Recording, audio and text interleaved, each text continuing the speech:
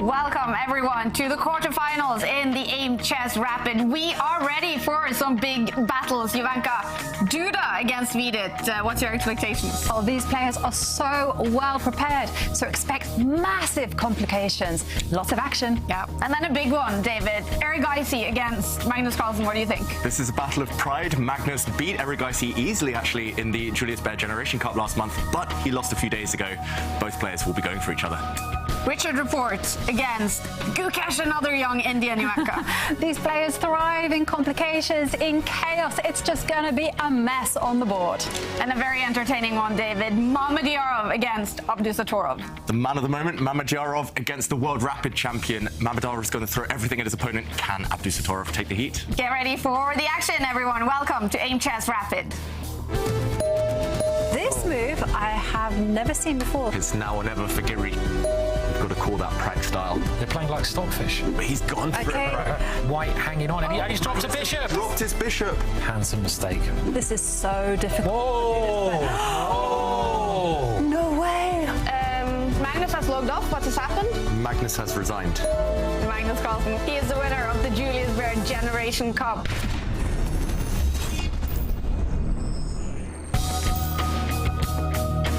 We are left with 8 players in the Aimchess Rapid. They are now fighting to go through to the semi-finals. Jan-Krzysztof Duda on fire in the preliminaries. He won the preliminaries with Magnus Carlsen. Not in top shape, struggling a little bit, but he did, of course, make it through. And today, for the quarterfinals, all players will meet each other in matches consisting of 4 rapid games. Best out of those 4 rapid games, and if they are tied, we will head straight to tie breaks with Blitz and potentially Armageddon to decide which 4 players go through to the semi-finals. Yesterday was the final day of preliminaries, and the battle between Anish Giri and Vidit to take the final spot in the quarterfinals went all the way to the final game. So we've actually played 26 moves without any progress being made, but wow, maybe some progress has been made now. This is a pin. Ooh, this is a big moment, actually. Erigaisi put his bishop on the same file, on the same rank, sorry, as the white rook. Erigaisi actually tricked himself in a way. Oh, No, he's going to go for checkmate. He's coming in. Yeah. Now there must C3. discovered check. Yes. That's it. Just checkmate next move. Once the white king goes into the corner, Rapport takes the win. And what a cool position. Black still has all his pawns. Black has all of his pawns and it's move 33. Whoa. How did white even win the black rook if all the pawns are still on the board? 5 seconds to react to this. We said earlier, 2 pawns on the 6th rank. Here, white's 3rd rank. Oh, make a move, and he's just retreated the rook. Oh, no. Poor Aditya Mittal. He's just panicking now. I think you can trap the white queen as well. The black knight can come and hit the queen, and she's trapped. We will see a result. Black's pawns are just too strong. There we go. We have the result. There it is, over. That means Gukesh is definitely ready for the knockout stage. And meanwhile, 5 minutes in the tank for Anish Giri. He spent 5 minutes, nearly half his time on this one move. The computer says it doesn't Unnecessary, yeah, just so unnecessary. Oh! Wow, Anish Giri going on the attack. He goes in with the white knight with a fork, but suddenly it's getting really complicated. The bishop could just take this knight. It's just chaos right now. White is currently 2 pawns and a piece up. Very, very good for Arjun. And now the rook is on the 7th line. Massive threat.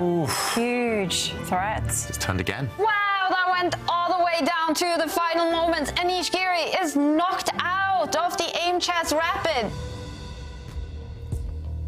Second highest rated player in the tournament, Anish Giri, is knocked out in 9th place. Instead, Vidit made it through to the knockout stage together with Report, Abdusatorov, Carlsen, Erigaisi, Mamedyarov, Gukesh, and Duda. There are 3 Indians in the quarterfinals, David. 2 of them are teenagers. Gukesh, Erigaisi, how impressed have you been with them? They're just leveling up all the time. Gukesh, this is one of the first times we've seen him on the tour, and he has shown some incredible chess. Erigaisi, we're becoming used to this now. He's just a star in his own right. He's so quick, so confident, and he can play any type of position. And he's now been through a big final where everything went wrong against Magnus Carlsen a month ago. How valuable is that experience? Yeah, every chess player needs to lose a lot of games in order to learn throughout their careers, and how better to learn than facing the world champion. And Erigaisi last month, he actually lost 5 games to Magnus throughout the tournament, and we clearly saw that he learned from that because he won in the prelims against Magnus. So we're assuming that this match is going to be even closer. He's only going to be tougher for Magnus this time. Gukesh, he became the youngest player ever to beat Magnus Carlsen when he won the game in the preliminaries. Is this a player that can shock the whole chess world and go all the way to the final? I wouldn't put it past him. I wouldn't be surprised if he wins today's match, for example. It's just so easy to forget. He's only 16. And, I mean, his performance at the Olympiad may be one of the greatest chess performances of all time. So he's a man in form, he's confident, and his opponent's going to be up against it today. Yeah. Poor opponents for these young Indians. For Gukesh, it is Richard Report in the quarterfinals today. And then we also have Abdusatorov against Mamedyarov. Vidit faces Jan-Krzysztof Duda. We will follow the first game between 19-year-old Arjun Erigaisi and world champion Magnus Carlsen. They did play the final in the Julius Baer Generation Cup a month ago, and that was a crushing victory over 2 days for Magnus Carlsen. Magnus's position, I mean, it looks overwhelming, actually, because I'm looking at the Black Knight on b5, and it's completely misplaced. And his position is so crammed. It feels like Magnus is in suffocation mode. He's that python wrapping around the victim. You look at Magnus, he's not even trying to disguise his intentions. He's lined up his bishop, his queen, his 2 rooks, all against this 1 pawn. And a big threat on the board of actually playing rook takes knight. I think this is a killer, actually. Yeah, and there we go. I think Erigaisi has resigned, facing a deadly attack from the world #1. Oh, do we have a blunder? Sorry. Yeah, we absolutely do. He's playing with fire, Erigaisi, whether it's good or not. The evaluation bar tells us black is winning, but how can you let the black queen so near the white king? He finds it. Wow. No. If he finds this move, he's doing the checkmating. If he played any other move, he would have been checkmated. Wow. Jovanka, you're right. This knight is coming in now. There's also the idea of some checks. There's also the black knight coming to take this pawn. Maybe white can't defend. Magnus, he's going to deliver checkmate. It's unstoppable now. Checkmate coming on this square, or checkmate coming via the knight on this square. 2 threats, and the white king is doomed. Wow, Magnus Carlsen is up by 2 points now in the final. Erigaisi with the white pieces. He loses in 30 moves. Yeah, Magnus, he's playing for the win. Yeah, he's going for it. Yeah, and now after this bishop move, he can go to the side of the board, right? Yeah. Magnus is winning. You win a pawn. Whoa. The white A pawn drops, but we will see. Okay, Magnus reacted. Did he blunder? Yeah, he kind of blundered away the win. Magnus doesn't even want to hang around. We're going to see this game end with king versus king. And Magnus takes the first day of the final. Oh, wait, what just happened?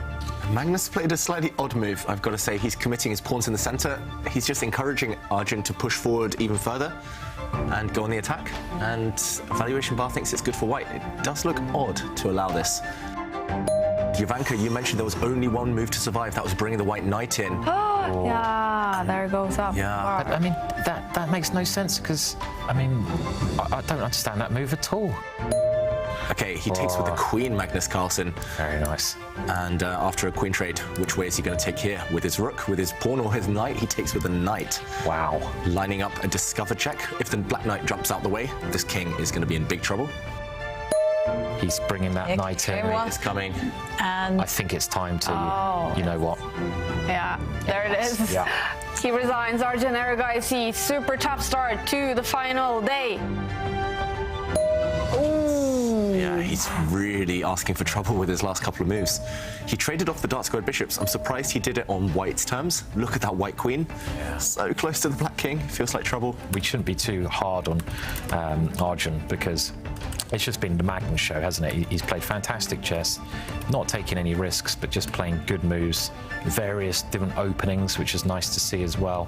And he's not giving his opponent chances. This is backs to the wall, park the bus. This is park the bus defending, literally. And it won't work out well. Maybe another check with the black queen, but... You can even block with the queen here, yeah. Simple way to do it. Over. There we go. Magnus swapping the queens off, extra knight, extra pawn. He's going to win the tournament. Wow. And there it is. It's over. Arjun Erigaisi resigns, facing an impossible world #1, Magnus Carlsen. How happy are you with this final day? I mean, there is a lot that I can say, but I'm very happy. I sort of played very much throughout this match, like anti-young player chess.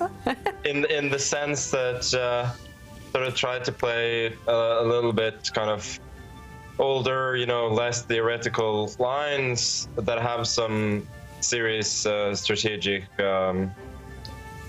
complexity, and it worked out really well. 31-year-old Magnus Carlsen with an anti-young strategy to crush Erigaisi in that final, winning 2 games in the first match and 2 games in the second match. So what does Erigaisi need to do differently in the match today, Jovanka? Oh, he has to basically stand his ground. He cannot concede any positional form of advantage to Magnus. And of course, you have to bring your A game if you wanted to defeat the world champion. Yeah, and he did bring his A game in the preliminaries in this tournament, Erigaisi, when he beat Magnus Carlsen. It looks winning for Erigaisi. How is he getting his revenge? It might be. That way. I want to put, wow, I would never play this move in a million years. This looks hopeless, doesn't it, for Magnus, really? Do you think he knows? Just his expression, leaning forward. He knows it's all out of control, at least. I mean, he's just trying to make things messy at the moment. And the footy is off, you guys. He means business. Oh, but he's getting all the rooks off the board now, and Magnus reacts. Surely this is winning for white. Look at Magnus. He is so upset, angry with himself. And there it is. It's over. Magnus Carlsen, he loses to 19-year-old Arjun Erigaisi. And Magnus did struggle in the preliminaries a little bit against those teenagers. He also lost to Gukesh, so that anti-young strategy. Is that not working for him anymore, David? It doesn't seem to be at the moment. The problem is when you tell players what you're doing and you tell them your strategy, they'll cotton on, they'll realise. And these young players, they're so good at adapting their game. They're so universal nowadays. They don't have any specific weaknesses, and they have proved that they can make it difficult despite Magnus's clear, defined strategy. Yeah, and Erigaisi, we know he has top trainers. He even has a mental coach working with him. He's in the same house as his father. He's told us he's been talking to him. So what do you expect he's doing to prepare for this match? I think he will be right now just trying out some tactics and solving them, and then just getting in the right frame of mind, just listening to those words of wisdom, making sure everything is calm, because you have to be composed when you play the world champion. Emotions cannot come into it. Yeah. It's getting quite late for Arjun Erigaisi playing in India. He is one of 3 Indians left in the Aimchess Rapid, together with Gukesh at only 16 years old and Vidit, who made it through in that crucial 8th place. We are going to follow Erigaisi, and he plays Magnus Carlsen in the very first game. Here he is. Oh, look at that. Some meditation to start off with? Looks that way.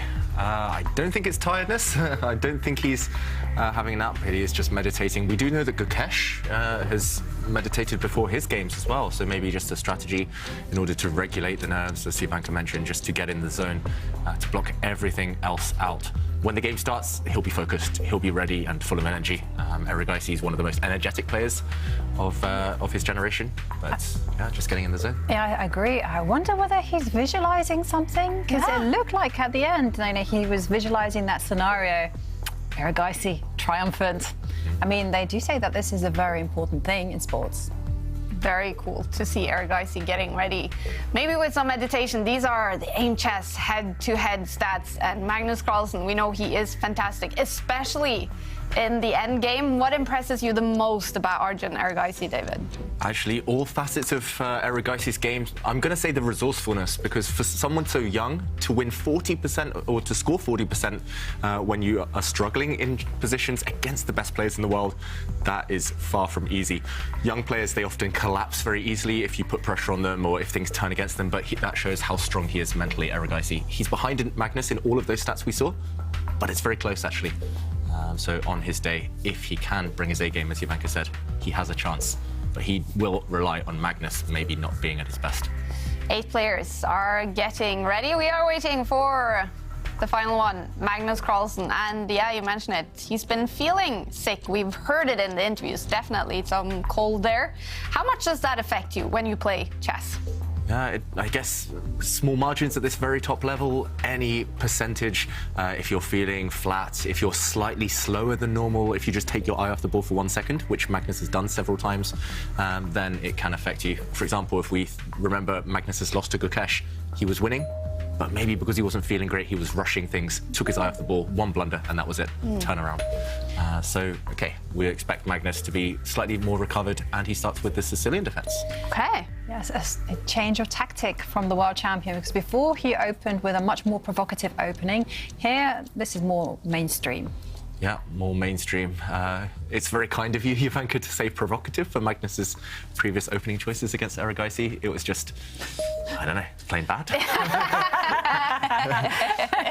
No, some of Magnus's openings, yeah, I'm joking that they were bad, but they were basically saying to Erigaisi, come and get me. But now he's saying to Erigaisi, okay, I know you're a good player now. I'm going to play some of my best openings. And this is a variation we call the Taimanov Sicilian, named after Mark Taimanov, very strong grandmaster. Interesting that you mentioned bad openings. There's a story in Norwegian news today on all the top Norwegian newspapers that Magnus last week played a tournament on chess.com, opened with basically the worst possible move on the board, and his opponent, a player from Azerbaijan, just resigned because he was so offended. Yeah, Rauf Mamedov, very strong Azerbaijani grandmaster. He just gave up after 1 move. He said, okay, he doesn't want to play chess like this.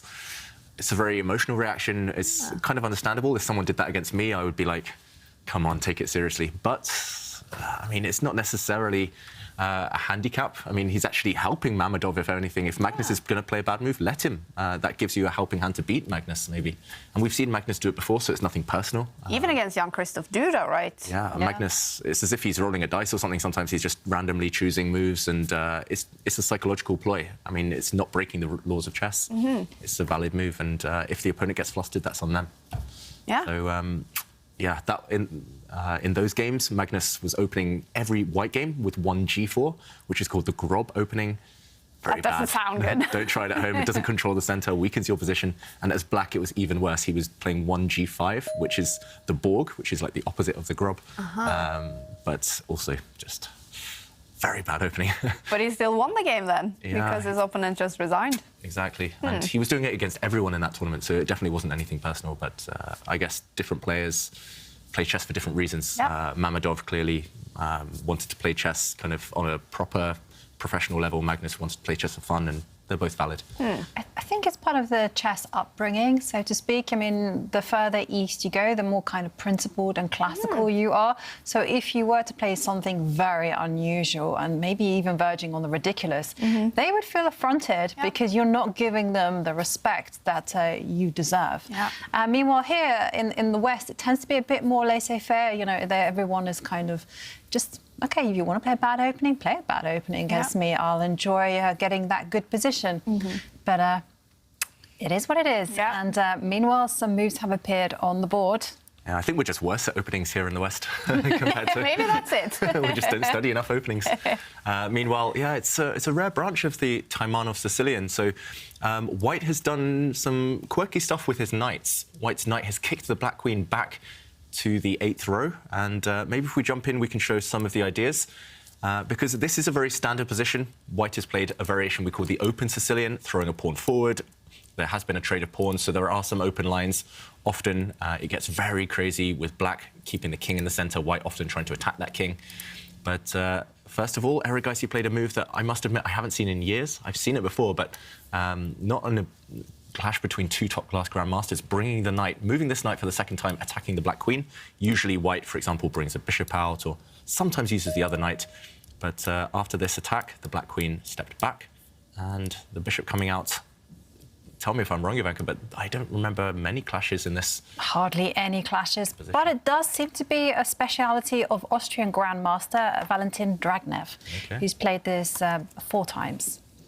With the white pieces. With the white pieces, and he's won every single game. I must say that one of his opponents was another fellow Grandmaster, but the rest of them were perhaps not as strong. It's interesting to me because this knight looks misplaced. Meanwhile, Erigaisi castles, but this knight looks like it can be kicked back at any moment. Black can just push a pawn, kick it back. Actually, this forces a trade of knights because white's knight is required to defend its fellow here. White would first need to trade off this set of knights and only then step back and retreat. But Erigaisi's arguing that this pawn move that black has gained is not useful at all. Black's queen is maybe misplaced on the back rank. And white is ahead in development, having developed a knight, bishop, and having castled already. So I don't know what you think, Jovanka. It's interesting, at least. Erigaisi's clearly trying to surprise Magnus, normally the other way around. Yeah, I was going to say, he's using the world champion's weapons against him. What we like to see, a bit of creativity. Yeah, I think white is doing okay. I have no problems with the white position. I think it's building up to be a very tense game. We're going to see a lot of the action develop in the middle part. Yeah, and I think Magnus needs to hurry up and get on with the middle part. He needs to move his bishop out of the way at some point and castle the black king before white gets too much activity going. So yeah, a very interesting start to this game. Cool game, all right. It's the quarterfinals, you guys. So remember, best out of 4 rapid games to decide each of these quarterfinal matches. And if they are tied after those 4 rapid games, then we head into tie breaks with first 2 blitz games, and if they are still tied, it will be decided in Armageddon who goes through to the semifinals. This is only the first rapid game. Yeah, it's an exciting day. I mean, it's going to be so frantic and so thrilling. I mean, the action is just going to be non-stop. Oh, I can't wait. And, talking about non-stop action, well, to celebrate that is the first day of the quarterfinals. Well, first day of the knockouts. Well, we are running a Caption This competition, and there is a prize up for grabs. One lucky winner will have a chance to win this Air Things View Plus. Maybe I'll pick it up and show it to the screen. And we're asking you to caption this picture. It's a quite tough one, I think. It is come a up tough with one. Something funny, but we have Jan-Krzysztof Duda there with his Air Things device. And tweet us your answers. What are you captioning this? Yeah. And as always, you can answer using the hashtag #ChessChamps. It's a tough one for you guys today. Jan-Krzysztof Duda did pose with his AirThings device that gave him a lot of luck in the preliminaries. He won the whole preliminaries playing some fantastic chess. But what is a great caption for this? I was thinking something with a UFO, maybe. I was thinking a frisbee, as well. I mean, it does look... I'm really poor with these type of things. But David, of course, also, be creative, do some painting in the picture if you want. You could Photoshop the picture. Yeah, you can. Pointing at something else. I don't know. I'm a bit worried about what the viewers are going to do now. Now you've given them permission. They're great, though, I have to say. I'm constantly impressed by the creativities of our viewers. Yeah. And meanwhile, we have seen the pawn step forward and attack the knight, and we have seen a trade of knights. And, well, I wasn't expecting this pawn recapture. And if we just jump in, there's only been one move, but it's quite a critical change of pawn structure. So we did indeed see this knight attack. The knight couldn't move. First, you have to make this knight safe, and he decides to trade it off. And Jovanka, you're expecting... We're always taught, you capture towards the centre, and it's a very common pattern in this particular Sicilian line that you capture that way, and then, as David highlights, you break in the centre, and there becomes a tense standoff with the pawns. And Magnus is just saying, no, I'm going to make my pawn structure almost symmetrical and drive your knight back. And he's accepting that he's maybe slightly worse because of the light squared bishop that's trapped behind its own pawns. Yep, this is definitely the problem piece for black. I guess Magnus's idea, once the white knight retreats, Arjun now just choosing which square. It's got a choice of 2 sensible squares, essentially. But once he drops it back, for example, this square, I think Magnus's idea is to block up the centre. But to get this bishop out. Isn't this like waving a red flag for white to accelerate the play and try to blast open the centre whilst the king is in the centre? Because if white can do this, then black is going to be in big trouble. Yeah, Magnus's king, not ideally placed. I guess you mentioned this in the past, Jovanka. Magnus, he says, it's fine if you're within 2 moves of castling, and here he can maybe gain some time with the black bishop and check, and then run to safety. But I agree, it looks very scary for black. Here, the white pawns are very nice in the centre of the board, but Erigaisi chooses a different square. He goes back in a different direction. In this position, he went back to the centre. And now Magnus reacted, not with a pawn push, because maybe now white's knight can nestle in on this nice f5 square. If black wants to remove it, he might have to trade off a bishop for it. But instead, Magnus brings his bishop out, gaining time. There's a battery now against this h2 pawn. That would come with a nasty check. And Magnus is just trying to gain time in order to castle next move. Finally, gearing up towards the end of the opening. Better late than never to castle. Erigaisi drops his knight back. And I'm expecting Magnus now either to block up the centre, as we showed a moment ago, or better late than never again. Get that king castled. He's moved that knight a lot, hasn't he? I was going to comment the same thing. I mean, to my untrained eye, I mean, that's an awful lot of moves with the knight. And, you know, we're always taught in the opening, don't go wandering around with one piece. You know, you've got to be harmonious with your forces. Yeah, he's moved it 4 times out of his first 11 moves. That's just one knight. The other knight, which got traded off, he moved it 3 times. So out of his first 11 moves, 7 moves were with white's knights, and 1 of them's gone. So that's not ideal strategy. Black's queen has moved a couple of times, though. Black's made a lot of pawn moves as well, now blocking up the centre, Magnus. So it's kind of swings and roundabouts. Both sides have lost some time, but they are kind of breaking some opening rules. And meanwhile, Magnus at least has good air quality.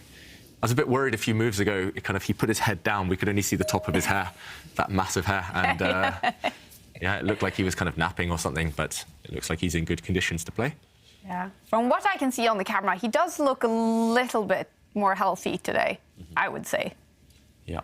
And he did go skiing yesterday, so he must be feeling better. That's true. He looks at least like he's kind of curious about this position, and that's when Magnus shines. But this move, talking of curious, Jovanka, it's a bit of a strange one. He's asking all the questions to Arjun. He's saying, hey, you know, are you going to trade your bishop for the knight? Just break up my pawn structure? What are you going to do? I mean, I would probably just capture it in a heartbeat. I would capture it as well, and then I would try to restrain that pawn for all it's worth. Yeah. Weaknesses long term, and you want to restrain it by bringing the white knight to the side. One idea, yeah. And that's a nice move. This is actually an outpost. Normally we say knights on the rim are dim. Actually, this season, a lot of players, they've been avoiding making that mistake, putting their knights on the edge of the board. We saw that mistake made several times last season. But now the white queen can come out, attack this weakness. The white knight, the reason it's good here on the outpost is because it can actually re-centralize later to the f5 square, maybe once you support it. To me, it looks very nice. Magnus's idea, surely now, is not to castle on the king side, because here his king would be too open. If you look at the pawn structure around it, it's too fractured. The idea must be the other way, not this way, to move the queen instead and castle on the long side. Ooh. Which would mean action. And do you think this is the most likely now? I think if Erigaisi in the current position, if he captures this knight, then that's almost certainly going to happen. Magnus's idea is that, yes, he's given up, kind of hoping for a healthy pawn structure, but instead he has opened up a line towards the white king. So if opposite side castling happens, then at least he has a head start in any attack.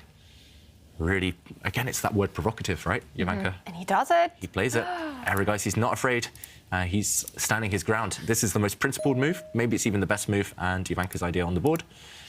And yeah, basically he's saying to Magnus, I don't trust you. I'm going to go for these pawns long term. They are very, very weak. And that's the right approach against Magnus. You know, you just got to say, I don't trust you. the proof is in the pudding, as we say. We have a lot of strange expressions in English. I'm sorry to our viewers and to Kaja as well. I love them. And yeah, the queen steps forward. She gets ready to perhaps defend the pawn that's now come under fire. I mean, this means it's going to be a crazy start to the quarterfinals, right? Kings on opposite sides of the boards. Yeah, exactly. And I think every game we've seen between these two, even last month, even in the prelims this month, when Magnus has said black, it's nearly always opposite side castling, or at least one side castles on the queen side, and that just always naturally leads to these really imbalanced games, and it's already imbalanced. Magnus taking some big risks. So we have, chessable courses on everything, all kinds of openings and middle game and end game. Are there people who are experts on castling and castling either this side or this side and opposite sides? Or not at all? Yeah, that's a good point, Jovanka. Yeah. It's a strategy. Sometimes you forget to castle, but you keep your opponent guessing. Maybe that's what Magnus is trying to do now.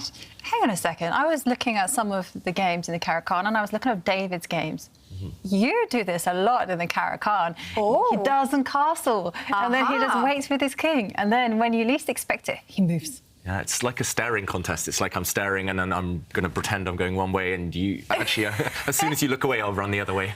Yeah, that's the strategy in chess. It's very risky. You've got to kind of attain a certain level before you can get away with it. Because if Magnus leaves it too long, it could backfire. The Black King could come, could come under a heavy attack. But I think we're going to see it now. Yeah. There we go. There we go. It's on the board, and well, action has been initiated. And Eric Icey has gone for the plan of perhaps controlling the central line. Yeah. I kind of like this. I think this is a good approach. I don't think he should be going over-eager on the left side of the board, pushing up pawns. Instead, piece play. Yeah, and I really don't understand what Magnus is doing, to be honest, because this pawn push, I mean, in general, we love it when Harry the H-pawn is pushed up the board towards the opponent's king, but it's a lone ranger. This black pawn alone is not going to do any damage against White's really nice pawn structure in front of his king there. Also, in any endgame, that black H-pawn is going to be weak. It's got no buddies around it. It's an isolated pawn. It's an easy target for White's bishop and White's knight. Yeah, I mean, long-term, it's horrible for black. Magnus is playing for dynamic chances now, but I wouldn't be surprised exactly if Eric Icey just says, OK, I'm fixing your weakness, and now he can kind of bully Magnus with the thought of trading off pieces because that black pawn structure is just so bad. And, OK, Magnus, meanwhile, improving one of his bishops at least. So black, he does have dynamic play in terms of open lines, and he's got the bishop pair. Often we say the bishop pair is worth a pawn if the centre is kind of open out there, but at the moment it's still a bit blocked, so White's knight is doing very well. Okay. And that knight really, as well as being located in a fantastic square, I mean, it's really uncoordinating Black's forces. I mean, I just don't see Magnus even dreaming about an attack. Yeah. And great play by Eric Icey. Yeah, still some big decisions ahead, but maybe we can explain as well why White's knight is so strong and why Black won't just take it off the board. For example, if White waits, I'm expecting, because this tension is quite unpleasant, I'm expecting at some point White to step the pawn forward, move the king forward, off that diagonal. But the White knight can never really be captured. For example, here, if Black's king moves, the White king moves, both to safe squares, then despite the fact it's opposite colour bishops, White is almost winning strategically, again, because these pawns are just easy targets for the White queen. And even if you defend those pawns, White can just step back, and weaknesses everywhere. This pawn is just dropping off the board. It's on a light square. He's fixed it, the isolated pawn. And that's what you want to do strategically, fix your opponent's weaknesses. And this pawn is never, ever going anywhere. Ideally, you want to kind of step it a square back, but pawns don't move backwards, unfortunately. And looking very good long-term for White. So Magnus needs something now. He did choose to move that pawn 2 squares forwards. So why didn't he just move it 1? Yeah, that's a very good question, Kaja. I think if we just backtrack, rewind a couple of moves, I'm not sure he even needs to move it 1 square, because here the knight would attack it. Maybe just leave it here as long as possible, because then it's harder to attack for White. Only the White queen can ever attack the pawn if it sits on the square, whereas on the square it moved to after Eric Icey fixed it. Now it's easy to attack, for example, long-term by the White knight, or later the White bishop can attack it. So Yeah, I'm just nitpicking here. It's a tiny little detail, but it might be relevant for the rest of the game. Erigaisi now thinking for over 2 minutes, but the bar is definitely over to his side. Would you be confident if you were playing this with the white pieces now? Never confident against Magnus, but I mean, I'd be as confident as I could be, I guess. Yeah, I mean, I think the opening's been a success for Erigaisi. What about you? Yeah, I agree. I think it's in a great position for Erigaisi. The only thing he has to do, he has to be careful about his king. He has to basically be aware of Black's dark squared bishop and just take the necessary precautions. If you can control that piece and you can control the rooks as well in terms of like making sure that there's no sacrifices, anything to blast open the position, then White is in full control. And meanwhile, I saw some answers to our caption this competition. You guys are so creative. I quite like Kev 007's answer. He says, wow, these extra strong mints are a lot bigger than I remember. That's good. Do we have a winner already? No, Kaja. But that's a good one. That is a very good one. That's my humor. Very nice, Kev.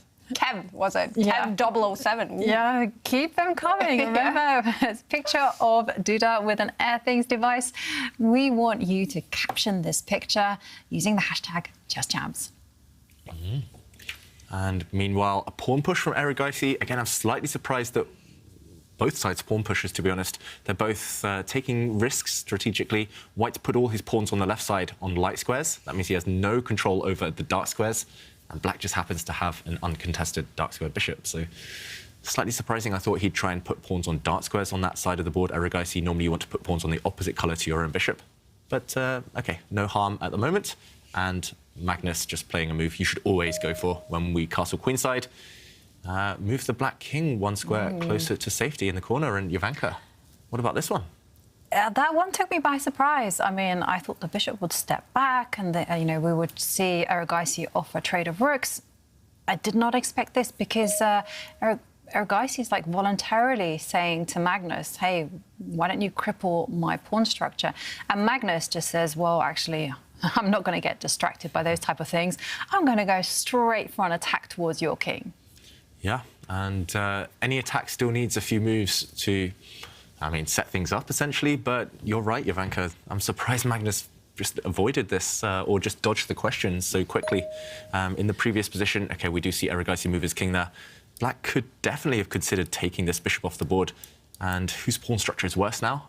I don't know. These are doubled pawns, blockaded by a nice knight on an outpost.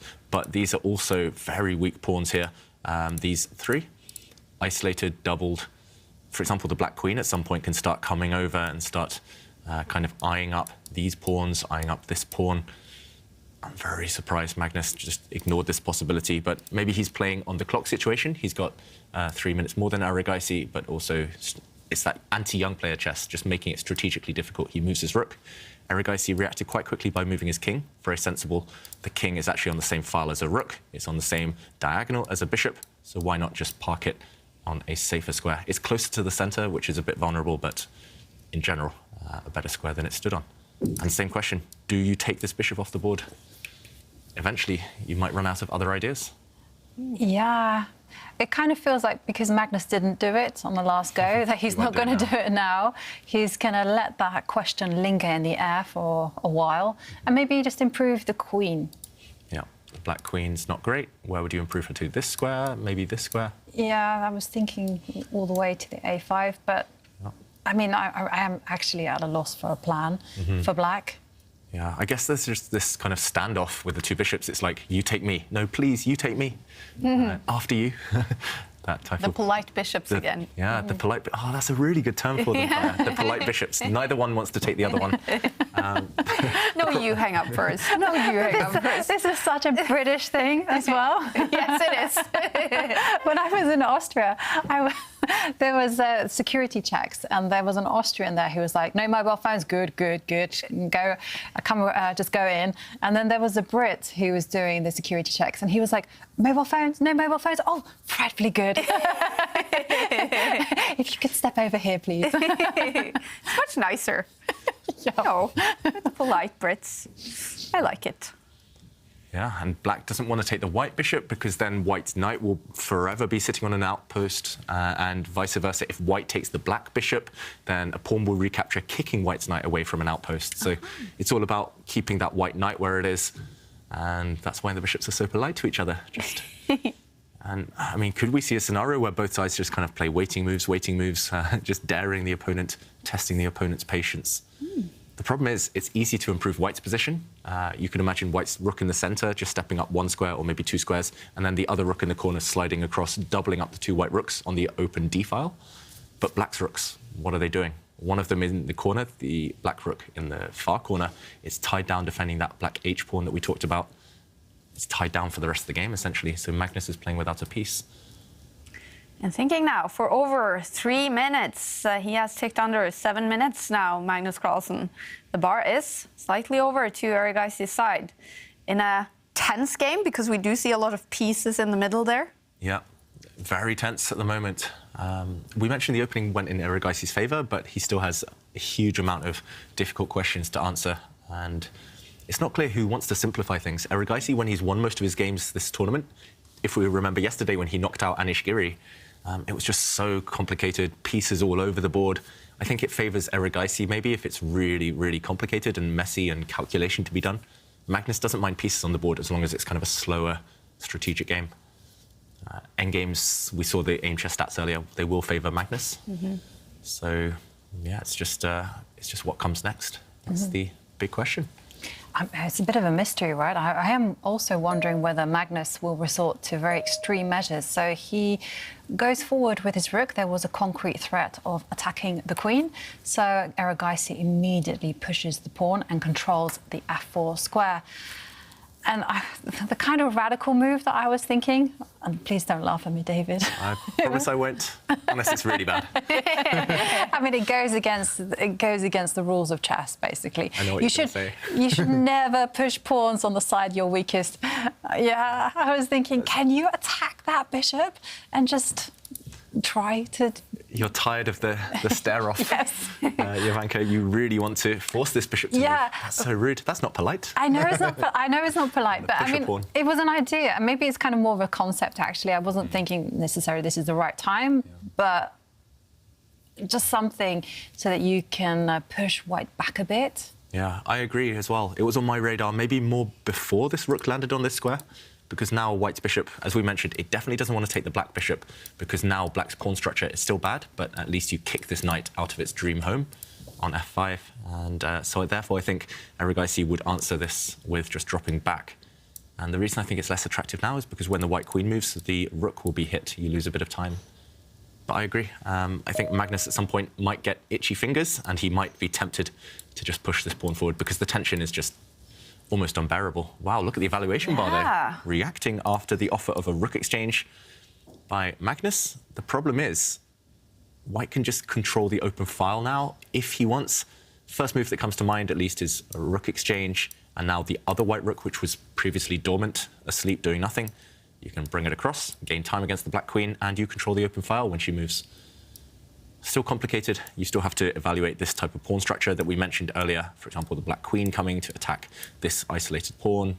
These two are targets as well, but it does feel like black's rook is a bit clumsy. It can get hit by the white knight at any point, could get kicked back. It's really heating up. Despite what the evaluation bar says, it's, for a human at least, quite difficult to comprehend, and it's not immediately winning for white. It's maybe a long-term advantage that he has to nurture very carefully. Erigaisi. What about you, Jovanka? Do you see anything better, maybe, than changing the rooks? I'm trying to train myself to look at the forcing moves. So actually, I was considering, I really liked your rook takes rook, but then I was thinking about the idea of throwing in bishop takes bishop. And now I know we were saying that this is not good. It kind of corrects black's pawn structure, but then you do have some attacks where you can come and attack the rook, and then you're threatening to come in and take some pawns. I'm such a materialist. Yeah, why not? If the black rook moves, you can consider at some point, either before or after a rook exchange, taking this pawn. This one requires calculation, but it's definitely on the radar. Maybe that's what Erigaisi is calculating right now. So this is the current position. He's most likely to play rook takes rook, or maybe even trade off the bishops. at some point, watch out for this idea of going with his knight to attack the rook. Okay, he doesn't. He's a man who likes his tension. Erigaisi pushes a pawn forward. That is aimed against your idea, Jovanka, of pushing a pawn in front of the black king. So he's just saying, okay, I'm going to put pretty much all my pieces, all my pawns, all on light squares. Everything. Whoops. Oh. Sorry, that was a slip. But yeah, everything on light squares, basically, because black has a dark squared bishop, and black's dark squared bishop will be hitting nothing. He's playing checkers, but in reverse. So, yeah, really tense.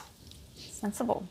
It seems to be a little bit the calm before the storm in all the quarterfinal matches as well. This one, the bar is definitely over to Erigaisi's side, but in the other ones, the bars are roughly in the middle in all the other game ones in those quarterfinal matches. But we know there definitely will be drama in all of them. They will all be decided today, if not in the 4 rapid games, then in Blitz or Armageddon tiebreaks. Calm before the storm. But this one, is the storm already coming? Yeah, the storm is brewing. And again, it's just up to Erigaisi to pull the trigger at some point and maybe exchange rooks like we showed and bring the other white rook into the game, or maybe he just continues to wait. But either way, the computer loves his position. That means that maybe there's something immediate. I'm really hating what Magnus's rook, though, is just doing on that g4 square. Normally, we like putting pieces in the opponent's half of the board. It's annoying for the opponent. But black's rook over there on the right, OK, he swaps a set of pieces, but that black rook is just trapped. It's just on a bad square. In fact, there was a very good idea that the computer indicated, and it was just about grabbing material. So something along the lines you showed, the white knight going to attack that black rook. But, OK, what he's done is very human, at least. I think so. I mean, it makes much more sense because computers can navigate all these unworldly complications. But for humans, it's more about control. And look at Erigaisi, completely dominating the position. I mean, Magnus is just floundering, you know, trying to find an idea, and it's not easy. Yeah, everything on light squares. Magnus is kind of playing one-dimensional chess. He has to find some active squares with his queen. It's not... I just don't really see it at the moment. And yet again, you can trade bishops, but do you really want to? Once you trade off your bishop pair, you have no influence on the light squares if you're black. Yeah. And also white now has the only open file in the position, the d file, once the black queen runs away.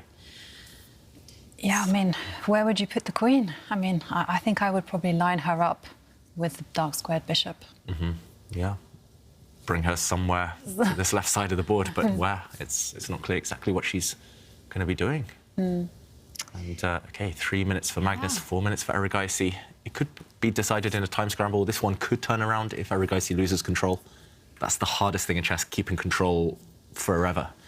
You nearly never see a game where from move 1 to move 40, 50, it's complete control. Normally, there's one slip, or as soon as your opponent gets back in or starts to scare you, you kind of freak out and the momentum changes. Yeah. At least from my experience. Yeah, definitely. I mean, just to kind of elaborate, normally, like, one side is like full control, and then the opponent just makes one slight break for freedom, and the other person panics. Yeah. Happened to me lots of times. Panic is the one inevitable thing in chess, is that we all panic at some point in every game. In every game? Every game. Even if we're completely winning, like, you're about to give checkmate, then it's like, oh, whoops. Or the clock. OK, your move, Jovanka. After a bishop exchange, the queen comes out. Yeah. Have you ever had that, David, where you've just forgotten about the clock and suddenly you realise you've got like 2 seconds left and you have to make a move and you just bash the clock? And... Story of my life, Jovanka. Simon always says he sees me like, oh, David's so calm, playing with 1 second and then pressing the clock. It's just panic. I just look at it. I'm like, oh, 1 second. It's just become second nature. Yeah, I must admit, it is quite satisfying in chess, you know, just to watch people panic. I mean, you feel for them. Yeah, I mean, but at the same time, you're kind of thinking, oh, I'm so glad it's not me. Yeah. Like, a few people have some towels, like someone I know, I'm very close to, my husband, does this. Oh. When he's stressed? Yeah, when he's panicking, he's like, oh, no. Oh, sorry. Sorry, Anna. Love to play poker against him. Yeah.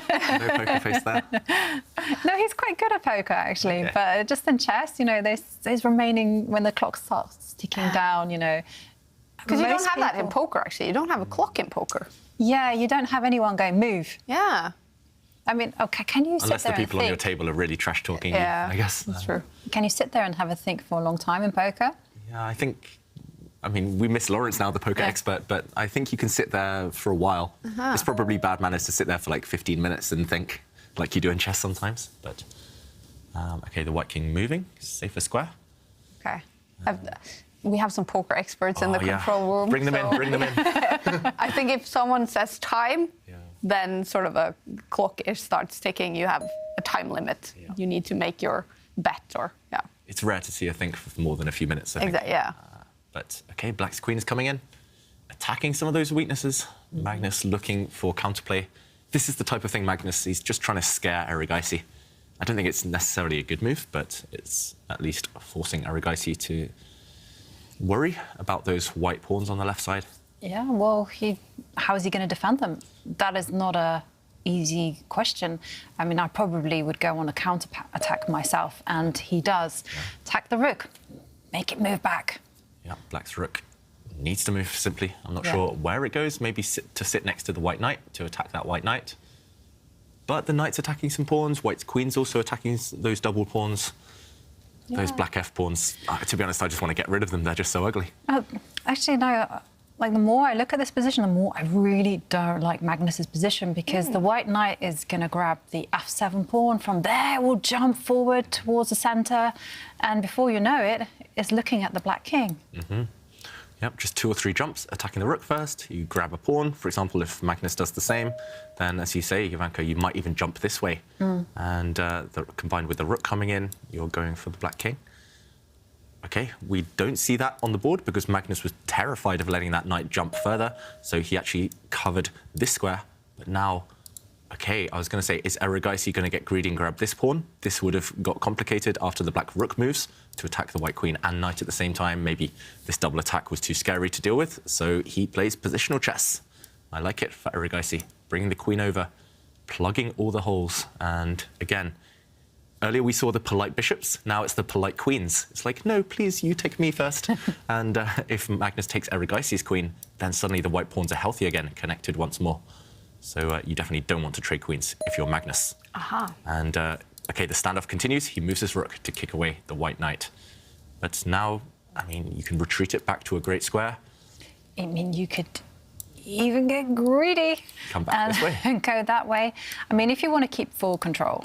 Yeah, no, I like this one. This is the one that I'm first drawn to. Do you think Magnus has missed this one? Because it looks like it wins a pawn. And the bar now says it looks like it's winning for Erigaisi. Yeah. It's weird because this position, it's normally you would put it on an outpost. It's really nice and anchored here. But you're basically putting your knight on a square where black's knight started the game. Oh, look at Magnus. And he's realised, but Erigaisi, does he have the camera open? Let's go back to Magnus on the camera now, because I think he's realised that he's blundered. He's missed this knight move that you spotted, Jovanka. It wasn't on my radar, I've got to admit. OK, he trades queen. He trades queen, and now he's going to do it. OK, where's he going to put his knight? If he comes back, maybe some chances for Magnus. Yeah, but he's going to go forward. He's gone for it. Wow. And that's it. Magnus is going to go a pawn down. Yeah, and it's not just any pawn. Once that pawn falls, the white knight's going to gobble up. The rest of his position's going to collapse. Wow. Yeah, black's knight starts the game on this square. What's he doing? Yeah, really nice move from Erigaisi. It's easy to miss this type of move, right? Normally you think, oh, I've got my back ranks protected. But or at least that's what I think. Yeah. Sometimes I just forget when the opponent can jump right into the heart of my position. This is kind of one of those ironies, right? It's super easy for the defender to miss this type of move, but it's actually very easy for the attacker to see it. They're like, forward, F for forward. But yeah. Black's rook is just so bad. So bad, yeah. And white's rook is also going to dive into the 7th row. I mean, it's just getting worse and worse. Yeah, Magnus, I mean, it was just that decision to allow those doubled pawns. I think it's backfired long term. Erigaisi kept control so well. There will still be a couple of moments where he has to show good composure to win this one, but he's done it perfectly so far. Yeah. And is there any, I was going to say, is there any hope based on this active king? Go rogue or go home? Yeah. I mean, I guess the rook can come up to the 7th row and just put a stop to the king marching happily forward, and it does. White's rook dominates. I mean, it controls everything. It's in 7th heaven, as we say, on the 7th rank. And it's just got so many targets. I think this is Magnus's final hope to go active with his king, munch on some pawns. Actually, black's he's banking everything on the black A pawn. So he's going to get rid of the pawn next to that black king right now, and then he's going to throw his A pawn forward and hope that while the rest of his position crashes and burns, that he's quick enough. But first you need to push the black A pawn, then you need to get the black king out the way. Not easy. It's going to take a while. It's going to take a long time. White's knight can just get greedy now. And it should. And now the rook steps forward. Yeah. There it is. 2 pawns up now, or he will be in a moment. Erigaisi, 1 pawn and counting. Yeah. I mean, it's not so easy for Erigaisi to establish his own pass pawn, despite being quite a bit material up. Yeah. So that he has, Magnus has that hope.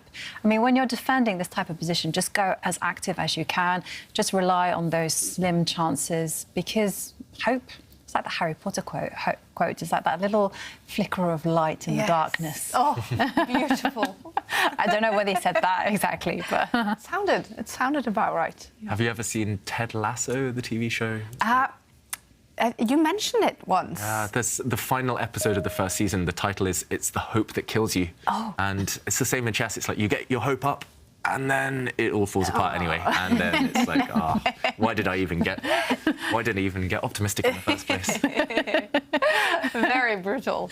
Ted Lasso, is that the football coach? Yep. Yeah. Jason Sudeikis. Yeah. Yeah, on that subject, apparently hope is the big relationship killer as well. So, yeah, maybe don't hope unless you're defending a terrible position. Is there any hope for Magnus in this position? Maybe not after this move. This is a really sneaky one by Erigaisi. It's just so impressive. These young Indian players, they are always on the lookout for tactics. Even when they've got a strategic advantage, most of us would be thinking, OK, let's grab some pawns, let's round things up. But does this win a piece, Jovanka? How is Black's bishop going to survive? OK, it does move, but now Black's king is completely trapped. He's got to be careful not to get checkmated, Magnus. Let's just show why that pawn wasn't edible, why you couldn't capture this pawn. Erigaisi here, rather than the move I was thinking, take a pawn for free. He threw this pawn forward, setting a trap. The bishop has not many safe squares. If it takes this pawn, this would be a check. The king has to move, and a second check, and the king has to move again, and you gobble up the bishop. You win a piece. So Magnus's only safe square, I mean, this is such a clever tactic. The only safe square for this bishop is this one. But Black can hardly move, and I'm wondering whether the white king can go and trap the black king. I mean, You want to just dance over here? I mean, it's a journey, but, you know, why not?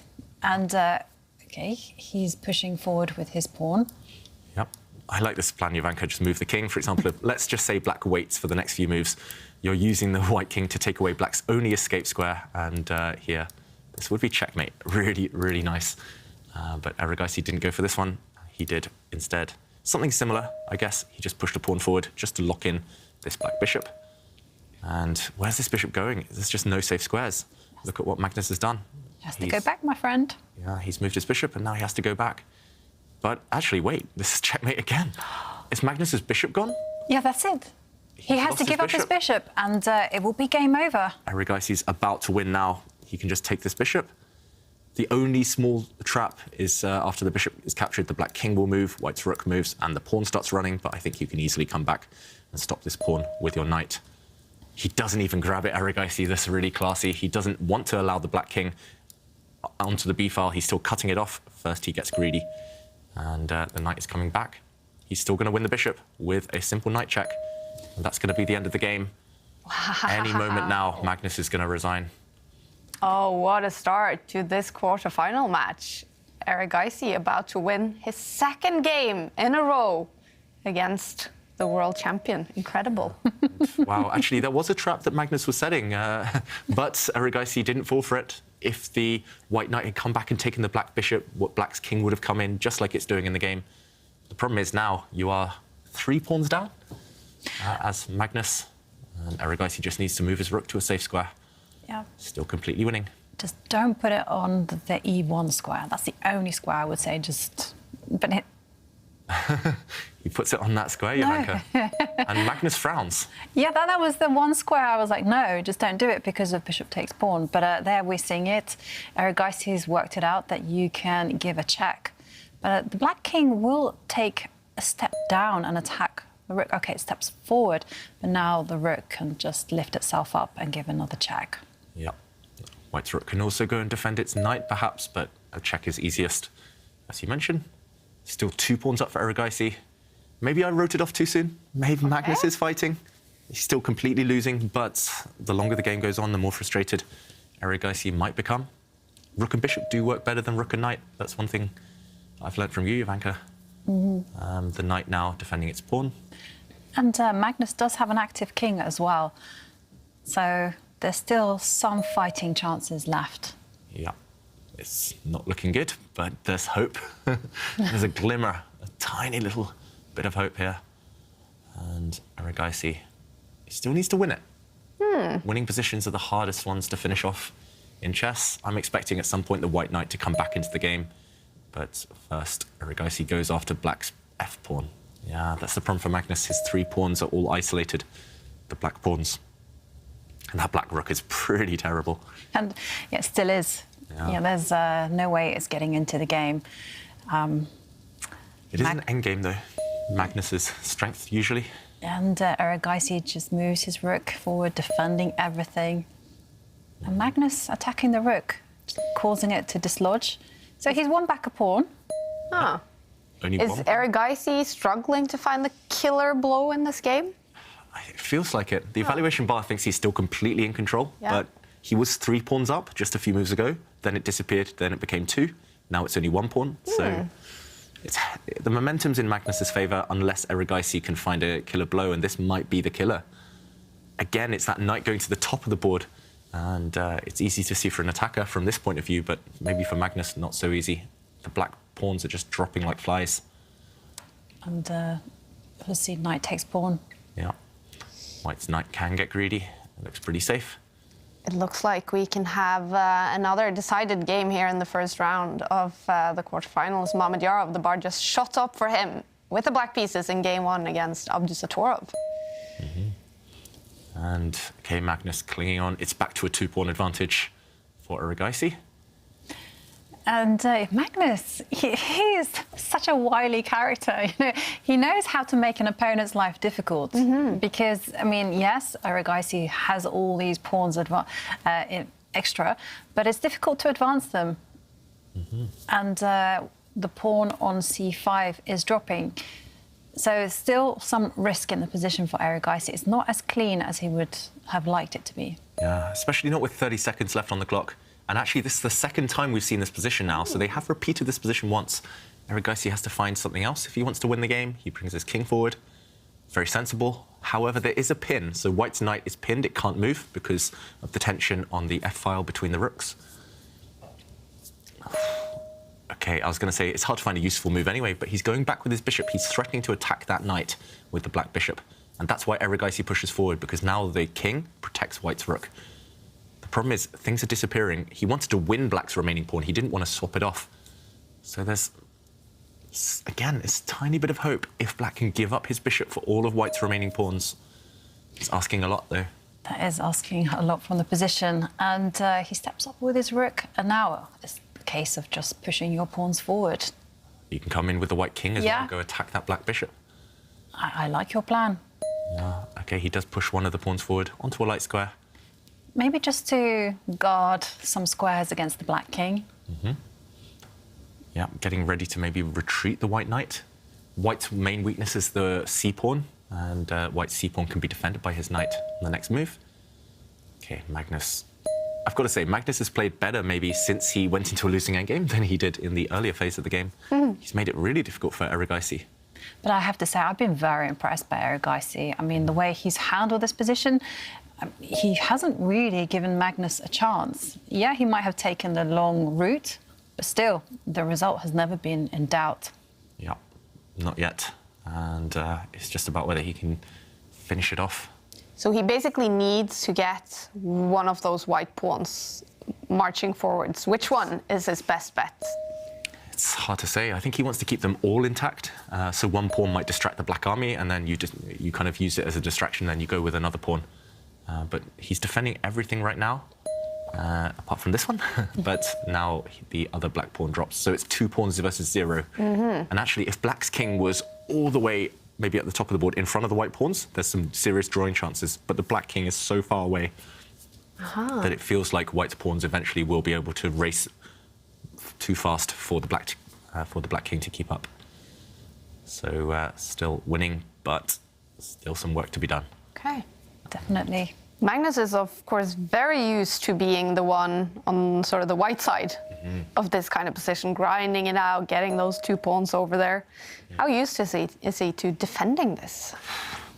He's not used to it at all. No. Magnus very rarely enters any endgames where he's dead lost, like this one. And I think we're about to see it. Kaja, white's pawns are going to step forward. Okay. I mean, you can choose either of them right now to march forward. White, normally you want to kind of push them in unison, so 4th rank, then 5th, 5th, 6th, 6th, but okay, white's h-pawn is very close. A big threat on the board. The rook is threatening to give a check to the king, and Erigaisi, of course, sees that and protects his knight. Yeah, and this is why black's king is on the wrong side of the board, because black's king does not play any role whatsoever in stopping the white pawns. And now the h-pawn is just going to push to the 6th row. Yep, that looks good enough. Black's idea, though, is to keep attacking both pawns. Black will maybe go after the pawn next to the white king in a moment. Still not 100% easy. When in doubt, maybe just give a check with the white rook. Just gain a bit of time on the clock for Erigaisi. They look like a really good team, those white pieces. Yeah. All just protecting each other, just following each other up the board. That's what we call coordination in chess, when they're all within the same, they're all controlling the same area, they're all protecting each other. Okay, Magnus frowning there. Yeah. This is a very natural check. Where does he go with the black king? You don't really want to go to the left, you don't want to go away from the action. But the problem is, if you don't go away, you have to go down the board, also further from the action, further from the white pawns. And the one thing that Erigaisi has to avoid, he cannot let black give up his bishop for white's 2 remaining pawns, because rook and knight can't beat a rook on their own. That's a drawn endgame. Okay. So that's Magnus's one trick, if he can somehow give up his bishop for both of the white pawns. You can give up the bishop for one, but you have to get rid of both of the pawns. Get rid of both of the potential queens. Okay. Magnus, he has stacked up a lot of time on the clock, so he does have time now to think about a strategy to save this game. But it's not looking good. And Erigaisi seems so confident, so calm. Yeah. It's that typical, we talked yesterday about body language, right? Every player has a certain pose. Yeah. Mine is like normally like this, but Erigaisi is just always with a hand on his head, just never flinches. And okay, the king goes further away. Black is now surely going to attack white's f-pawn, the pawn next to the white king. Yeah, has to step up 3 squares, and there we go. It's attacked. Now, how is he going to defend this pawn? Yeah, it's not easy at all, actually, to defend both of your pawns. The problem is if you defend this pawn with the white knight, you get in the way of the rook, maybe. Do you have to give up one of your pawns? But if you only have 1 pawn remaining, suddenly the winning chances might disappear. Magnus fighting like a lion, it's got to be said. I can't believe I wrote him off. What was it, 20, 30 moves ago? I thought the game would have ended a long time ago, to be honest with you. But Magnus, he's keeping the game alive. And yeah, Erigaisi has given up one of his pawns. Okay. He's banking everything on the h-pawn. Yeah, it still feels winning, but this is the type of position, the evaluation bar, I'm so confused. It should say either +10 or it should say 0. The fact that it's kind of +3 means it's probably winning, but... You don't think it's looking at a position where black has given up the bishop? I'm not sure, Jovanka. It's really hard to say. OK, black's bishop took a pawn, and now it's all about white's h-pawn. So white needs to win the black rook for his pawn. He doesn't want to allow the bishop to get back onto the long diagonal and stop that pawn advancing. Is Magnus in time? OK, so I've pulled up the table base, and it says it's losing. OK. But OK, it needs to catch up with the current position. OK, so objectively, Erigaisi is still winning. But now the margin for error is smaller. He was completely winning the whole, well, most of the game now, but Erigaisi, and he had a, you know, he could let a pawn go and he's still winning, but he can no longer allow Magnus to fight back. But so if he queens, and the black rook takes the queen, but the rook is in time to take the black rook, then it's winning for white. Then it's winning. So he wants to give up his Black wants to give up the bishop's life for the white pawn. He doesn't want to give up the rook's life for the white pawn. Yeah. So the winning kind of idea is that the white king should come forward, help support its pawn, and... Yep. So in this position, support the... He plays it, Erigaisi. So you support your pawn, you've freed up the white rook. The next move, you want to use your rook to go up one square, maybe, and promote this pawn. What happens, I guess it's just difficult for the black bishop to ever land on this diagonal. The problem is if you ever land here, then the white knight is going to come back, and these types of tactics where there's going to be kind of double attacks and forks, that's maybe going to prevent black from getting his dream set up. The black bishop needs to somehow get to this long diagonal. If it can, it's a draw, but he can't do it safely. That's why he moves his rook.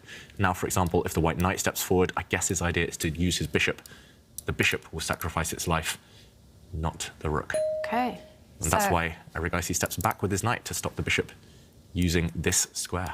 Yep. We do have a result. It's a win for Mamedyarov with the black pieces in game 1 against Abdusatorov. A long game ending up with a win for Mamedyarov. And just looking on Chess24, it looks like Abdusatorov lost, just went down to 0 on the clock. I don't know, but it looked like he was losing on the board as well. Yeah, and talking about losing on the board, all Erigaisi has to do is actually step forward with his rook and support the promotion of the pawn. That was winning immediately. That was winning immediately, yeah. Instead, he gives a check. It's okay, though. He can do it still now. Lost. Can he do it now? Bringing his rook up one square. White's rook, if it goes to the 8th rank, will support the promotion, there we go, of the white pawn. I'm struggling to see what black can try. Okay, he goes for the black knight, for the white knight, sorry. Yeah, and again, Magnus setting all the tricks. It's not possible to promote the pawn because there would be a whole load of captures and trades. And look at Magnus, he's put his bishop as far away from the white knight as possible. Oh, now is it a draw? This move is now a draw. Wow. The knight moving to the g4. I'm just checking the table bases here, and it's saying now it's a draw. That knight move was a mistake. He's allowed black's bishop onto its dream diagonal. Oh, now, no. How can you ever win the black rook for the pawn? How can you ever block the black bishop? It's just got its perfect long diagonal. It actually makes sense that it's a draw now, unless Erigaisi can somehow land a knight fork or land a trick, a double attack. Where was the win, Jovanka? It must have been just a few moves ago. And Erigaisi now has to do it all over again. He has to win it from square one. Yep. Whoa. Yeah, so, OK, the moves are coming fast. But, yeah, he'd missed that elementary win that we kind of pointed out. But it was the knight moving to the g4 square. That was a critical mistake. There was only one chance to save it. Yeah, and now that black bishop is perfectly parked. And black's rook is just doing such a good job of harassing from behind. And maybe we can just show the win while the players are now battling it out. This one is going to go on for a long time. But in this position, he blew it. He blew the victory now, Erigaisi, by stepping away with his knight, allowing the black bishop onto this long diagonal. And now the game's going to go on a long time. But, for example, there were tricks. For example, moving the knight forward, threatening to promote to a new queen if the black bishop steps onto this diagonal. Now you can simply, I think, remove the... I'm not 100% sure, actually. Remove the bishop and then block and try to make a new queen. But back in the game situation, Erigaisi is trying a similar idea. The knight is blocking the rook. But how do you block this bishop? You can't. You can't? You think it's a draw now, Jovanka? It says, hang on, let's go. Draw. Draw. As long as this bishop stays on this diagonal, it's going to be a draw. Nothing for it. Yeah, for example, just to highlight once more, this endgame, even if you make a new queen, which he might try at some point, if you make a new queen, win black's bishop, rook and knight against a rook is a draw. It will take some work, but he'll hold this easily, Magnus. I don't think he would ever lose rook versus rook and knight. How impressive is that? That was completely losing. Yeah. Totally lost. And, wow, Magnus showing us all why he's such an endgame maestro. You know, Can also defend them. I had written him off. He was 2 pawns down. Erigaisi had the control, and it looked like he was completely outclassing the world champion. I said he was about to resign, Magnus. Yeah. I mean, he's just miraculous. Yeah, and his Aimchess resourcefulness stats are going to shoot off the charts now, Magnus. Oh, yeah. But Erigaisi, the advantage capitalization, just lacking there today, lacking that killer instinct. I mean, so if this game finishes in a draw, as we think it will, how do you think Erigaisi can come back from this? Because this is going to be heartbreaking, and the brain is not going to let him forget that he could have won. So in so many ways, the brain likes to do this to you as well. Yeah. Yeah, he wouldn't be human if he wasn't just devastated by this draw. I mean, it will feel like a defeat, simply. I mean, do you think that he will manage to come back from this, or do you think that now Magnus has a decisive advantage, I would say, in the rest of the match? Magnus will have 2 whites out of the next 3 games. Magnus will have that massive confidence boost. He'll think that he's got away with murder, Magnus, in this game. And if he can survive this, the world champion, then he'll think he can survive anything. Erigaisi suddenly will lose confidence in his own. Yeah.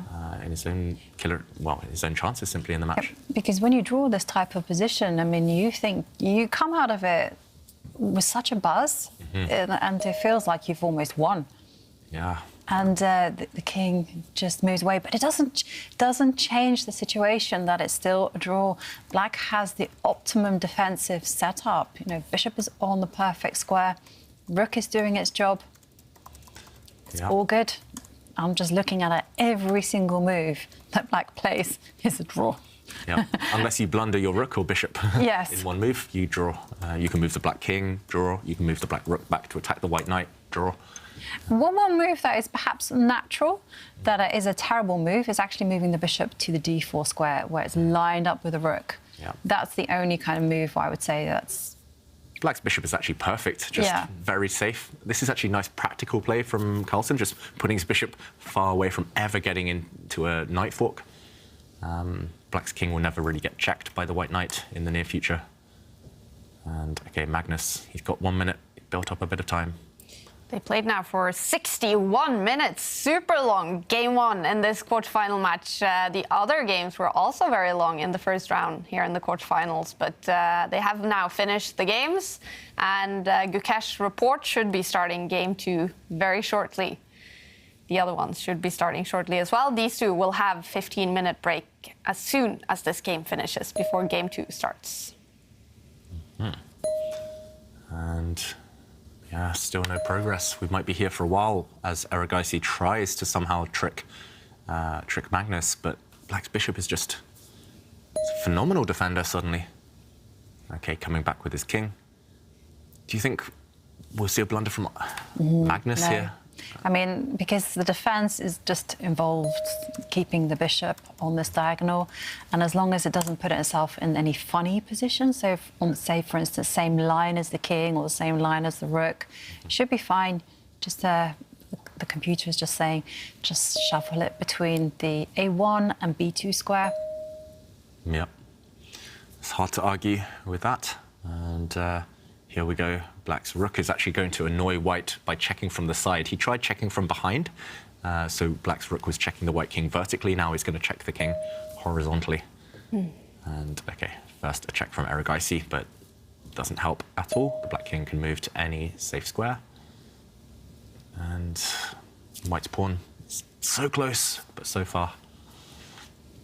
And there's no way he can use his white king to, you know, get rid of that bishop, to kind of block out the bishop. That's what he needs to do. But unfortunately, this is where the black rook steps in. Every time he tries to set up a formation just to block that powerful bishop, the rook comes, harasses the pawn. And actually, he's about to win that white pawn. And we can't even see a scenario where white wins the black bishop for that pawn anymore. It's gone, the pawn, and we're going to see a draw any moment. I mean, what a result. We thought it was going to be so different. Yeah. The narrative would have been a full 360. And I can tell on social media, on Twitter, everyone is like, Magnus! I mean, it's just an epic comeback. I absolutely agree with that. Yep. And now, if Magnus wants to play it safe, he'll just take white's pawn, even at the cost of the black bishop, because that endgame is a draw. OK, we do go into that. He could also have moved his bishop, but this one... we'll get to learn some endgame technique, some endgame strategy from both of them. I mean, this one is quite a simple draw, I would say. especially compared to rook and bishop versus rook, which we saw the other day. Yeah, that one, you have to know the defensive resources. Here it's just a case of just checking the white king. I mean, how long will they play this out? I think we'll see Erigaisi try for at least 20 moves or so, maybe not the full 50. Yeah, as you say, Jovanka, the whole strategy for black. At some point, you will get your king pushed to one of the edges of the board, but you just check from afar and then pin the white knight. That's all you need to know. And just don't let the kings sit opposite each other if your king is trapped on the back rank. But yeah, we'll talk you guys through the points if and when they come. The key defensive strategies. Yeah, it looks like both players now, they're like, oh, what a game.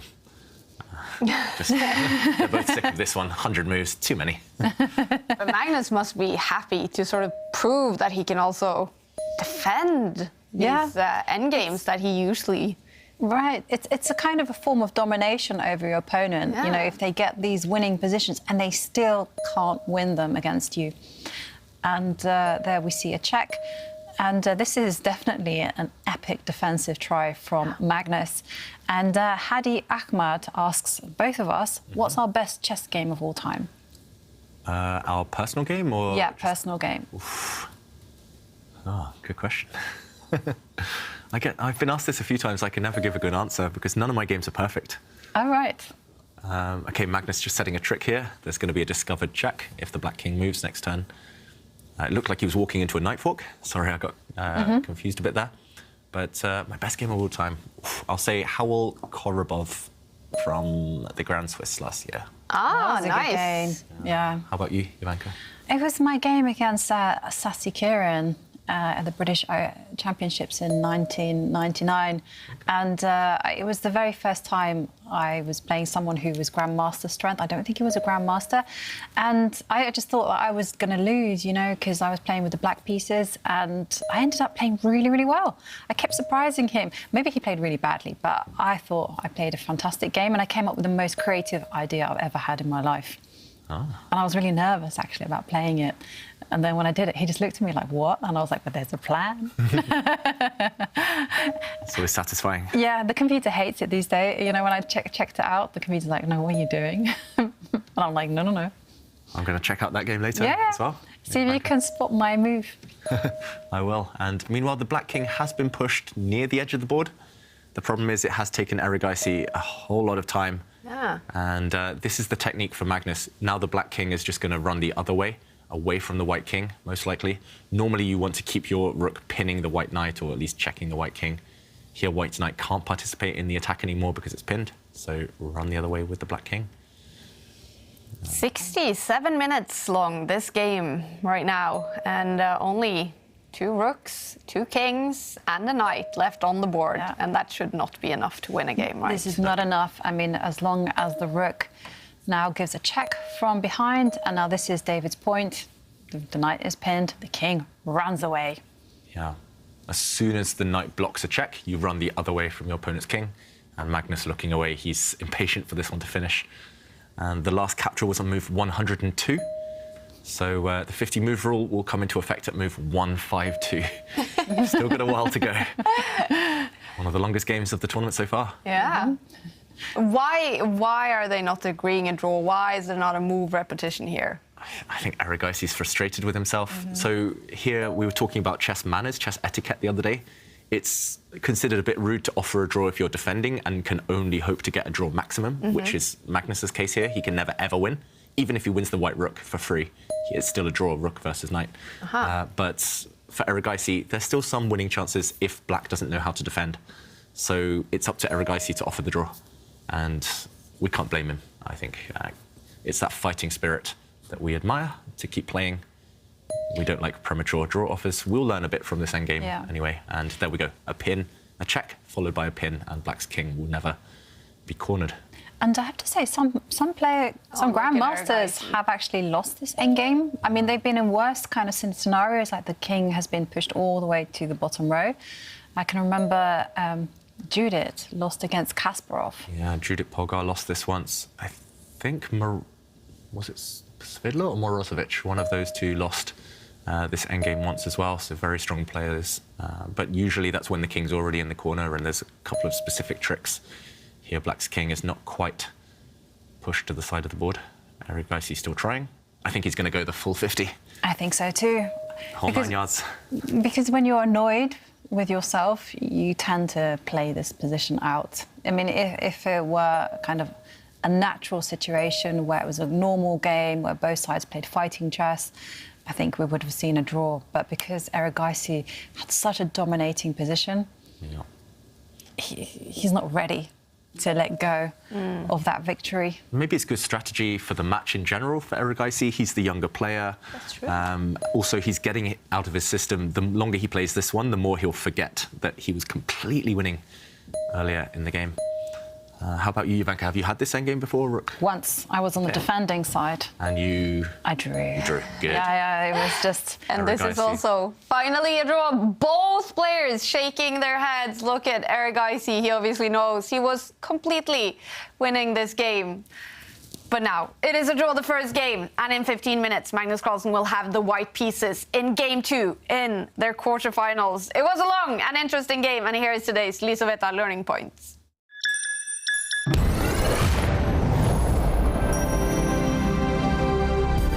Today's learning point is about pawn structures. You have to be very, very careful. You have to be 100% sure before you allow your structure to be compromised.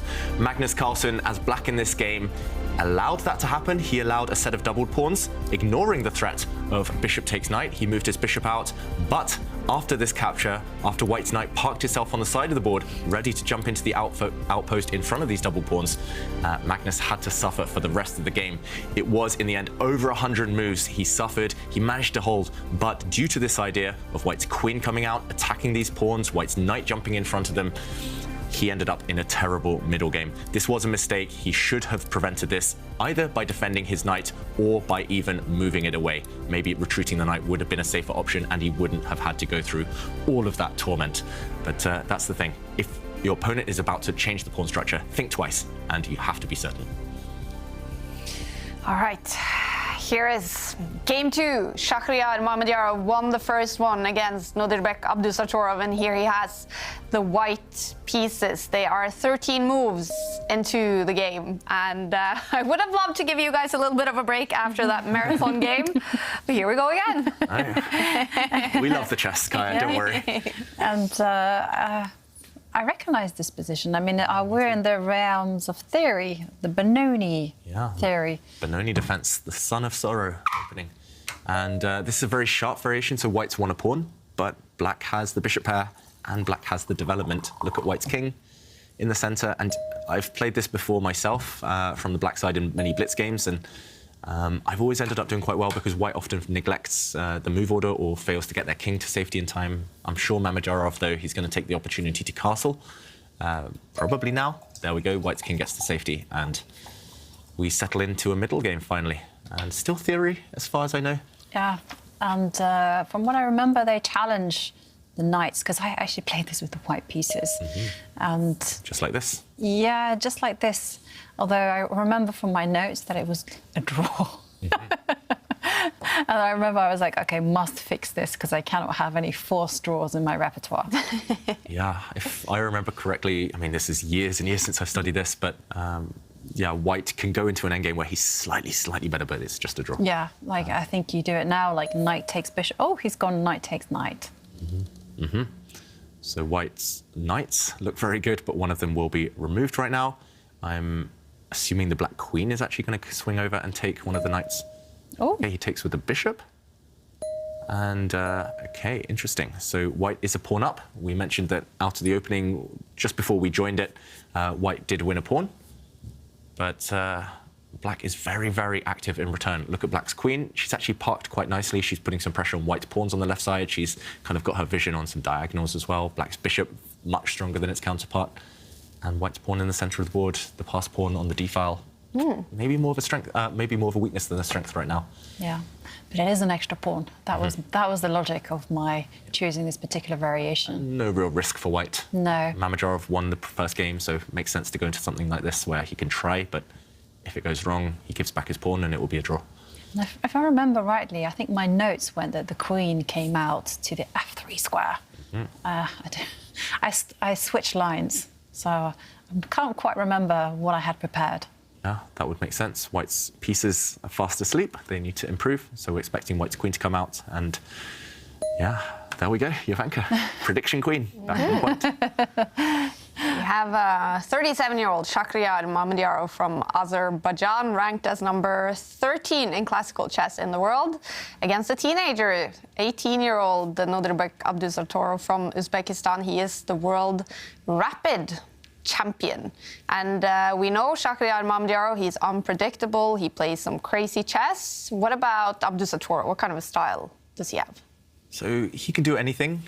So when I first started becoming aware of Abdusattorov, he was about 10 years old, and he beat a couple of grandmasters when he was 10, 11. And he was very direct, very attacking. He still is. He likes kind of really complicated positions. He likes tactics. He's very good at calculation. But recently, the big jump he's made in the last 12 months, it's because he's mastered more strategic, kind of slower positions, and he's actually very patient. He's got very good nerves. We've seen that in a couple of games this tournament. When he beat Gukesh, turned things around. He was completely losing, but he stabilized, found some attacking ideas, and broke through. So he's very resourceful. I think still some work to be done in endgames. He's still a bit impatient occasionally, from what I've seen. But I mean, that's just nitpicking. Or he's already at a very high level. He's actually underrated, I believe. At the moment. So I feel he's 2700 strength already. He's just as good as some of these, as Gukesh and these others. But still some stuff to prove. Meanwhile, Shak moving his rook across.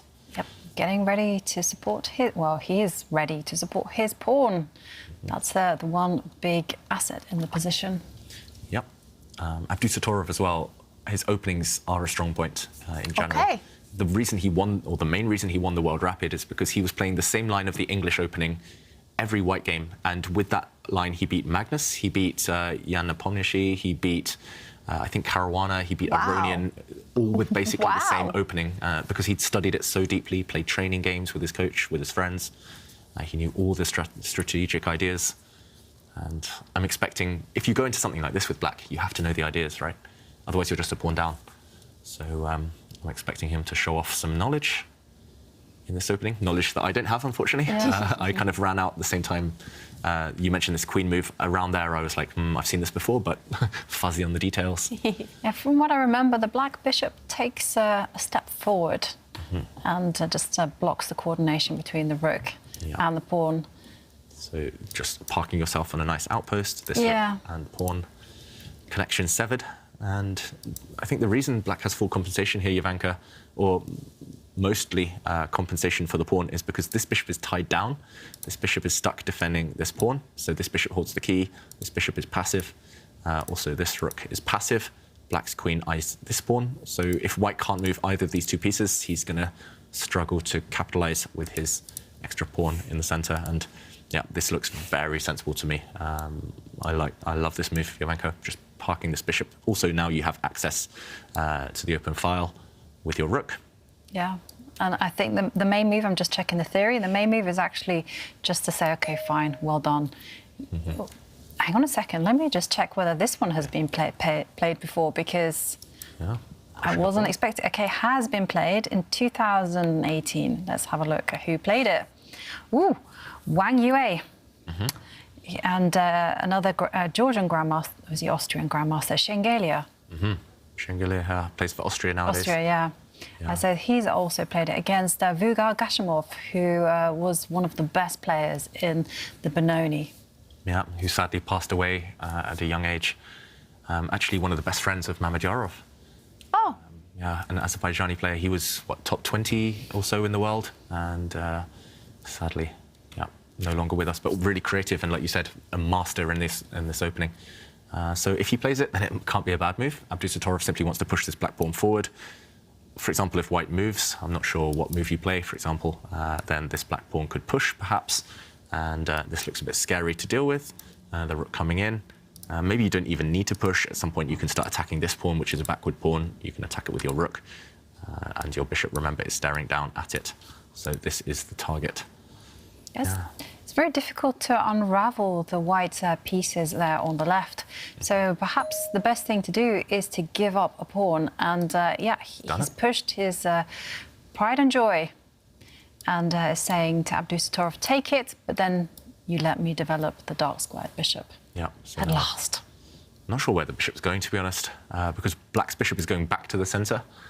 For example, you could maybe just trade off the bishops. The problem is this type of position is just going to end up level. For example, black can push a pawn and it's going to be completely symmetrical, the pawn structure, and neither side has winning chances here. So we do see black gobble up that pawn again, and he's going to put his bishop back in the centre if it's not traded off. Yeah, I agree. Yeah, it is quite an even position. Yeah. Is there any hope for Abdusattorov, obviously down by 1 point, to win this game? It's not going to be easy. The problem is loads of pieces have already been exchanged. Most of the minor pieces, I'm expecting the bishops to come off in the next couple of moves because black's bishop is just going to be too strong. Mamedyarov will neutralise it, and the pawn structure, no pass pawns. Black does have 2 isolated pawns actually on the left side as well, so he'll aim to trade those off. So the most shocking thing about this is that Mamedyarov, with the white pieces up by 1 point, is actually thinking about the tournament situation. He's not just playing crazy chess. Yeah, exactly. The opening choice he made, it can lead to crazy chess, but I think he was it's the type of testing type of opening that we see so much from the top players nowadays. It's like they know they've done their homework. Have their opponents done their homework? And if the answer is yes, it will be a draw. And basically, Abdusattorov had prepared really deeply. He'd studied this line up to move 20-ish, which is impressive. And Mamedyarov was like, OK, you've earned your draw. I'm still ahead in the match. Makes sense. But a pity we're not seeing any queen sacrifices or any crazy tactics.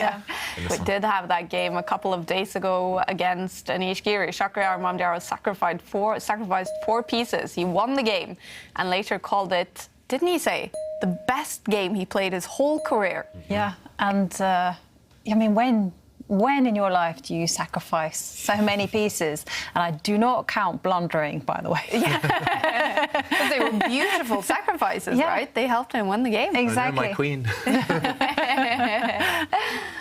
And not just that, but he also beat Richard Rapport in 16 moves as black with a queen sacrifice at the end. Yeah. That was just one queen sacrifice rather than the whole army, but... But it was 16 moves. 16 moves. That's, I mean, who beats Richard Rapport in general? Who beats him with black? Not many people. And who wins in 16 moves? Yeah. Also beat Magnus Carlsen, first game this tournament. He's just had some crazy results, Mamedyarov. The only thing that I would say is because he plays in such a dynamic way, it requires a lot of energy from you. So how sustainable that is, I don't know. So it's quite nice to kind of temper all this dynamism with a few games where it doesn't take too much brain power. I mean, here he's just thinking, well, black has got an active rook. I cannot let that rook just live there. So trade. Yeah, he doesn't look too energetic right now, Shakhriyar. No. I think you're right, Jovanka. He's just saying, OK, let's get this game done. Let's save the energy for the battles ahead. And still a question now, actually, because he has to capture that rook with his queen. Yeah, if he had taken with the white rook, then the black queen would have been able to grab white's pawn on a2, so white's rook is stuck where it is temporarily. I somehow think, just by Shaq's body language, that he forgot about that. Yeah. I think he was just thinking rook takes rook, and forgetting, oops, some pawns are on pre.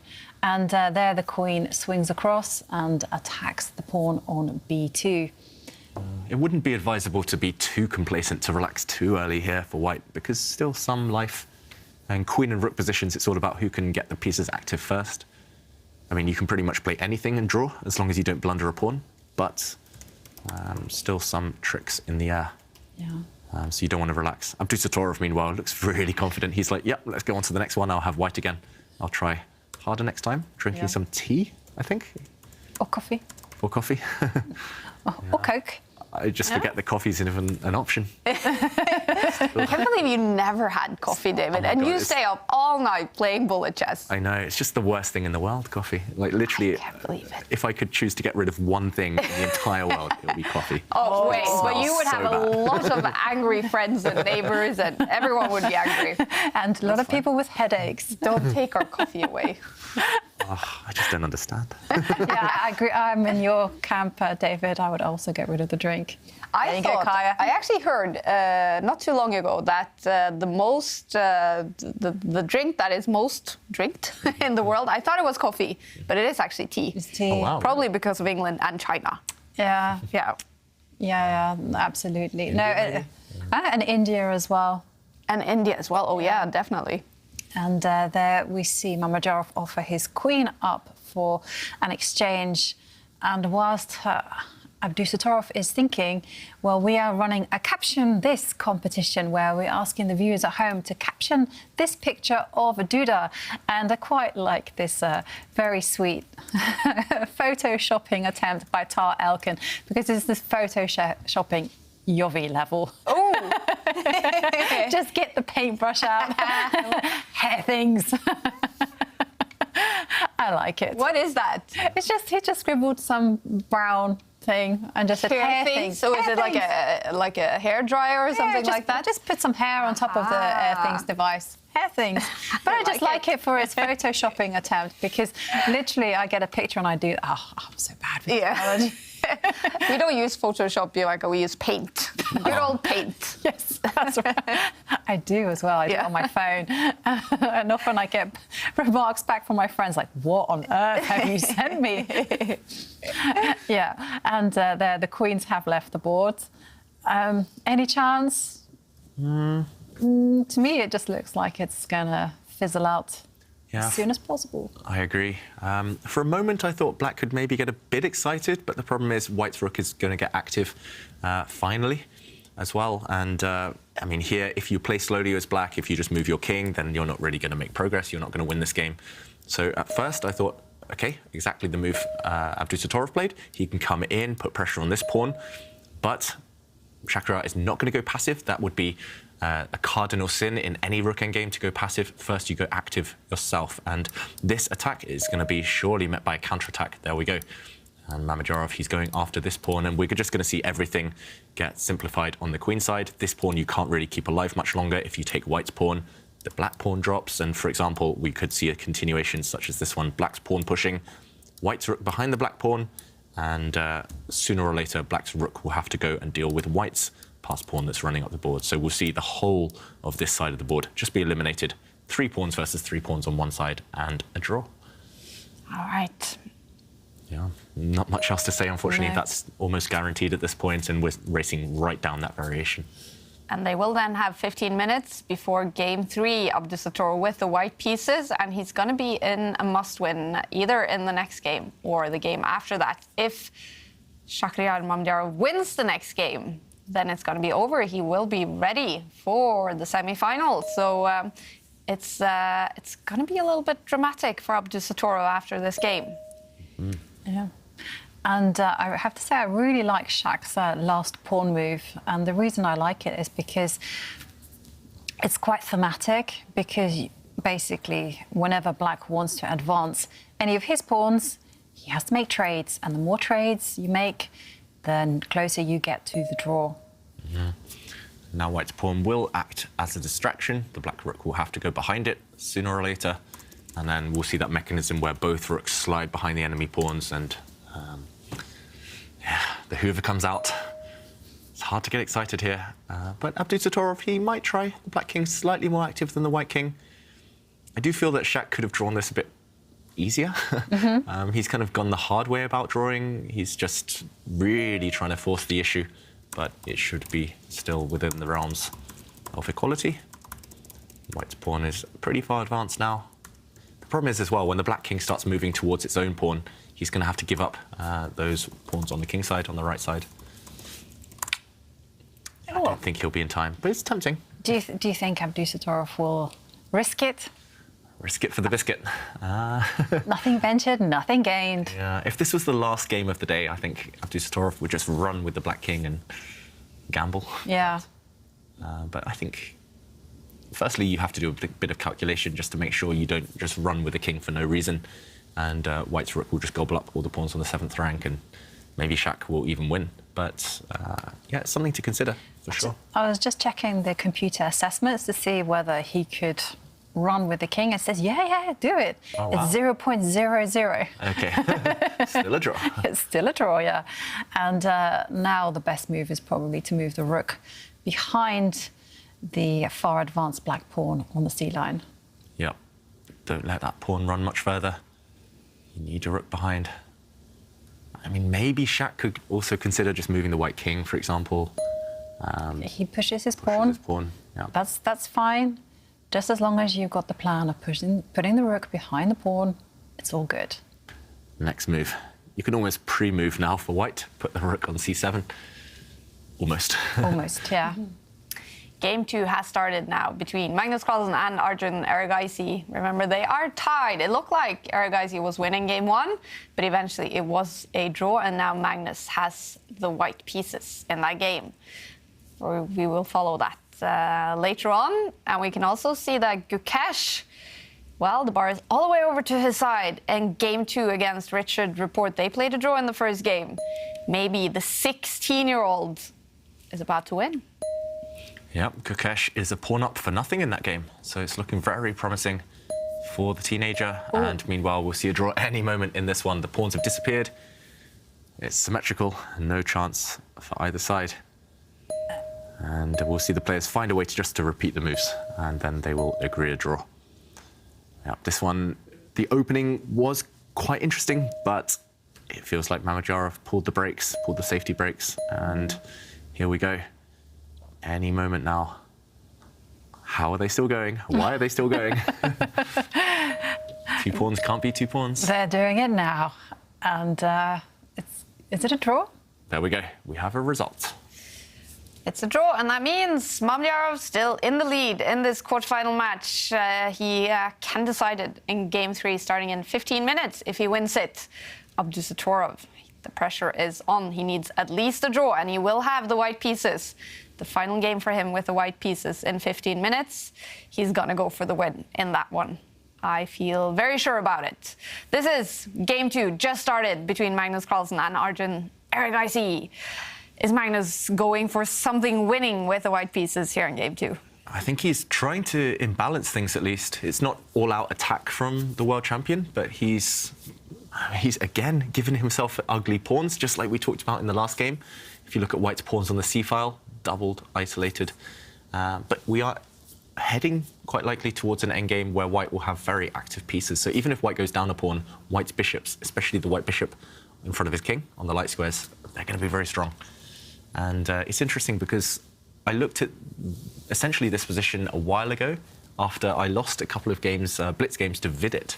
So I noticed this is an Indian speciality, this opening. Anand made it very trendy, then Vidit started playing it, and now Erigaisi's playing it. This line, it started as a Reti opening, so white bringing his knight out first. And yeah, I looked at this, I thought, well, maybe this is worth a try for white someday. And this is, again, what I like to call anti-young player chess. Get the queens off soon, which is likely to happen, I guess, and make it a strategic battle. Jovanka, what do you think of this opening choice? I can see the benefits of this light square bishop that white has, but I've yet to be convinced that it's worth the double pawns. Yeah, that feels a bit committal to me. And Magnus just developing his queen. Mm-hmm. I think it's a move. I like it. Yeah. The bishop will then develop itself, and then the rooks come to the center. Meanwhile, Erigaisi still has that problem. I mean, how is he going to develop his dark? Oh, I like that one. Yeah. His light square bishop. I mean, how's it ever getting out? Yeah, this is the worst piece for black. I mean, you could maybe get it out this way, but then the white knight will always come and harass this piece. I guess the other alternative would be to push this pawn, but it looks a bit odd to block in the black bishop. Yeah, you're right, Jovanka, it's not so easy. And this pawn structure also arises from a bunch of different openings, the Catalan, even a line of the Najdorf. You can get basically this exact pawn structure. And yeah, often black struggles to get this piece in play just because there's pressure on this diagonal. And I'm expecting the black queen to develop at some point to this square. Not here, I just blundered a piece. The bishop would have fallen if the black queen moves. But for example, if the bishop moves, retreats, if the queen does get attacked, then black is still relatively solid. It's still up to white to find maybe avenues for the bishop to come out. I'm not sure which way you go with the bishop. Okay, he does actually choose that move. Erigaisi, maybe he made the same blunder that I did, forgot the bishop was attacked. So he drops his bishop back. And actually, I suggested this move a minute ago, but why not bring the bishop first? The bishop first looks good, and then the rook is forced to move, and then we go with your plan. Yeah, and then you hit the queen, gain more time. Actually, every move's coming with time, with tempo for white. It's not so pleasant for black. Even if black goes for the endgame, which Magnus dodged a minute ago, even if the queens come off, for example, just to show kind of a worst-case scenario for white, if the knight comes forward, even if you lose one of these doubled pawns, these previously weak pawns, even if you give one up, look at white's pieces compared to the black pieces. Active knight, active bishops. This bishop is a monster on the diagonal, and white rooks on the open files. So,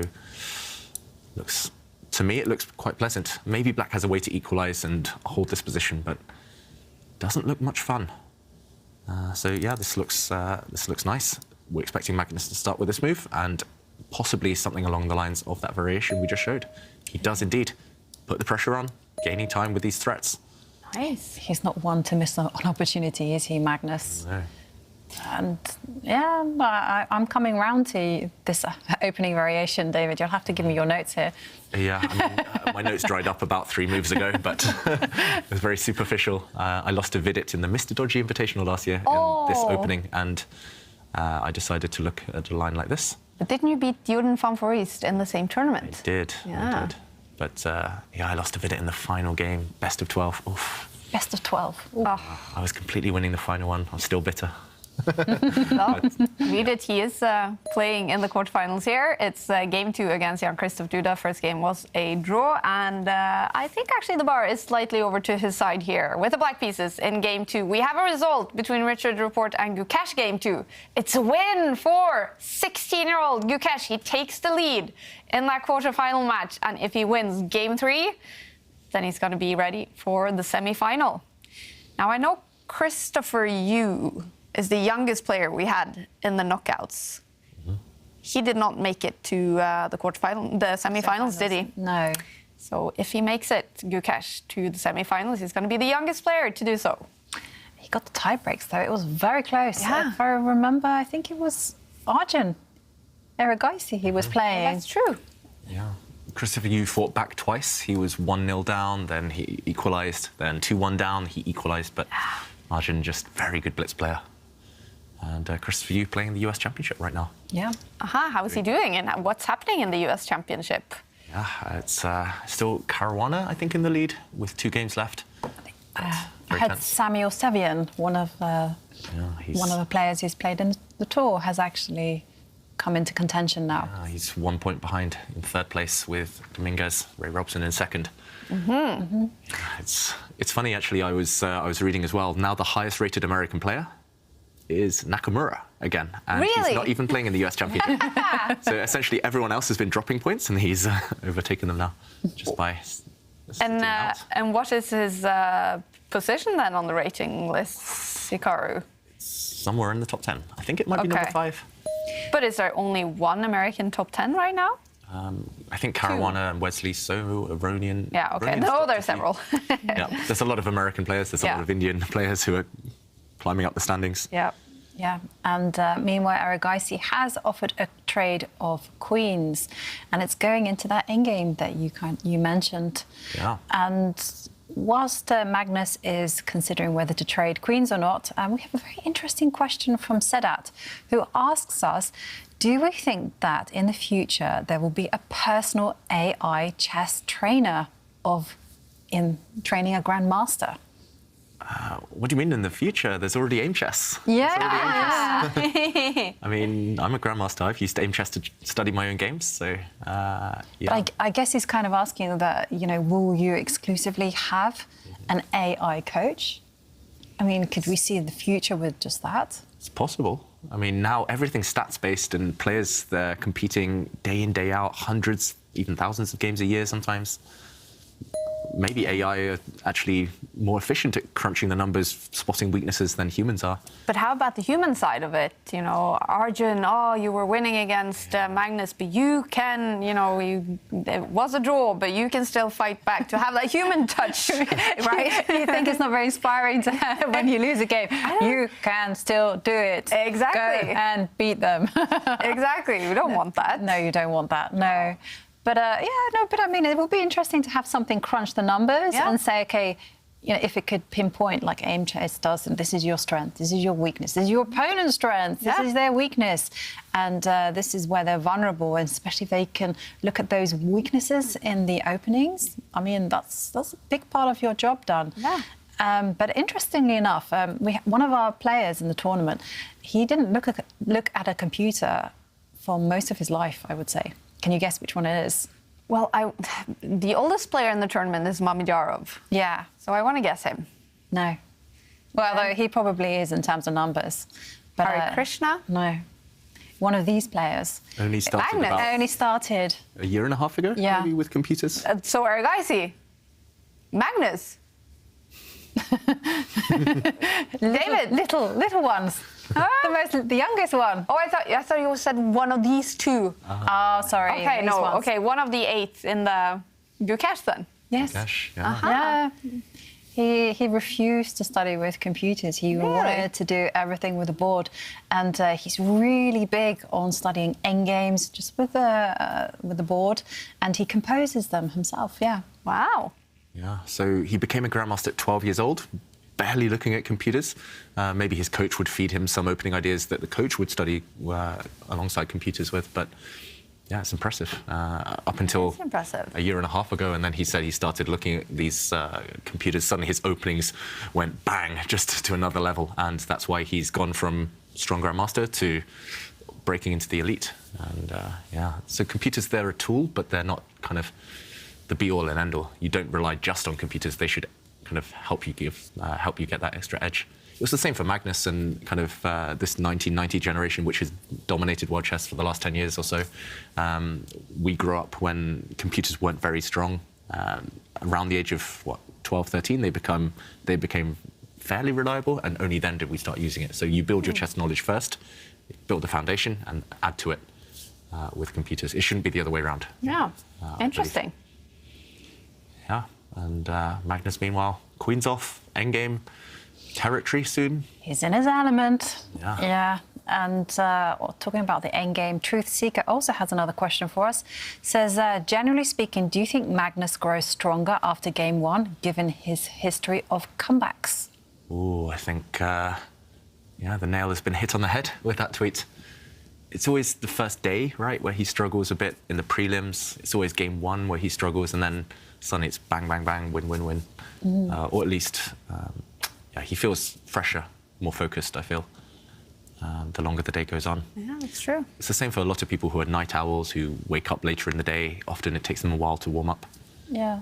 Like one thing I've noticed with Magnus, if it's kind of a little bit on a superficial observation level, but I mean, the way that he sits there and approaches the game, it looks like he's almost meditating, like he's breathing deeply, he's calm, and he just absorbs himself completely into the game. Whereas other players, you tend to see the whole range of emotions.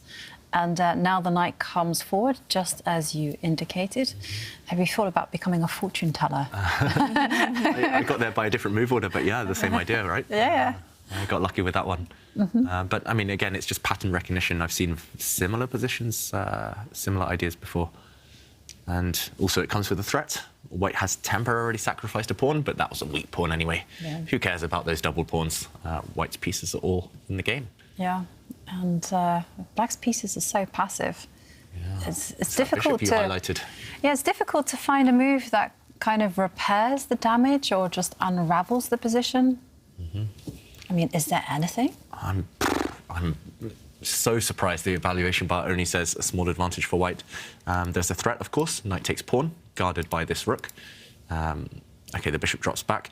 If the pawn were to drop, for example, then this bishop comes to life suddenly. Massive threats there. And also, I was about to say there's a secondary threat of the white knight dropping back, perhaps, and then attacking the black bishop and leaping into the center. All of white's pieces at play, and Erigaisi drops his piece back. There's also a very flashy move as well on the position. What's the flashy move? But it doesn't work, but I just want to highlight it because it looks... you put the knight to the edge of the board. Oh, this one. Oh, yeah. It wasn't even on my radar. Ah, nice. That's very flashy. Right? It is very flashy. It doesn't work because, of course, the bishop does defend the c7 square. Yeah, but the idea is that pawn takes knight, and the pawn has been deflected, and suddenly we win black's knight with a double attack. Yeah, really nice, because you're right. If the black bishop couldn't, for example, go back and defend this square, then white would be winning material instantly. And yeah, it would be so cool if Magnus plays this idea at some point a bit later. Meanwhile, what is Arjun's idea? Knight takes pawn. I guess he'll just meet with a capture, and then he's going to get his rook off this precarious diagonal. He'll just defend his knight. Yeah. And suddenly black's worst piece, which was previously this bishop, it has been traded off. So maybe we don't want to play knight takes pawn, allowing him to get rid of it. What about retreating this way? I guess black's bishop will drop back. I want to jump in with my knight, and this type of position is so hard to evaluate. I would choose white here every time. Arjun's lost, okay, temporarily disappeared on the camera, but I would choose white, but we are pawn down. The compensation would be the two very strong bishops and the pressure against this black pawn. This looks like something Magnus might go for, AlphaZero might go for, but still, no easy breakthrough. Arjun trying to curl up into a ball. Yeah, and I guess Arjun also has a threat in the position. Maybe he wants to retreat his dark square bishop and pin the knight and the bishop. So we are expecting Magnus, most likely in that case, to move his knight if it's about to get pinned. So the question is, do you take this pawn? Do you maybe play your move, jump in? You could make an argument for retreating, going in. Wow, I just checked the computer. Okay. It was my move. Wow, your move was the best one, Jovanka. It was the best move. And I kid you not, I was not cheating. Yeah. I mean, that's such a cool move, bringing the knight to the edge of the board, trying to jump in with a fork. But Magnus didn't find that one. We can't blame him. It's not just that move, but maybe he needed a follow-up. But, OK, instead he did take. And now I'm expecting Arjun just to move his rook. And white has the two bishops, so a small advantage, but white's pawn structure also not ideal. This is actually quite an attackable weakness now. The black rook will stare down at this pawn soon, and also this pawn isolated. Black has the wall, you called it, Jovanka, a couple of days ago. Yeah. This wall of pawns, hard to break down. It is hard to break down, but I just wanted to kind of mention that the white rook can also plant itself on the 7th row. And, I mean, black will have to start building up some counterplay pretty quickly. Yeah. So it's a question of when to do this. Yeah. I guess the problem here is that the knight could come and attack the white rook and it would defend, this pawn. But, I mean, yeah, it's definitely on the radar, right? You could, for example, take this knight first so that that defense isn't available, then jump in with the rooks. I read somewhere just a few days ago on Twitter that there's a nickname. Who was it who said... it was Alakine or someone, an older player, a nickname for the rooks on the 7th rank. And it was called the blind pigs. The pigs, yeah. Because they eat everything just indiscriminately. They just, whatever's in their path, they'll just eat it. Yeah. So, the rooks, they'll just eat this pawn and maybe the pawn after. And because you have this funny checkmate, the blind swine checkmate, because and it's like the weirdest name ever. And I think it was to do with a Polish international master, I want to say, Janowski, who once had these two rooks, but they couldn't give checkmate to the black king. And he goes, what are they? They're like blind pigs. That's the story that I heard. And, yeah. Erigaisi doesn't allow those blind pigs to live. He puts his knight in the centre of the board, blocking the entry of this rook. Computer not a huge fan of that move. Yeah, it looks a bit superficial. It's a bit shaky. It's like this knight, yes, it's defended by black's bishop, but black's bishop not defended either. That's the move, the type of move we call a bit loose, just because it's hanging by a thread. But okay, Magnus needs a convincing idea. The problem is now for Magnus, at least this pawn is attacked. If the pawn steps forward one square, then the black knight will come in with a check, hit the king, and hit this pawn. Maybe Magnus just allows this, though. Maybe he allows the check, moves the king, allowing the pawn to drop, and then jumps in with the blind pigs. and goes for this pawn. Because that pawn isn't really good anyways, right? Exactly. Yeah, exactly. I mean, it's on the second row. It's not like an amazing pass pawn. So get rid of it. Yeah, so this is slightly tempting. What else could Magnus try in the position? I'm not 100% convinced by that one. He could just start pushing the pass pawn. Oh, yeah? Pass pawns must be pushed. Yeah. I mean, I don't know about this move because, after all, you do let the knight sit on the d4 square for the rest of his life. It's true. So, swings and roundabouts. Yeah, C4 dynamite. That's what they call the move. No, C4. Oh, doesn't matter. C4 is that it's a nickname for dynamite, just in the English language. Aha. So, is that the chemical symbol? It might be the chemical symbol or something like that. Yeah. So the pawn could step forward. That's also tempting. So Magnus right now has to do something about this knight potentially, and something about the attack on this pawn. And there we go. Oh. Dynamite on the board. C4 and white, maybe with an advantage.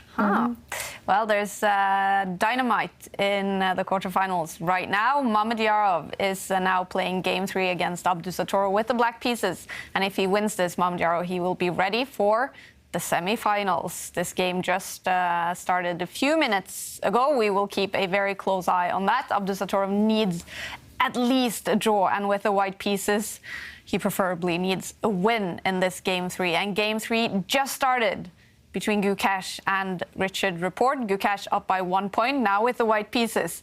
If he wins this game 3, he's gonna be the youngest player ever in the Meltwater Champions Chess Tour history to make it to the semi-finals. And already out of the opening, it looks like the bar is jumping up for Gukash. Yeah, Rapport has chosen a very risky opening. The Benoni, which we actually saw from Abdusattorov in the last game. And it doesn't have a great reputation, we've got to say, at the top level these days. It's the type of opening you play in must-win situations. And Rapport clearly feels with black he needs to take some risks. So, yeah, the computer never really approves of the Benoni, but practical terms, it's still a fighting opening and still decent chances. We are keeping an eye on all the other quarterfinal matches as well. In this one, they are tied after the first very long game. This is game 2. And what do you think right now? Does this look like a game that would end up with a winner or a draw? If it is a draw, it feels like white is on the right side of that draw. I don't know about you, Jovanka. I also think Erigaisi will have to suffer a lot to achieve a draw because, I mean, white has all the trumps, you know, the bishop pair, the passed pawn, a rook on the 7th. I mean, what more could you ask for? That's true. When you put it like that, it does sound pretty good. Big threat on the board, though. Black has lined up the rooks on the d file, so there's a threat to jump out the way with the black knight with a check. And then white's rook on d1 is undefended. So just move the white king. Move it. Move it forward. Yeah, stop any checks. And you're right, actually, black's knight, we mentioned earlier, there we go, Magnus keeping his king safe from any checks. But the black knight, you can kind of play around it. You don't necessarily need to pay too much notice to it. Black's pieces are all kind of built towards putting that knight on in a shrine there in the center of the board, but where's it going? Not really anywhere effective. And Erigaisi moving his a-pawn, it was under attack. So now I agree with you. Maybe the white rook will try to take control of the... Or maybe it doesn't need to.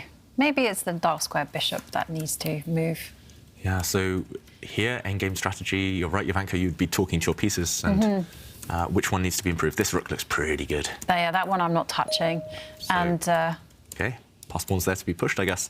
I was in your camp, actually. I would have loved to improve this bishop somehow. I'm not sure where exactly yet. Or maybe move this rook. Maybe even put it behind the pass pawn. But Magnus decides to push. And initially, I was a bit worried about this one because the knight could jump in and attack this bishop on the edge of the board. But I guess Magnus will trade off a set of rooks. If the black rook takes, then the white bishop can simply step back, and this pawn is no longer under fire. If the black bishop takes this rook, then maybe you just do the same. Maybe you move this bishop anyway. Yeah, one step. Oh, yeah, once with that, that's better square. You're right, and rook takes pawn would be met by a nasty pin. Actually, black's back rank is a bit tender in some variations. Yeah, it's always strategic advantages that turn into kind of concrete tactical advantages later. So Magnus right now, again, it's confusing to me why the evaluation bar says just plus 0.8 for white because it looks like the type of position that's just completely dominant. This bishop's sometimes getting ready to jump into the position as well. This pawn looks... We said it was the weakness. We said just get rid of it. It's so weak, but it's suddenly become really strong. Yeah. Time advantage as well. 4 minutes up on the clock, Magnus. Yeah. Momentum carrying him through maybe after that last game, that last turnaround. Yeah. I also agree with you. I think it's very difficult for Black to find a plan. I don't see it. And Magnus, for me, is working his magic once more. And Trisika... Oh, no, sorry. I misread my sheet. And is it only me? I'm just noticing. So Magnus has played this whole tournament with his like Puma hoodie or like some smart gear, and he also had a Puma hoodie in the first game, I remember. But is this a blazer he's now putting on? Is Magnus a little bit superstitious? Maybe. Or maybe it's a bathrobe. Or... I was going to say it's a dressing gown. Could also be. It does look like a jacket, though. Yeah? That was a theme, actually. Some of his big final wins last season, he would kind of change outfit halfway through a match, or at least start dressing smarter in important games occasionally. Against Wesley So, he changed T-shirt when he was losing a couple of games, and then changed, and then he won.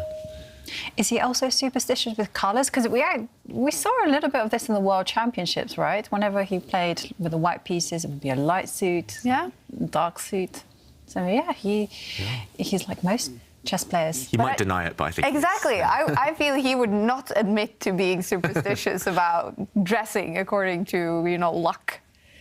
Yeah, I mean, chess players, they're the most superstitious bunch of all because they see patterns even if there are none to see. But this is human nature to look for the patterns, look for the logic when there is none. I remember that there was some Darren Brown experiment. He's like a mind magician. And he had all these people locked in a room and they would get points. But the points were decided by like these goldfish, whether they would pass a marker or not. Okay. And so occasionally they would be like, you got 100 points, and they would be like picking up things, and they were like, let's try to control this thing. And it just did not occur to them that it was totally random. And in fact, it didn't even occur to them that the door was unlocked. Oh, it's very good. Wow, Magnus's bishops are taking over. This is a really nice move. Note how that white bishop on the light squares controls the promotion square of white's c-pawn. Maybe it's just going to march through at some point. It's big, isn't it? I mean, I just don't see a move for Erigaisi, really, to be honest. Yeah, Magnus is setting it up, right? Wow. This is just classic Magnus back to... I mean, the last game was really shaky, we've got to say, but this is back to his best. Again, just slowly... It's as if he's done nothing, essentially, Magnus, or nothing special, and he's got a winning advantage. OK, Erigaisi defending the black knight. At least this has freed up the black bishop. Look at the bar now. Yeah, that means there's a tactical idea on the board, potentially. What is it? Yeah, I mean, could it involve something to do with getting rid of the black knight at some point, pushing white c-pawn forward? I mean, I was thinking, is it possible to take the knight, but instead he just doubles along the B line. I was wondering whether he could capture the knight. Yeah, I think he's just keeping things simple, Magnus, and this is good. Strong and simple, yeah.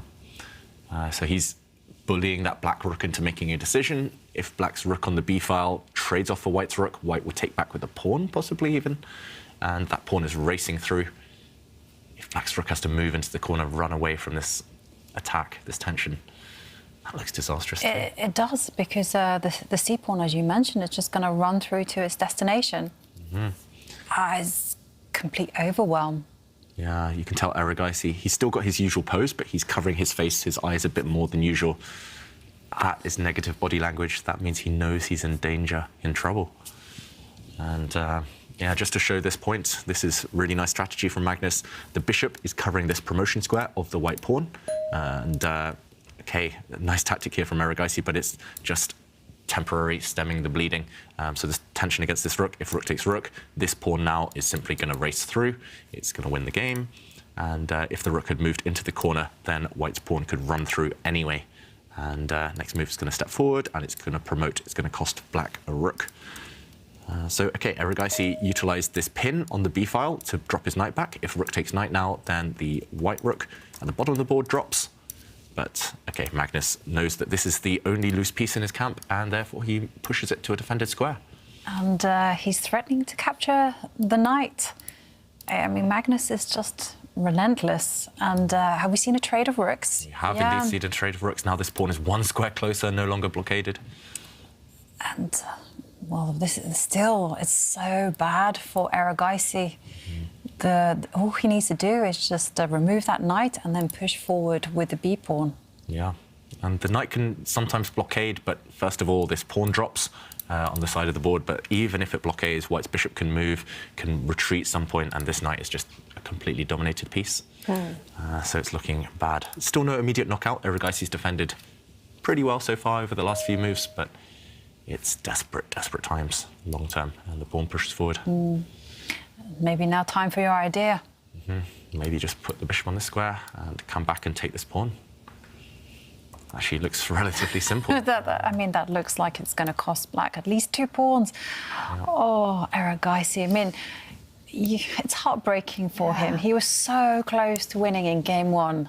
Oh, and now this happens, where he's totally overrun by Magnus. Now he's going to have to make huge comeback if he loses this, and it really looks like it. Someone who already has lost in round 2 is now Vidit, his fellow Indian, with the black pieces. He lost now game 2 against Duda. First game was a draw. So now Duda is up by 1 point, and if he wins game 3, he's going to be ready for the semi-finals. Pressure is on for players in all of the quarterfinal matches now. Yeah. I was quite looking forward to playoffs, just some blitz games, but so far leads in every match, potentially assuming that Magnus finishes this one off. He doesn't go for that bishop move we showed, but OK, just controlling some squares instead with White starts to go bishop. I don't think there's a rush. That white pawn, it can be pushed at any moment. I'm impressed by his calmness. I mean, I must admit, I would never have thought about this move. Yeah, same. I was there thinking about the attacks. I was like, yeah, the rook is going to attack the knight, the bishop is going to attack the knight. Game is over. And Magnus is just like, let me just improve my dark. He's enjoying this. Yeah. I mean, he's in the zone. And, well, Erigaisi puts his rook on the second row. Well, it's a small thing. Yeah. I mean, the position is lost. I think it's beyond saving. But these are the type of moves that could make Magnus uncomfortable. Yeah, and Magnus not instantly playing. It does feel like Magnus over the last few days, he's been good, but not his kind of usual self. And that's made him second-guess a couple of decisions. I was looking at the prelims, some games, it's like occasionally he was failing to pull the trigger to winning moments just because maybe confidence not as high as usual. And maybe the same here, but yeah, I mean, there's plenty of moves. Black's only got one threat, that's to go and take the white A pawn. That pawn could move. Maybe you could still go with the same idea. White's bishop, White's light square bishop, go and attack the black knight. I mean, spoiled for choice. That's why Magnus is hesitating. Just too many options, too many good options. And he has all the time in the world to think about what to do. Has just under 4.5 minutes. What would you do here? Would you just retreat the bishop? Retreat the bishop is what I'm thinking, and then attack the knight. Yeah, probably, Jovanka. Yeah, I'm not sure how much more patience I would have. I want to really start pushing that white pawn forward. I'm not sure I would push it now because it can be blockaded. Maybe this is the one pitfall that Magnus could fall into if you get too impatient and push this pawn forward. Although it still looks pretty good, actually. Yeah. This would allow the black knight to block, I was going to say, and this is a bit annoying because White's bishop is trapped. But, however, you can just grab this pawn because now the black knight has run away. Not only do you defend this pawn that's attacked, OK, he does play this, so it does actually work. Yeah, you defend this pawn that's attacked by black's rook, and you defend the bishop that was attacked by black's knight. And if the black knight doesn't retreat, then simply this pawn push will cost black a piece. And 30 seconds, 20 seconds for Erigaisi now to save this game. It's not looking easy. It's very tough task for Erigaisi. He needs Magnus to go wrong, and indeed he does retreat his knight. So we're expecting just a simple rook takes pawn, covering all the bases. Yep. And now the black rook is going back, and Magnus, wow, he's playing very quickly here. There was a threat to take this bishop potentially and then take the pawn next move. He just drops back, giving up his valuable pawn. But what is his idea, Magnus? OK, he's going after this pawn that we talked about earlier. So I'm very surprised he gave up his very valuable b-pawn. I think he's going to go for the knight, right? Maybe the knight is well. completely trapped, almost trapped. Yeah, this knight, it's in the stable, as Simon Williams would say. And also, I just kind of wanted to make a point that the king is in danger as well. So the rook moves to attack the bishop. Yeah, so for example, if black is careless, and I'm not sure what move to make, but either way, if the rook gets to the top of the board, the knight is just trapped. So that's why Erigaisi's desperately trying to swap off pieces. Would you take here, Jovanka? Would you trade off these bishops? No, I like the bishop pair. Yeah. And Magnus also says no. Yeah, Magnus loves his bishop pair as well. As we know, 2 bishops are better than 1 bishop. And they're clearly superior to black's knight, which is just a terrible piece. Knights on the rim are dim. Yeah, and white's plan is very straightforward. Just attack the knight, and push the a-pawn. Yeah, this pawn long-term is going to be the winner. OK, Erigaisi swapping off rooks, but that's not going to help. For example, you can trade off rooks now and slowly start pushing this pawn, and eventually you will overwhelm the black army. You'll play on both sides of the board. That's what bishops are good at doing. So, yeah, I'm not envisaging too many issues here for white. A bit of work, but it's still easily winning. At some point as well, you invite the king. You'll bring the king kind of the whole way over to escort this pawn forward. Long grind, but... It's going to be an effective one, and look at how Magnus utilizes all his pieces. You know, he improves the bishop to its maximum, so it's looking at pawns, and now black just attacks the bishop. Dark square bishop is going to move. There's no question about that. But I'm wondering whether it will give a check or it will play this move, which keeps the king caged. Yeah. Those white bishops looks very good in the center of the board there, just looking over everything. Yeah, I'm trying to count how many squares they control. White's light squared bishop controls 6, 8, 9 squares. Oh, it's moved. But black, the dark squared bishop as well for white controls about 8, 9 squares. And black's knight is under attack. And look at them. Look at how they're pairing together just to help advance the a-pawn. This is such instructive play from the world champion. It's rare to see 3 bishops in a row like this. The white pawn moves, and the white pawn is just going to march forward even further soon. Yep. There we go. I mean, it's just perfect strategy. Bishops next to each other, they control every square on the board, essentially. And at some point, Magnus will probably take a timeout to advance the white king. That might be the final step to overwhelm the black defenses. OK, the knight still, where's it going? Not really anywhere decent. No, this is just a waiting move. And, well, the pawn moves forward. Now the white king is free to advance. I mean, the black king can't move, the knight can't really move. The white king is just going to wander all the way over to the left side. Yeah. Oh, you have to feel for the young Indian. Yeah, I mean, he's done well defending up to this point. It looked hopeless a long time ago, but it hasn't changed the evaluation at all. Magnus just in another class this game, and there's nothing worse than knights on the side of the board apart from knights in the corner. Oh, yeah. And that knight, it did escape, but now the pawn is running through. Nothing to do. That pawn is going to cost black at least a knight, and Erigaisi resigns. Wow, Magnus Carlsen takes the lead in the quarterfinal match against Arjun Erigaisi. They have played 2 games, and if Magnus in 15 minutes wins game 3, he's going to be ready for the semi-finals. He needs to make a comeback now, Erigaisi, and he cannot lose the game with the white pieces in 15 minutes. Wow, Magnus, this was a lot shorter than the first game. Magnus winning in around 40 moves. What happened here, David? Yeah, so essentially it was all about long-term factors. In this one, Magnus took the queens off very early and obtained a long-term advantage. And we talk about the bishop pair a lot, but this was the ultimate example of exploiting the bishop pair. As we saw later in the game, they effectively did all the business, they controlled all the squares, and rendered black's pieces ineffective. And this, for me, was the most instructive move of the game. Magnus here, he has a pawn under attack. we were worrying about how to get rid of this black knight. The black knight looks actually very strong in the center of the board, but Magnus said, that's irrelevant. I'm going to play around your knight. And this pawn looks like a weakness, but actually it's a very strong potential pass pawn. He pushed it forward 2 squares, ignoring that black piece in the center. And a few moves later, we show this pawn advancing even further. Here, the pawn stepped forward to c5.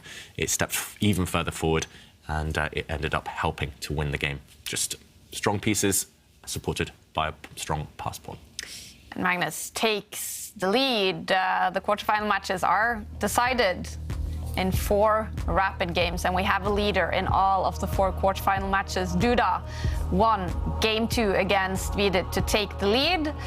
Magnus also won game 2 to take the lead against Arjun Ergaisi. Shakhriyar Mamadiaro, he won the first game against Abdusatorov, and they are now playing game 3. Abdusatorov has to make a comeback, and so does Richard Report, who lost game 2 to Gukesh. So the situation in all of the quarterfinal matches is that if the player in the lead wins in round 3, game 3, then that player will be ready for the semi-final. It's must not lose for the 4 players who are down by 1 point, and they have to win either in this round or the next one to take it to blitz tiebreaks. And in this one, the bar is completely in the middle. Not anymore. No, it's gone up. It's gone in Black's favour. I was looking at this move and I didn't think it worked because is there some sacrifice? Well, Report suddenly frowned. I'm struggling to see the idea as well for Black. It looks a bit loose for White. This bishop's not on a defended square. So this was the Benoni opening. That does mean that White gets a nice pawn center. Black's structure long-term is really bad, but Black's very active. It must be something to do with this Black rook on the b4 square. And wow, okay, so we do get given a hint by Stockfish. It says that Black's best move is actually a sacrifice. It's giving up a knight, and that gives a significant advantage. So let's jump in to explain why. This idea was actually played by Fischer in a few games. So in this position, Gukesh, his bishop was nice and safe, protecting this pawn. Maybe he should have kept it here. He brought it to a square that's loose, and they do say LPDO, loose pieces drop off, and you can utilize this tactic with a bit of X-ray vision along this line by giving up the black knight. This isn't obvious the first move, but once you see it, maybe the idea becomes clear. Now, if White recaptures this knight, you can take it in 2 different ways, with the knight, with the bishop. For example, if you take with the knight, now Black pushes a pawn, and using that X-ray, Black will win one of the pieces back. If the knight moves, the knight that's attacked, then the bishop will fall off behind it. Queen takes bishop, and suddenly Black is just completely winning. Not only that, but in this position, Black has ideas of taking this pawn, supported from this bishop from afar. And White's position falls apart. So often that's the case in the Benoni. If your center disappears, you just collapse. So is it likely he will find it? He's found it. Is it? I'm ashamed to say I have also fallen for this trap. Me too. So... Gukesh has fallen for it. Okay, he does take with a knight. If you had taken with the bishop, same idea. The pawn marches forward and attacks you in the center. And, okay, we do see this variation. But I suspect that, you know, I refuse to believe that Gukesh has just fallen for this. He must have seen something and must have maybe thought that the position wasn't as easy for Black, or maybe, I don't know. Yeah, it's hard to tell whether Gukesh blundered into this or just misevaluated the consequences, as you say, Jovanka. Okay, so now Black has won a pawn in that little process. The problem is, okay, you can take this pawn back for White, but you'll fall into the same idea again. For example, knight takes pawn. You're just going to get pinned along this line, I guess. And yeah, you can't take with the bishop now because Black can remove the defender of that bishop by taking the knight. Bishop takes knight. Next move, taking the bishop in the center with a rook, winning a piece. So Black's a pawn up. Next move, he's going to guard this pawn with his knight. It looks good for Black.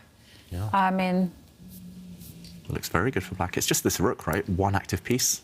It kind of keeps White honest on this square, on the b2 square. Keeps everything defended in the center. Yeah, I think inspired opening choice. That's why the Benoni has such a kind of mixed reputation. It's like it leads to chaotic positions like this on a good day, but sometimes it does get punished. And I think maybe Gukesh just didn't expect it. And he's down to 3.5 minutes. Do you think Report will make a comeback in this game? Yeah, I think he's He's enough to not let this slip. Sorry. Yeah, no, I was going to say he's in his element here. This is a Richie rapport type of position. You know, the pieces are active, unsafe king for white, tactical possibilities galore. Yeah, absolutely, he's going to win. Yeah, you know, now I think about it, I think maybe Gukesh thought that he could capture the knight and just forgot that the same trick happens again. And, well, he moves his rook, protecting the loose bishop on e3. But as you say, Black is just going to start protecting the stronghold on e4. Yeah, Black can just maintain his extra pawn. Do you think this shows a bit of inexperience, a bit of naivety maybe from Gukesh to even go into the main lines of the Benoni? I mean, it's brave to allow such a complex opening when you're already in the lead in a match, surely. Yeah, but it is Gukesh's style, right? He thrives in these energetic positions. And, you know, the Benoni does have a dubious reputation. I was going to say repertoire, but that wasn't the word. If it's part of your repertoire, that's very dubious. Yeah. But yeah, you're right. I mean, he's just principled Gukesh. He'll play what he thinks is best. An older, more cynical player like me would have been like, OK, let's play something safe when I'm in the lead with white, just avoid defeat and then guarantee at least the playoffs. Yeah, I definitely would not have pushed the pawns like he did because, you know, the problem with pawn pushing in the opening is with the great space comes great responsibility, and you have to control your opponent's activity, and that's easier said than done when you do it straight out of the opening. I'm a big fan of doing it on the counter-attack. And, well, the bishop retreats, and Gukesh is trying to put pressure on this e4 pawn. I mean, can he just not defend? Yeah, Black can, I mean, for example, use his rook at the top of the board, just put it behind the Black queen. Looks good. Cover everything. I wouldn't be surprised at some point if Rapport just pushes the Black h pawn, just, again, just to loosen up White's structure. If you look at the White pawn structure in front of his king, his bishops are nicely defensive, but the pawns are a bit loose.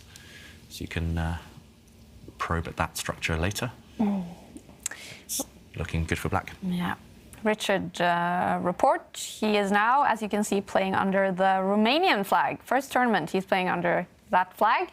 He is originally from Hungary, same country as the great Judith Polgar, but has switched federations, now playing for Romania. He is ranked for the October ranking lists as number 11 in the world. And how old is he? 26, I want to say. I think he's born in 97. He's always younger than we think. I know, because he's married and he's been there for such a long time. Yeah. I remember having these marathon blitz sessions with him. He must have been in his early to mid-teens, and I was a bit older, 7 years older, and I was like, who's this kid? And, like, his username was something 97, and he just kept beating me, and I was just like, this is so triggering, but he just kept... It wasn't just beating me because, OK, I lose a bunch of games, but like he was outplaying me. And I don't feel that many players outplay me on a consistent basis, but he was doing it every single game, and he was a teenager. So something about his style that really doesn't suit you? Partly that. I think it doesn't suit anyone, his style. Yeah. He's always surprising the opponent on every move, and he nearly never misses a trick. If you give him an opportunity like Gukesh gave him there, he'll spot it and he'll play it. He's very aware. Richard, and now big threat on the board. There is a big threat of advancing that e4 pawn, one square forward, and the bishop will attack the queen, and the pawn was also doing a job. It will be attacking the bishop, so that queen needs to go. Yeah, the queen needs to move. For example, you don't even have time to push this pawn forward, right? No. Attacking this bishop, because Black will play it anyway. Black will push the pawn, discovered attack, as you said, Jovanka, and when you take the bishop, this is just disastrous for White. Yes, it's just an exchange of pawns, but now when the Black knight moves out the way, I'm not sure where, then the Black bishop is coming, and White's dark squared bishop is the key piece in this whole opening. If you lose control of the dark squares, Black will punish you. So, OK, the queen does move. Gukesh spots that one, of course. And now, OK, dilemma for Richard Rapport. Do you capture this pawn in the centre? Do you ignore it? White does have maybe a couple of ideas. White wants to push this pawn forward, kick away the Black bishop. White also maybe wants to grab this pawn using the White rook or the White queen. I I felt that pawn in the middle was a bit poisoned because you kind of give away your light squares, and suddenly, once white recaptures some pawn as well, I'm assuming the white will also capture the pawn in the middle. Suddenly, some trouble on this diagonal. Maybe. Yeah. And then it just kind of feels messy. Yeah. And the last thing you want in this type of position is to have messy. You'd rather keep control. But can black keep control? I mean, for instance, if you go hard and try to overprotect the e4 pawn, I mean, Gukash is actually going to push the g pawn and kick away the light square bishop. Yeah. If the bishop is forced to move, then maybe, firstly, at some point you can kick away the knight, but at some point this pawn might drop. Still looks pretty good for black, I guess. So I wouldn't be surprised too much if Richard plays something like that. But yeah, either way, he's got a bunch of tempting moves. I would be very tempted at some point as well just to push this pawn again, just to prevent white from kicking away the bishop. But the question would be whether this pawn falls. So maybe the white queen captures. And yeah, you have to do some calculation here, whether any endgame is still strong for black or not. Okay, let's leave Richard with that tough question. Maybe this pawn push, maybe just moving the rook across, maybe there's some other stronger moves that we haven't spotted yet. But yeah, still a pawn up, but still in control. Could be a big round for comebacks. If Richard Rapport wins this game, they will be tied heading into game 4. And Vidit, the bar is all the way over to his side. In game 3 against Jan-Krzysztof Duda, Duda is up by 1 point. So it's Vidit with the white pieces making a comeback. Barely made it through to the quarterfinals in 8th place. Yeah, it looks like Duda's messed up the opening in that game and is, after 12 moves, is already significantly worse. Yeah, and well, I remember commenting once on Vidit's games, and I just noticed he was incredibly well prepared, especially with the white pieces. I mean, he rattled out like 25 moves of theory, and we were like, whoa, what is this? We've never seen this before. And yeah, he was like, yeah, studied it. Because I heard you guys say he is one of the hardest working players in chess. Yeah. He's been a second for Anish Giri. I remember when Vidit was still in his teens as well. He played in the Olympiad against England and against our teammate Gawain Jones. I think he played a novelty on move 12, roughly, and then move 28. He was still in his analysis. And it was just, and it led to a forced draw, and he was black, so it was a good result for him. But a teenager knowing up to move 28 in some random line that's nearly never ever played, it shows impressive research. Yeah. And memory? And incredible memory. Yeah. I mean, I've looked at some positions to move 28, but I'll forget them halfway through and just have to freestyle. But okay, Richard Rapport going for one of the moves Jovanka mentioned, just over protecting the black e-pawn. And Rapport as well, his style, so he's got a reputation for making things a bit weird, a bit wacky in the opening. But once things get a bit clearer and get a bit more orderly, then he's very good at kind of locking down strategic advantages and converting from there. So he surprises his opponents early, but then later on he makes it a bit more normal. So especially now he's a bit older, his technique is very, very good. And okay, white has taken this pawn, so back to level material, temporarily at least. Will we see the queens come off? Possibly. I'm not sure. Black could just dodge this. Black could just step the black queen maybe up 1 square to the 8th rank. There's some pressure on white's b-pawn, and okay, he takes it immediately. I was about to say you can take it now at the cost of maybe trading off the queens, or you can leave it for later. And okay, now Gukash has the dilemma. Do you trade queens or not? You can't get rid of the black rook yet. You can't capture the black rook because the white rook in the corner is needed to protect its queen. Okay, big questions. I'm trying to do a bit of calculation as well and see if white's queen can get greedy and slide across the 6th rank and grab black's pawn in the centre there. But that feels very loose again. Yeah, it feels suicidal to leave black's rook on the 2nd rank. No, I mean, yeah, you're playing with fire. You're going to get burnt if you do those kind of things. Yeah. Gukash ticking down to 1 minute on the clock. Can he save this game? I guess there's no chance for him to win it, or? It could happen if Rapport completely loses control. I think we're still putting Rapport as a favourite because of a time advantage and temporary position advantage, pawn up.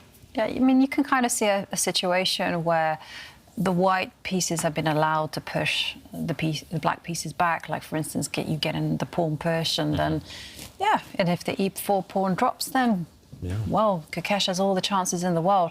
But for the time being, Gukesh's position is very, very unpleasant. Yeah, it's very unpleasant. For example, if you do trade off the queens, which we think maybe is the safest option, black is just a clear pawn up in the centre. I guess this is the move we would want to play, Jovanka. But here we have to do some calculation about, for example, maybe black can take this pawn just because the white knight will be undefended on this diagonal. OK, this is actually on the board, so I was going to say that secondarily, OK, the bishop, I was going to say, could step back and still some issues there, but the players have calculated this one out clearly faster than me. And this knight is now, again, loose and under attack. Gukesh defends it, so still a threat on this bishop. But maybe the bishop just moves. It's very tempting to even take a pawn and try and calculate there, but safety first if the bishop moves. I'm not sure which square. And black is still a pawn up. Some pins here in the position, for example, along this line, mean that white cannot immediately regain his pawn. But Richie isn't like a safety first player. I can see him grabbing that pawn because it's just so irresistible. So many pieces are loose. Shall we show the variation? Taking here, it looks very good for black because you're attacking this rook, you're attacking this knight, but maybe Gukesh can survive. It looks really scary, but maybe you can survive by taking this pawn, counter-attacking against black's rook. It looks almost as if you're about to get checkmated on the back rank, but the white bishop can throw itself in the way. Clinging on by the skin of his teeth, Gukesh. But if you're clinging on, that will frustrate the opponent. And OK, this is the current position. Yeah, you're right, Jovanka. I would spend most of my time calculating this move or something a bit flashy. It's slightly tempting to calculate this move as well. But yeah, safety first, I think. Just go back and should still be doing well. Yeah. Some work to be done. Yeah, I agree. And there you go. He does retreat the bishop all the way to its starting square. Yeah, very sensible. And still 2-minute time advantage on the clock. Gukesh under 30 seconds, which makes his task even harder. I don't know, Jovanka, in practical terms, how many times do you save this? I would say 3 times out of 10. OK. Is that high? No. I was thinking around the same numbers. I mean, white's pieces are active, and at the same time, the position is quite more volatile, and the players don't have much time on the clock. But hang on a second, Gukesh only has 28 seconds. Significant handicap there. That is a big handicap. How is he in the shorter time controls? Because I heard him say that it is, and you guys also said he loves to practice with the board and in the traditional ways. How is he with super short time controls? I mean, he's a bit of an unknown quantity. In the World Blitz Championship last year, I was able to defeat him as black. I hustled him on the clock, essentially, and he kind of collapsed. And we've seen him do that in classical games as well, against Abdusattorov in the Olympiad, for example. As soon as the clocks went low, he lost control and things backfired. But meanwhile, Jovanka, Yeah, your move is on the board. And Gukesh captured the pawn, and now the rook has moved away. Pawn takes knight. Yeah, so now the white knight is dropping. Yep. Which one would you capture with, the bishop or the rook? The bishop. Yeah. I don't know. They both look good to me. They both did look good, so I think they're both as good as each other, to be honest. Yeah. And then we have a situation that's very similar to the Magnus Arigaisi game, where black has that killer passed pawn. Yeah. If you look on the c5 square, that black pawn is a passed pawn, and long term it's going to start running. It takes a while to get it going, but I think you might have called it, Jovanka. That's going to be the decider at some point. Sorry, that competition entry made me laugh. I've got an air thing. You do not. Doodah, doodah. I see clean air. When it's hot. Doodah, doodah. Very good, Renaissance man. I'm sorry. It says anyway. I like it. I thought you were laughing at the moves. No, this is just crazy over here. It was just a tweet. Yeah, and Gukesh, low on the clock, feels like he's got himself tangled up a bit. This pin on the first rank feels terminal somehow. Not really sure what he's trying to do here, either with advancing white's pawns forward. OK, Okay, the black bishop just moves. Nice move. Yep. Threatening the pawn on d5. Yep. I mean, how can Gukesh generate some play? I mean, his position is creaking. It is.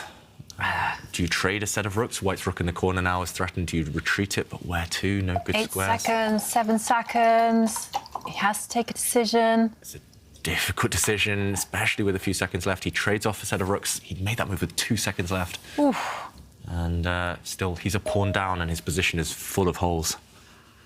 Not looking good. And I want to just mention the bar has gone over to the other side in game 3, Vidit Duda. And if Duda wins this game, he will be in the semifinals. Struggling there, Vidit. Yeah, Duda's very good at turning things around, we should mention. We've seen it various times throughout the tour. Meanwhile, a trade of pawns, and okay, Gukesh, he's trying to get active. The big question is, what happens if black goes after this white bishop on the first rank, the white light squared bishop? Can he save it? No. Losing a piece? No, that's it. It's game over. Yeah, the bishop is overwhelmed. That deadly pin on the first rank just wins the game. White's light squared bishop is dropping. Yeah, you're right, Jovanka. You can win some pawns, but that won't save the game. No, absolutely not. And you can play rook takes bishop, bishop takes bishop. It doesn't matter. It's all over. Yep, simple pin and just capture it on f1. Capture that white light squared bishop and... Yeah, bishop takes bishop. Yeah, just hard to give advice now. It's hard to give white any... No. Nothing... And, no saving grace at all. There we go. I mean, okay, Gukesh is trying. He's captured another pawn.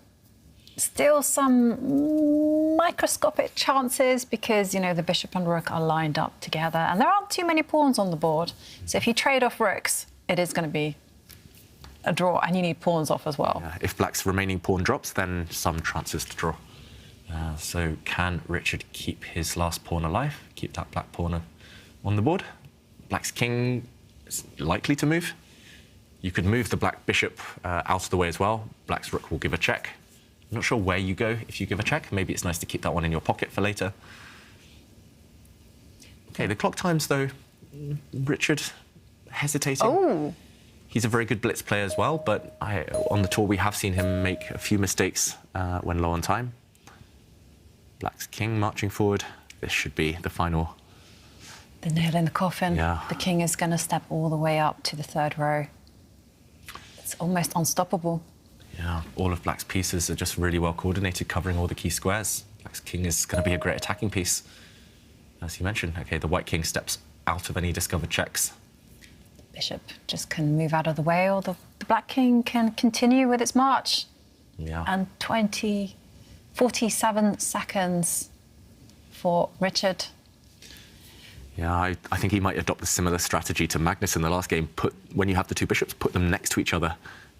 Put that black light square bishop next to its counterpart, next to its buddy there, and you just control all the squares. And Richard taking a pause now. 15 seconds, 20. He's now on 20 seconds, and there you go. He attacks the rook. Also good. Very good. Nothing wrong with that. Yeah. I mean, Gukesh can just make a move. I mean, it's difficult to suggest anything. You know what Simon Williams would do here?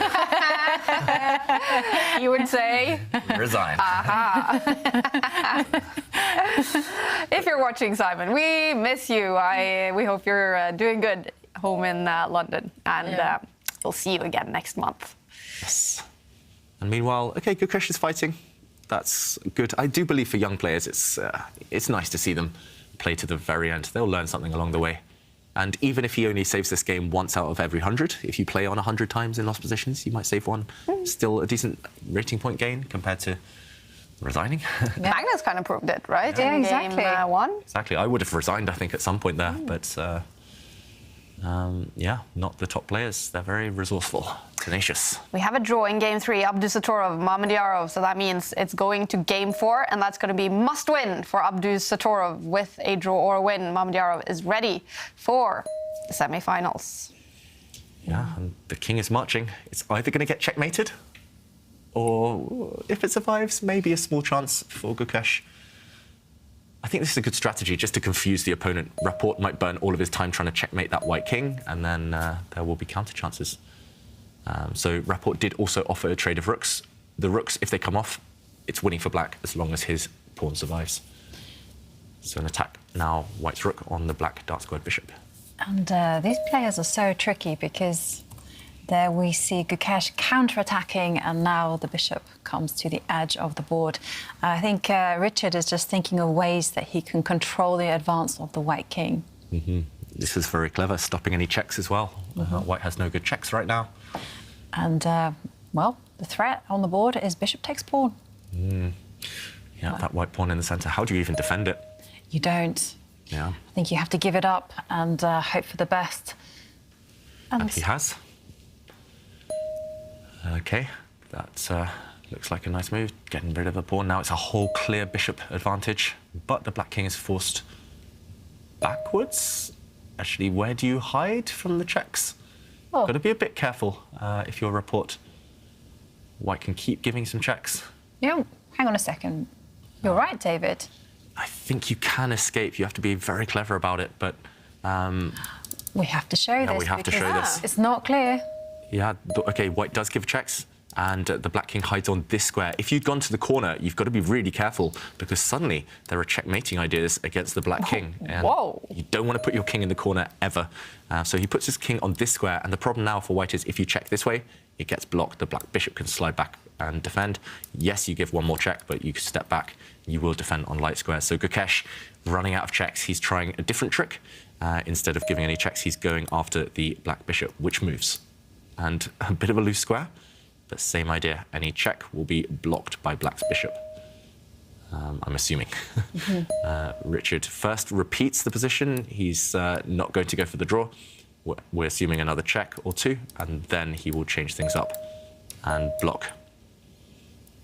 Still winning for black, but he's done so well to survive to this point. Hang on a second. Isn't there a rook coming all the way down to the third row? I mean, no. In this position? Yeah. Yeah. I guess this would just be met by an exchange, and OK, it takes a long time, but should be winning for black. But OK, back in the current position, he's stopped the checks, and now Richard should be winning. He just needs to keep the black king safe, which he's been doing so far. Maybe keep the black bishop on this diagonal, just like Magnus Carlsen was doing earlier against Erigaisi. And he does play that move. Just keeping the black king safe along this diagonal, no more checks. And it's a matter of time now, a few more moves. Gukesh running out of resources. Yeah, that means we will see a game 4 in this one as well. If Richard Rapport wins it, they will be tied heading into game 4. And if that game is a draw, then this will be decided in blitz tiebreaks. If we do have a winner in game 4, then that player will be in the semi-finals. But game 3, Vidit Duda. Duda could be about to decide that. The bar has shot up for Jan-Krzysztof Duda, who also won the preliminaries, maybe deciding that match after 3 games. Magnus and Erigaisi, they are now playing game 3. And the bar is slightly over to Magnus' side. If he wins it, he will be ready for the semi-finals. Yeah, some very tense positions over there. And we'll get to those games. But first, Rapport just putting the finishing touches on this one.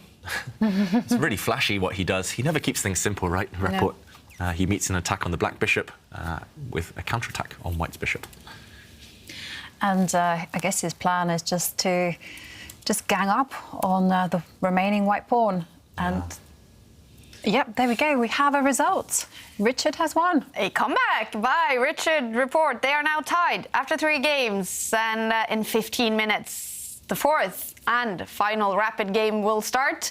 Richard Rapport will have the white pieces, and that game will decide the match. If it is a draw, then the whole thing will be decided in blitz tiebreaks. A great comeback by Richard. Let's take a look at it. A great comeback, and actually it relied on tactics earlier in the game, just after the opening, where Gukesh put his pieces on loose squares, and they did drop off. But I just want to compliment Richard Rapport's endgame technique, because it really, really was impressive.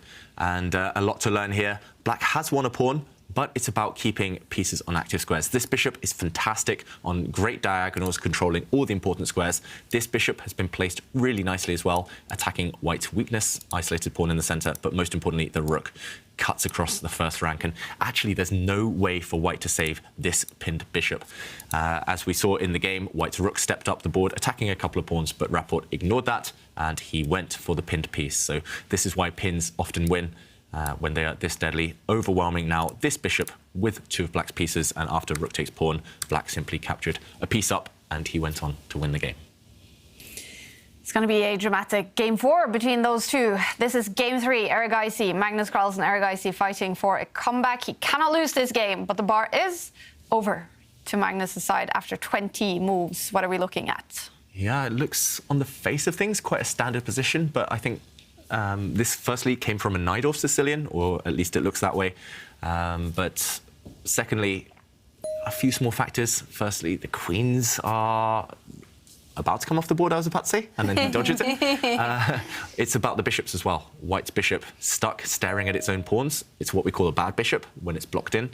Black's bishop very, very strong. And despite the fact black's king is in the center, it's holding the fort. The center blocked means it's very safe. Yeah. Jovanka, what do you think? Love Magnus's position. I mean, if you look at the half-open C line, black is controlling it. White's knight is just planted in front of its pawns. That's not a good sign.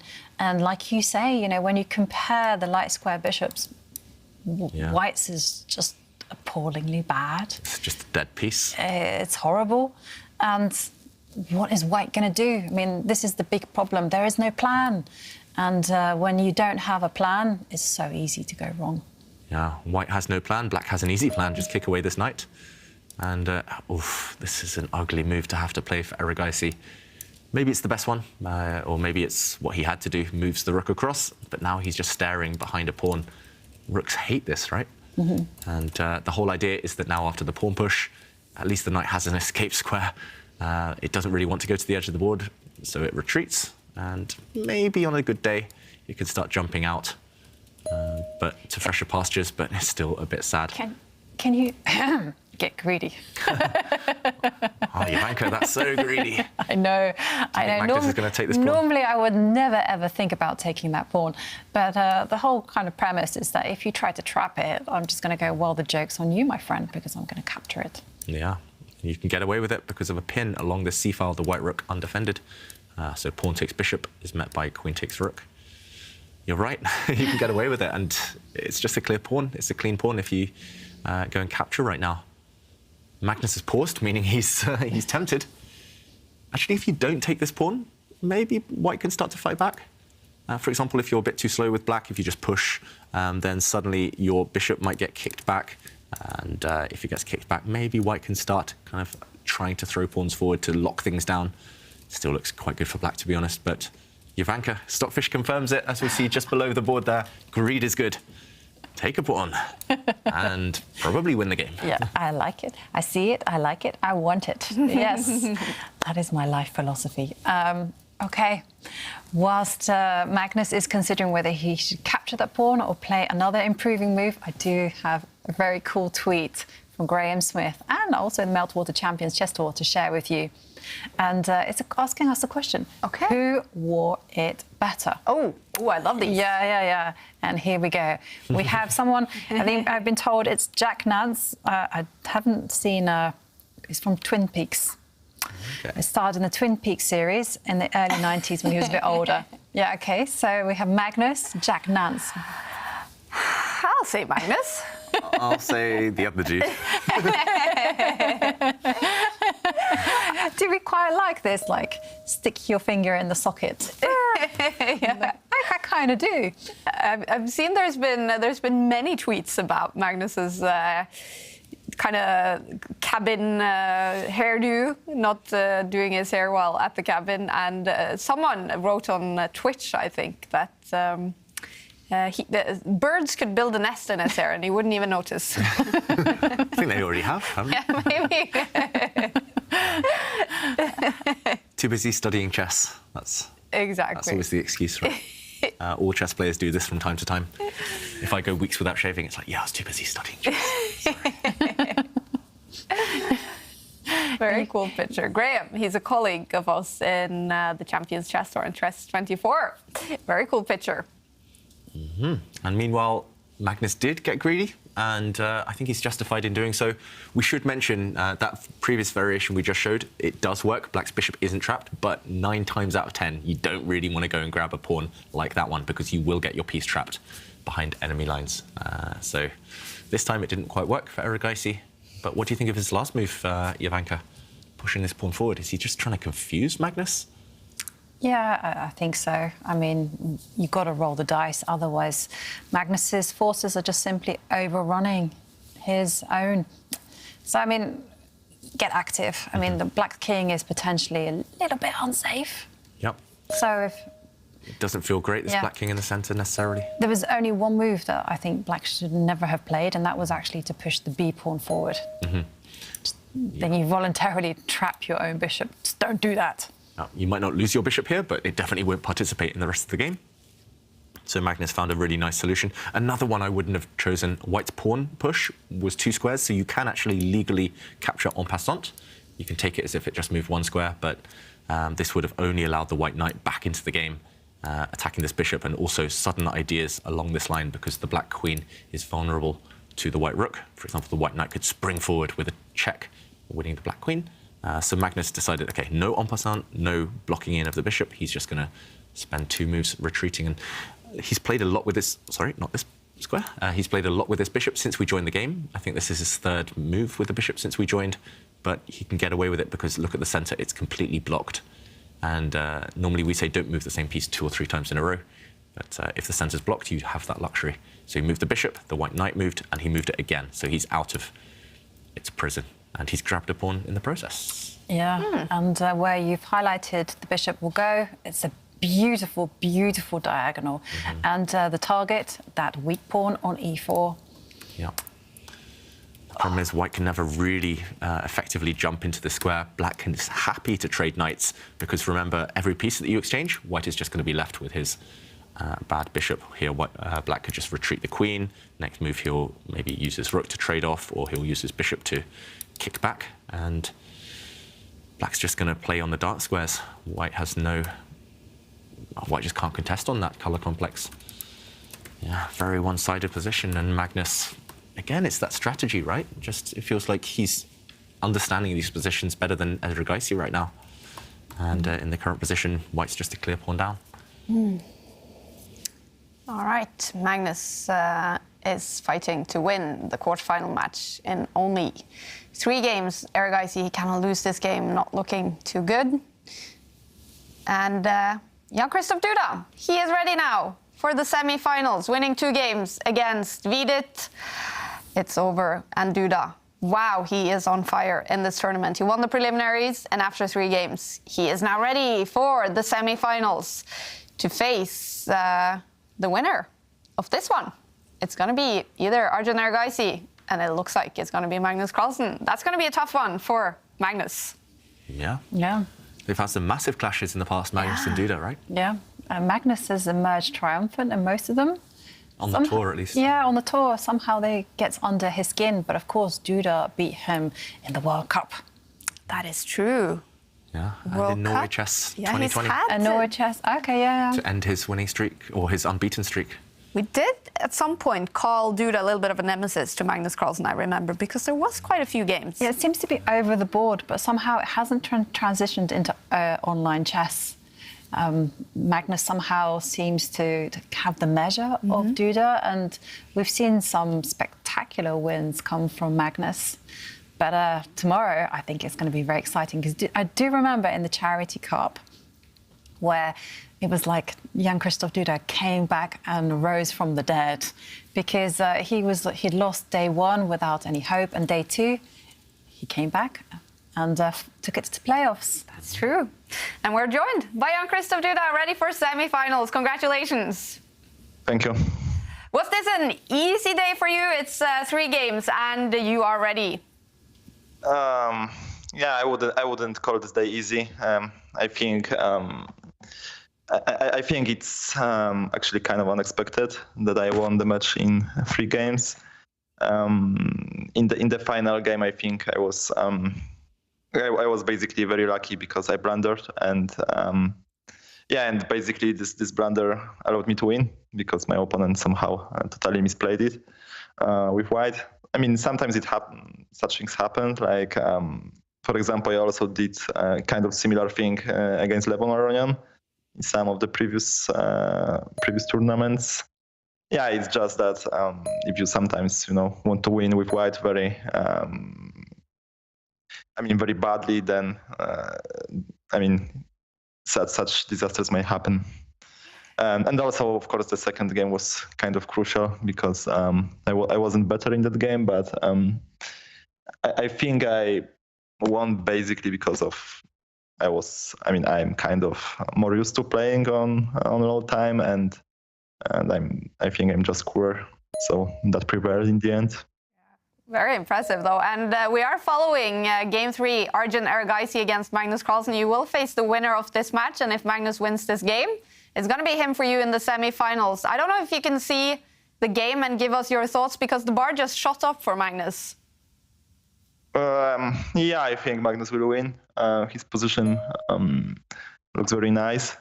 He's squaring comment, and also, because he's leading, right? 1.5 to half, so if I'm not mistaken, so it's like 99% Magnus for sure tomorrow. Yeah. So of course, if I play good chess in this tournament, then most likely I will face Magnus. So of course, I'm looking forward to playing good chess and without blunders, because I don't think Magnus will be as will be as forgiving as Vidit was today. Yeah, well, you've been playing fantastic chess in this tournament so far. You've actually been on fire. Magnus has struggled a little bit. So how much confidence do you take with you into a semi-final against probably Magnus? Yeah, overall, I think I think I played sort of better in the elimination. In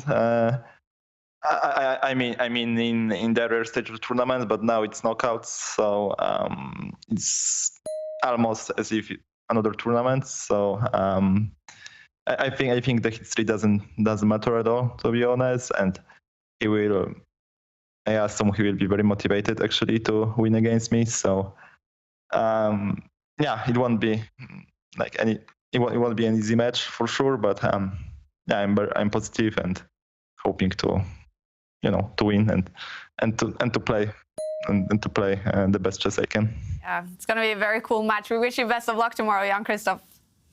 Thank you. Thanks for joining us. The bar is now saying 4.2 as Magnus winning the game and the match. It looks that way. What do you think, Jovanka? Any saving chances here for Arjun? Just during that interview with Jan-Krzysztof Duda, we just saw Magnus's position just get better and better. And now he has a rook on the second row. That rook just cannot be captured. He has a beautiful knight on f6, targeting a pawn. I don't see anything. Yeah, it's essentially a good knight versus bad bishop scenario. White's still been left with that terrible bishop. It looks like a big pawn just defending everything. And as you say, the final, that rook, it's never ever going anywhere. It's just a thorn in White's side. You can never take it because Black will just replace it with a pawn and promote. So Magnus can just wait and sit and maneuver and probe. Eventually, Erigaisi's position is going to collapse. I can barely see a move for Erigaisi. The only thing I can see is just wait with the king. And if you're forced to do that, then I think that one even loses. So yeah, I think that sound sums it up for Erigaisi, that position. It's really instructive, actually, as you mentioned, while we were interviewing Duda, Magnus actually gave back his pawn. So he was a pawn up when we left the position earlier. So he gave back his pawn for positional domination. And often that requires just thinking about which pieces you have compared to which pieces you want to leave your opponent with. And he realized if you leave your opponent with a bad bishop, there's no risk, and you're likely to win the game. And Black's knight actually could start dancing over to this left side of the board at some point as well. Slow and steady. And you're right, I just don't see a move for White. Let's just show the helplessness of White's cause. I mean, there's a threat on the board. If, for example, Erigaisi just pushes a pawn, then here, I think there's a few ways of doing it, but for example, you can maybe do it this way around. Knight takes pawn for Magnus. The whole idea is that White's queen and bishop are tied down defending their rook. If you, for example, capture this knight with the queen, if you took with the bishop, the rook falls, but now queen takes queen, and due to a pin here, you have to take with the bishop, and your rook falls, next your pawn falls, and this one will become a queen. So there's a threat on the board, and yeah, I mean, if you move your king across, as you mentioned. But the problem is that you can even, I mean, what can you do? I think that was, I thought queen offer itself up for trade. Is that possible? Yeah. Yeah, maybe. This looks very, very strong, actually. And if the queens disappear, I mean, if they don't, first of all, you just take this pawn. If they do disappear, then this is just coming. You can never, ever take this rook, remember, because black makes a new queen. Okay, he's really trying to park the bus now. Again, Erigaisi just putting his rook on this square, but your plan, Jovanka, maybe again, move the queen across, or worst comes to worst, if you want to keep things simple, reroute this knight around to a slightly more active square.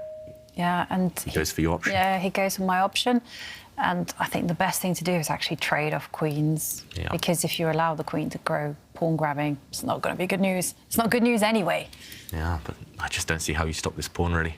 Well, I have a neat idea. So if you retreat the bishop, like, hey, attacking your rook, and black goes, yeah, but I don't need to move it, though. And you can actually just push your pawn forward. Cement this rook. Cemento. Cemento. As Peter Lecker would say, and I think we might see this on the board.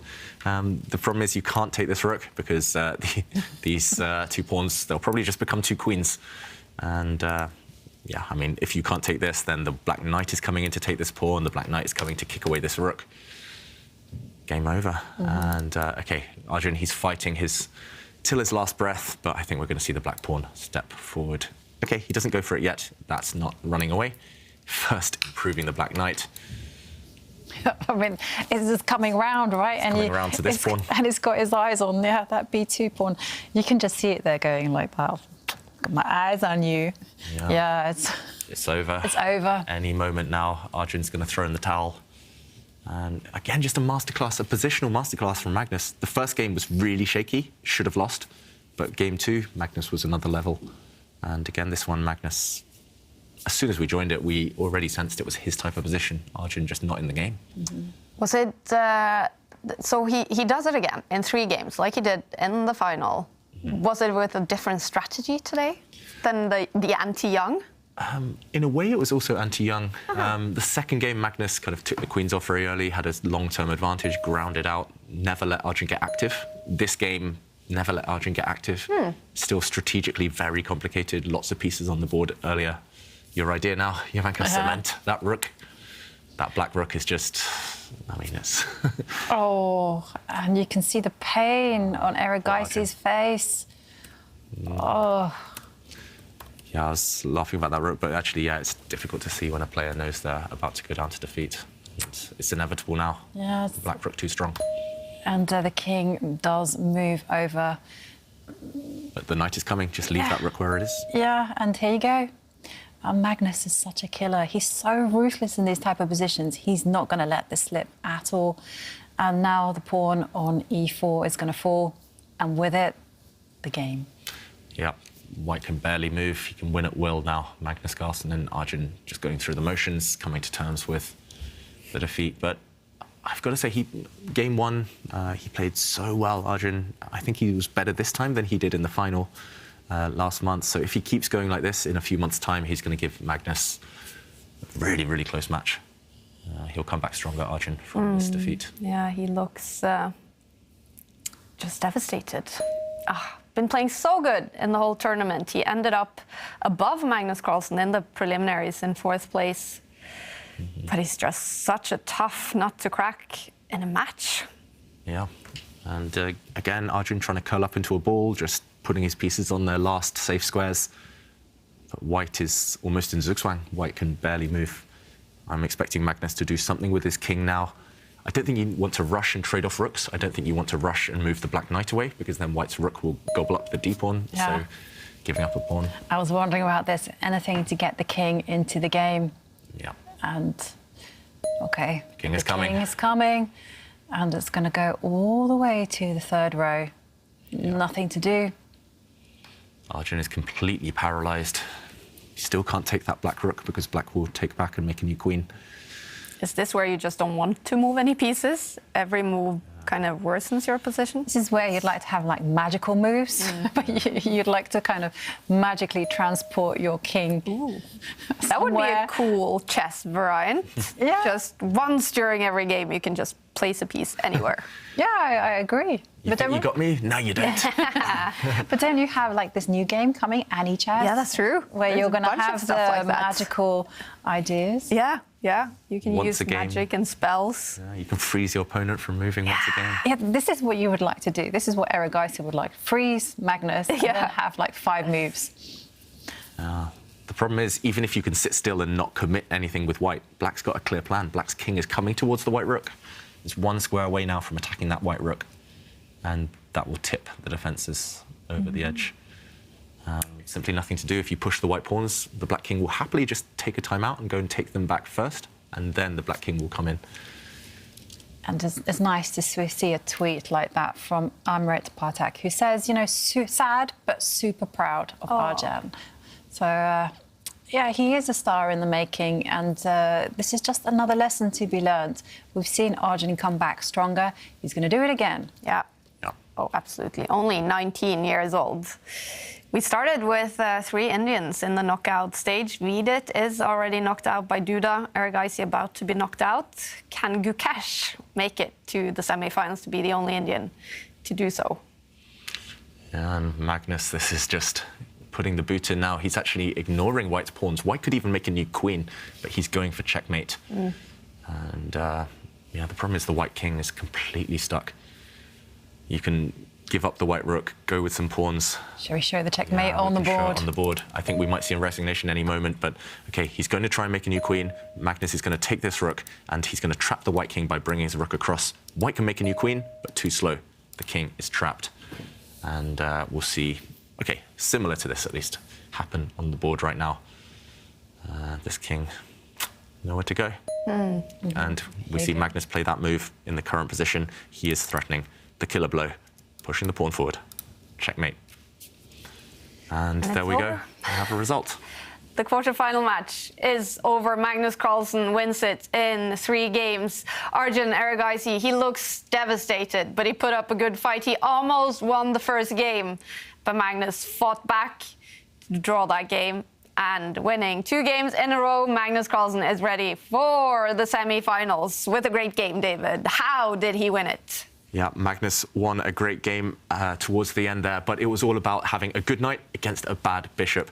White's poor piece, this bishop, never got into the game, blocked in by its own pawns. This is why you have to be really careful where you put your pawns, which pieces you get left with. And I really like Magnus's idea of putting this pawn on the 3rd rank. He used it as an anchor to get his rook into the game, and the final nail was this one, bringing the black rook onto the 2nd rank. We saw it survive there right till the end of the game, and eventually White's defences were overwhelmed. All right, that means this quarterfinal match is over. 2 matches have been decided. Duda is ready for the semi-final to face Magnus Carlsen. Mamdiaro is still fighting to win his quarterfinal match against Abdusatorov, and Gukesh and Richard report they are also now playing game 4. But before we head into the drama still going on, we're joined by Magnus Carlsen ready for another semi-finals. Congratulations. Thank you. I guess it was a little bit of a rough start to this quarterfinal match, but after the first game, 2 wins, how will you sum it up? Yeah, sure. I think he judged the position a lot better than I did in the first game. I thought I was fine, and then at some point I realized I wasn't. And he played that quite nicely up to a certain point. And obviously he should have won that game, converted the advantage, and when it didn't, the match turned out very differently.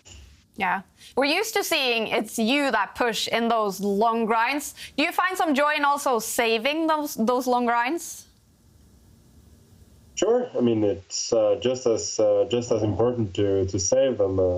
It was just a bit surprising though, and maybe that's the that's the turnaround I needed for to finally start playing well. Yeah. The last were pretty good. Yeah. We also noticed you changed your clothes from the hoodie to the blazer. Did you just need to change things up a little bit after a little bit of a rough start? Yeah, I thought this kind of continue, so let's change something at least. Yeah. You seem to be an expert in never staying in the funk for too long. What kind of strategy do you usually follow when you are struggling a little bit? No, it depends. I don't know.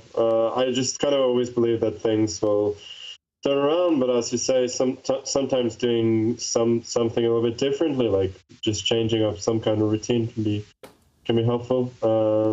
Like for one World Blitz Championship in 2017, I was doing poorly. Then I shaved my beard and started winning. So you never know.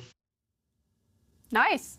And those 2 games that you won here, do you feel that you're back to your great self now? Yeah, I feel like those games were up to the standard that I should play. Obviously, he didn't have his best games, but that's the kind of level I should be at most of the time. It makes me very happy that I managed to wake up in time. And tomorrow, a semi-final against Jan-Krzysztof Duda, who's played great chess so far this tournament. What do you expect when you face him? Well, I mean, first of all, I was shocked that he's already in the semis, considering that last time I checked, I thought he lost a piece in the opening in the third game. But no, he's done well, and he's beaten me before, so it's not going to be easy. So I'll try and do my best as usual. And are you also aware that if you win tomorrow's match, you will be officially the winner of the Meltwater Champions Chess Tour 2022? I didn't know that, but that's good to know. Yeah?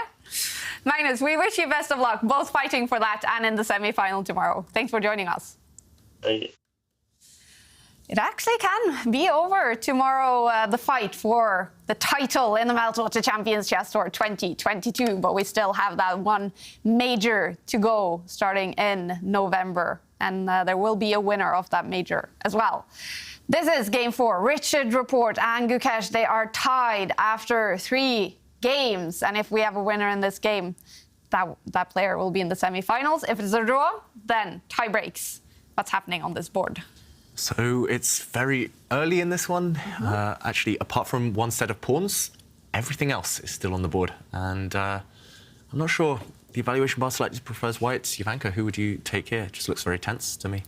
I agree with the evaluation bar. I think I like the white pieces, just mainly because there's a lot of uncomfortable pressure on the e5 pawn in the middle. You know, the queen can slide over on the same diagonal as the bishop, and there's something to chew on, and that makes me happy. I don't think the position is as straightforward for black. Yeah, it feels like white's minor pieces are quite well placed. Black is a bit stuck. And, OK, Gukesh, maybe he'll be regretting, falling to defeat with white in the last game when the match was under his control. So psychologically as well, it might be hard to adapt to this new scenario where he's on the defensive, and ideally he doesn't want to sit there passively for the rest of the game. He's quite good at bouncing back. I mean, Olympiad, right? He had that heartbreaking defeat and he recovered and still led India to medals. Yeah. But yeah, I don't know. It feels like Richard may be a favourite in this one now. I feel that in the Olympiad, you had a night to recover, people to talk to. Here, it's 15 minutes. Not so easy to get out of your head and get into the right mental frame of mind. Out of the funk. Yeah. Yeah, that's where we can all learn from Magnus. Yeah. I don't think there's been anyone in history who can recover that quickly. It seems to be a real world champion trait. Yeah. Maybe some like Kasparov, but Magnus, he might lose a game, but he always bounces back. Yeah. If it is taking the beard off that he described here, or checking out the minibar in between rounds and a rapid and blitz, just changing stuff up. It sounds like a good strategy. Yeah, that is a good strategy, and maybe a good strategy as well is what Gukesh is trying to do. He doesn't want to sit passively forever, so he pushes a pawn. He's getting ready to boot away White's knight if he can push the b pawn next. And Jovanka, there's a clear plan here, but you also mentioned a plan for White. Yeah, you know, I wanted to line up the queen and the bishop, and well, ask Black how you're going to defend that pawn in the middle. You're attacking it how many times? 1, 2, 3, and 4 with the White queen. Yeah, that's enough. That's enough. It's only defended 3 times. But I think that Gukesh's move has been very, very smart, because if my calculations are correct, he could attack that knight. Could push a pawn. Yeah. And after, for example, a pawn exchange, if you take this pawn now, you could maybe run into trouble if your bishop is attacked. Your bishop now is under fire, and the problem is after knight takes knight, pawn takes bishop, you can flick in as an intermediate move, and it gets very complicated, but this pawn is likely to survive, and Black is doing very well. So, okay, Gukesh calculating that long line that we just showed very accurately. It cost him a bit of time on the clock, though, and Rapid didn't waste a moment before flicking his rook over. He's getting ready for this pawn push to happen, and then I'm assuming he'll move his knight either back into the center to a very safe square, or maybe you could consider bringing it to the edge of the board. I'm not sure, and going for this black bishop, just trying to trade that one off. Either way, it feels like he's trying to keep a time advantage, Richard Rapport, and very tense. Again, if Gukesh isn't ready to play this move, or isn't willing to play this move, then what else? Black is just very, very stuck. This pawn, big weakness, or big target for White. Yeah. And yeah, I agree, David. And I was just reading this tweet that we had from Aravind Vikram, because of course we are running this Caption This competition.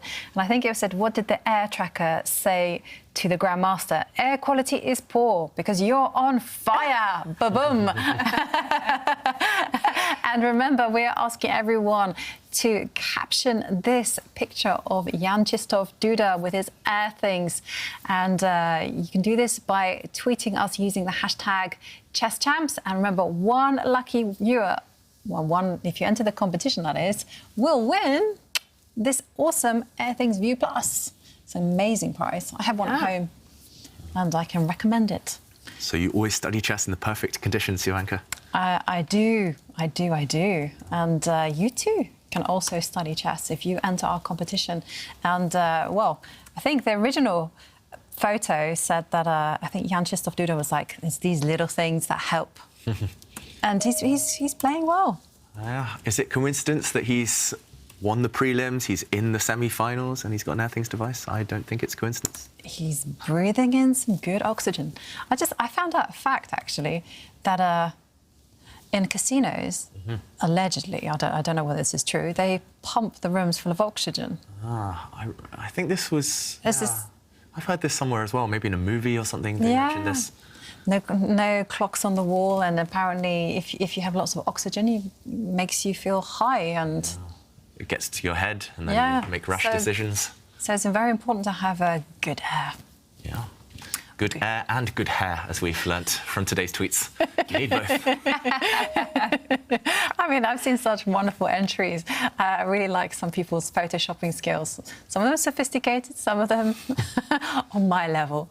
And meanwhile, the pawn did attack the knight, and the knight has jumped to the edge of the board to attack the light-squared bishop. Yeah.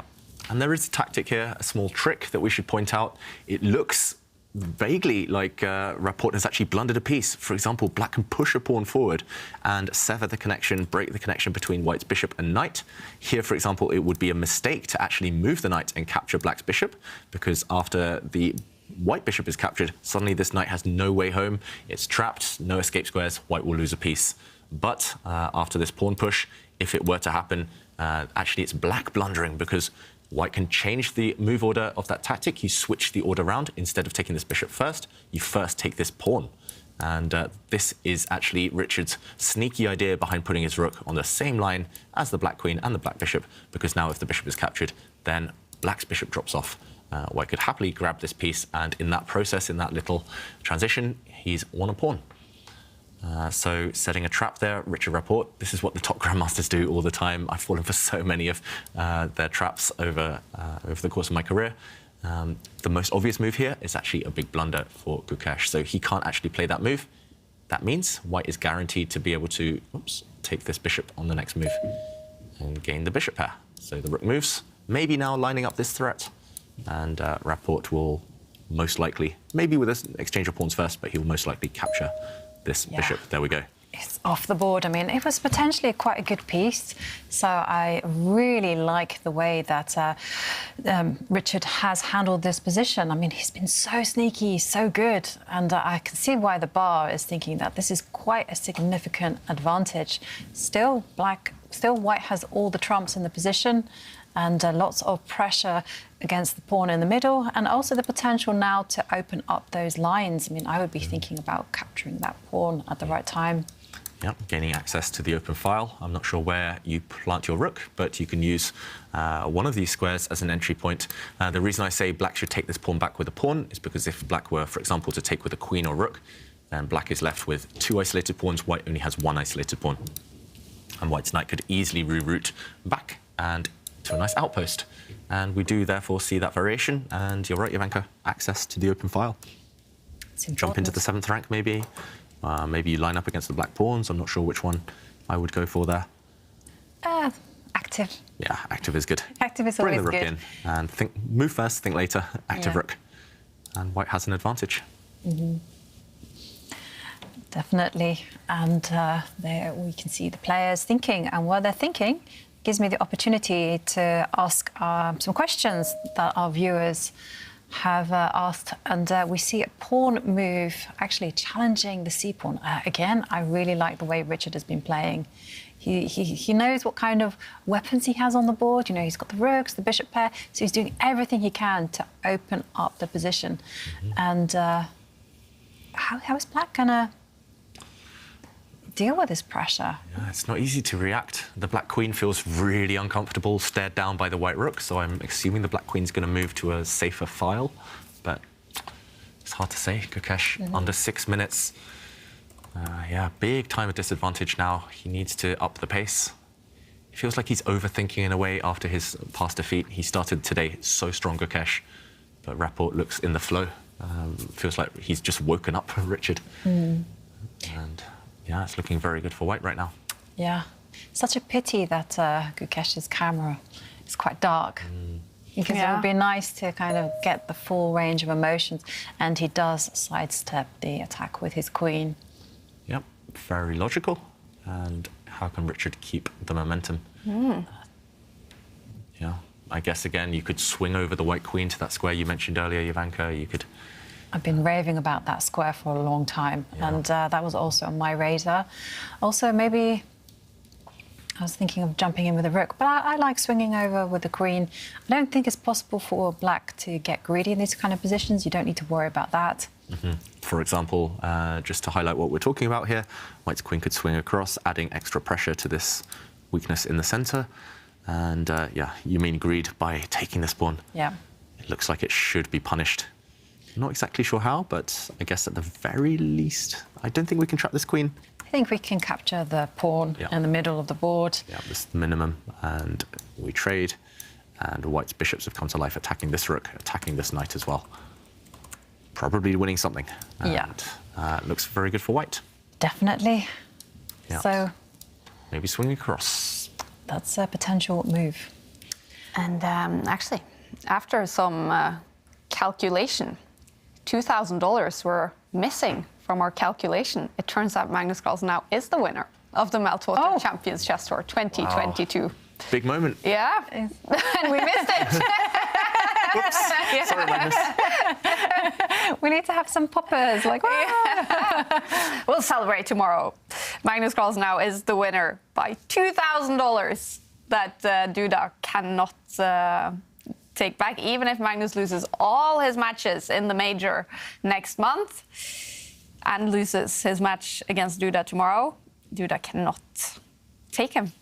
Maybe we shouldn't tell Magnus, keep him focused. Yeah, well, maybe if he checks Twitter, he'll realize. So congratulations, Magnus. We'll celebrate tomorrow. Yeah, congratulations. Yeah, we'll celebrate tonight.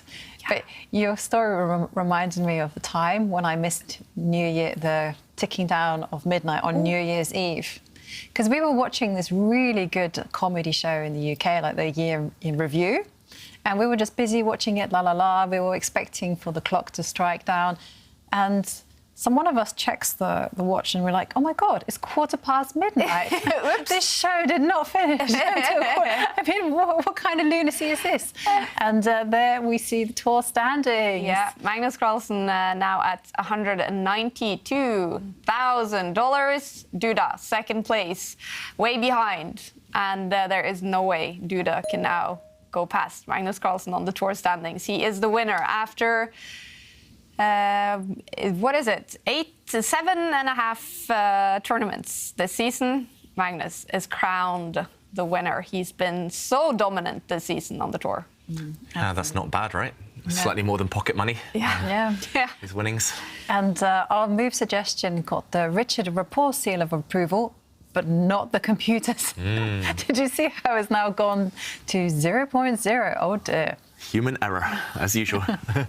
But we can't blame Richard for playing this move. It's the move that we were attracted to as well. It's very logical, improving the white queen, sets a trap. Black's queen cannot get greedy, as we showed, and also asks some serious questions of Gukesh, maintains the tension. In general, that's good practical strategy. If your opponent's struggling, low on time, if you can tell they're a bit nervous, keep the tension. Don't force things, because then it becomes clearer what they should be doing. So Gukesh, spending a minute now, down at 4.5 minutes on the clock. I can barely come up with a move for Black, to be honest. I'm really struggling. That's why I'm so surprised the evaluation bar hates this, or not hates, but dislikes this decision. Just looks like Rapport's in full control to me. Yeah, and I can just also vaguely make out that Gukesh is not comfortable as well. But he's in calculation mode. I guess he will be looking at all those checks, captures, threats. There's no checks on the board. But there is a capture. I mean, does that change the evaluation of anything? Yeah, he'll want to clarify the tension because he's low on the clock. You mentioned a capture, Jovanka. This is, we looked at this queen move. It wasn't ideal. Queen takes pawn because the white knight can leap forward now with deadly effect. So the only other capture is this one, pawn takes pawn. And in terms of changing anything, it's a very good question, actually, because now if the bishop takes, can the black queen jump in? Very brave, but could be rewarded if it works. Can she take this pawn? Yeah, she can. Yeah, maybe she can. It feels very scary. She's almost trapped, for example, if the rook attacks her. She's only got one safe square, but that's sufficient. She can go back and capture a pawn. Again, walking into the line of fire, but I don't see a continuation for white here to punish this greed. Okay, interesting. This is what Gukesh is maybe trying to calculate. It's high risk, it's high stakes, because if he gets his queen trapped, for example, in the center of the board, he would lose immediately. That's why he's spending a lot of time now calculating, but at some point he needs to make a practical decision. So in the current position, maybe he wants to play this move, followed by getting greedy with the black queen. But if he's spending too long on the clock, he just has to say, okay, enough now, and move. I just don't see another one. I suspect the longer he thinks, the more he won't capture that pawn. He'll play something else. But long think, wrong think, and he's been thinking over 3 minutes. Yeah, he has. Maybe you can move this rook. Maybe you can... I mean, taking here first, whether you get greedy or not next move, it makes sense. The tension is almost unbearable. And Gukesh, he needs to decide. 2 minutes now against 6.5. That's very scary times for Indian fans. It feels like he's frozen slightly. And it's very tense. It's a difficult position, so we understand, but you've got to give yourself a chance on the clock. You absolutely do. 2 minutes. He has taken that pawn. So is he going to get greedy with the black queen? That is the big question right now. Yeah. This is what he's been calculating. That is. And whilst Gukesh is thinking as to whether to capture the pawn or not, well, we are running this competition, and I just wanted to read one answer from Basu Maturi Dibak. Meanwhile, in today's news, notorious grandmaster tries to prove to us that the Earth is flat. That's pretty good. Feels like that could happen. I mean, I must admit, I thought that we had a very difficult caption this. Yeah. I thought there's no way that our viewers can make this funny, but you guys surprised me. I'm I don't know. It's wonderful. And he's taken the pawn. Oh. Massive risk involved. The Black Queen is running out of escape squares, and Richard Rapport was thinking in Gukesh's time, another great practical strategy, jumping forward with a White Knight. There are ideas of trapping the Black Queen still, but also ideas against the Black King.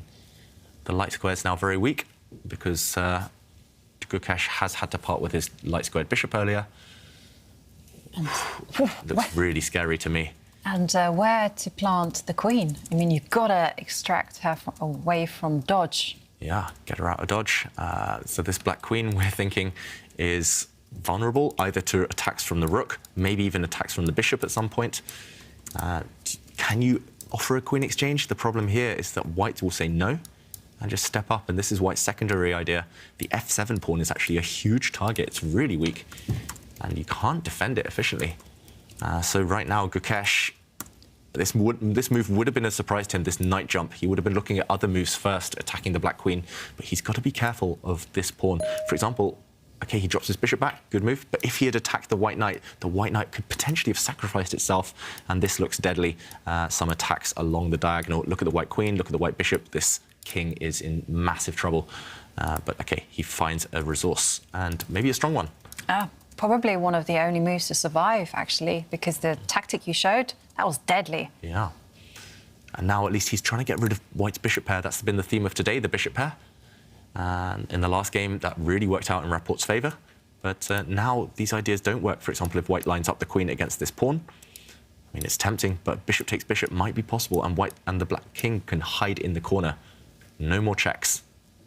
Black has won a piece in the process. So now Richard, he's the one with the onus to prove that his pawn sacrifice is working out. So this is the current position. White's a pawn down. Either you've got to trap the Black Queen or you've got to go for checkmate. One or the other. 5 minutes against 39 seconds. This is mad. This position is so crazy. What do you think right now? Will we see a winner or will we see tie breaks? Feels that way. It feels like it will go either in White's favour in the time scramble, or if Gukesh clings onto his extra pawn, he might win the game. Black's extra B pawn could be relevant later. So draw the least likely? For now. For now. Yeah. I mean, it could fizzle out. I mean, there's no... I mean, if you take a look at the pawns, you can see that if the pieces get traded and some pawns get exchanged, there's not going to be much in it. So we'll see tie breaks.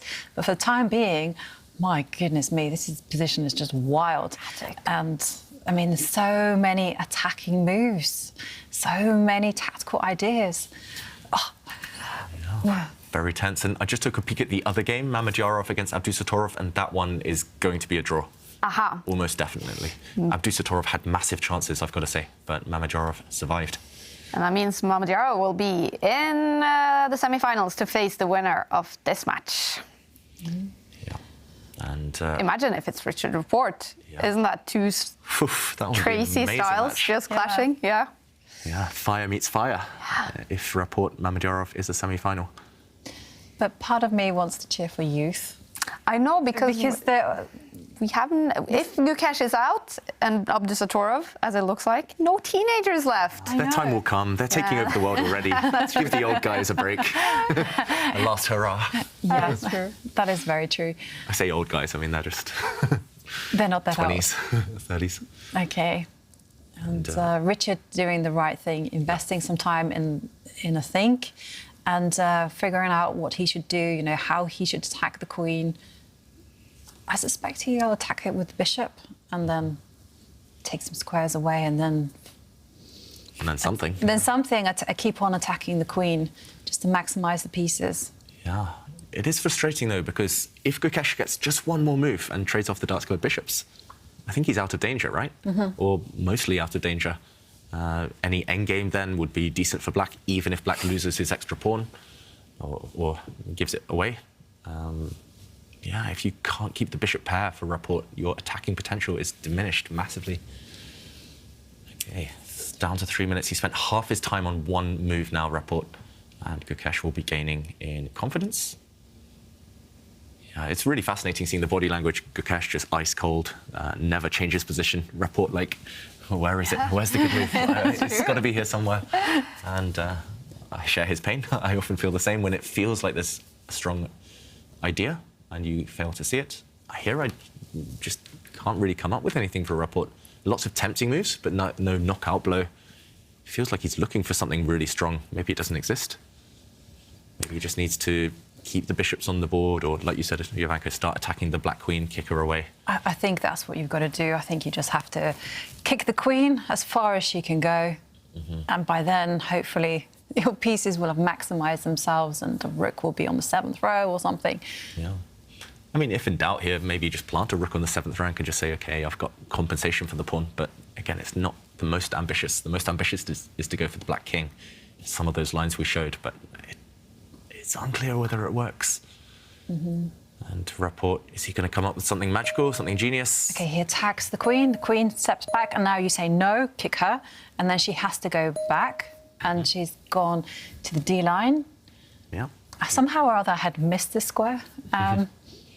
Yeah, it's not ideal for black. This queen is going to get harassed by one of white's rooks, but he's going to curl up into a ball. He's done the hard work, Gukesh. He's won a pawn, and he's done that smash and grab. He's stolen the pawn, and then he's run out before he's been caught. And Richard now threatening the pawn on f7, so the queen will probably take one step backwards to defend it. And now I'm wondering, is there any tactical opportunities? And Richard has just put the rook on the 7th row. Yeah, when in doubt, never a bad idea. It looks a bit loose with white's knight undefended, but at the moment black's pieces are so passive, so kind of tangled up that Gukesh is still up against it, still struggling to break out. Can you maybe go and kick away the white knight? The white knight is really strong right now, or at least it contributes to some attacks. That's the move you want to play. Yeah, but does Richard have some tactics? OK, Gukesh starts with the tricks. He opens up his own queen to be captured, but he's going after white's queen instead, counterattack. And Rapport, is he going to allow a queen exchange, or is he going to run away with the white queen? Run away. Yeah, the queen could move and defend her rook at the same time. Absolutely forced. Needs to run away with the queen, defend the rook, as you say, put it on the A line, and make Gukesh answer some more questions about his queen. Yeah, I've got to say it's impressive. Gukesh has found some really resourceful ideas with only 30 seconds on his clock. I have to say that this is almost like a trademark of these Indian wonder kids.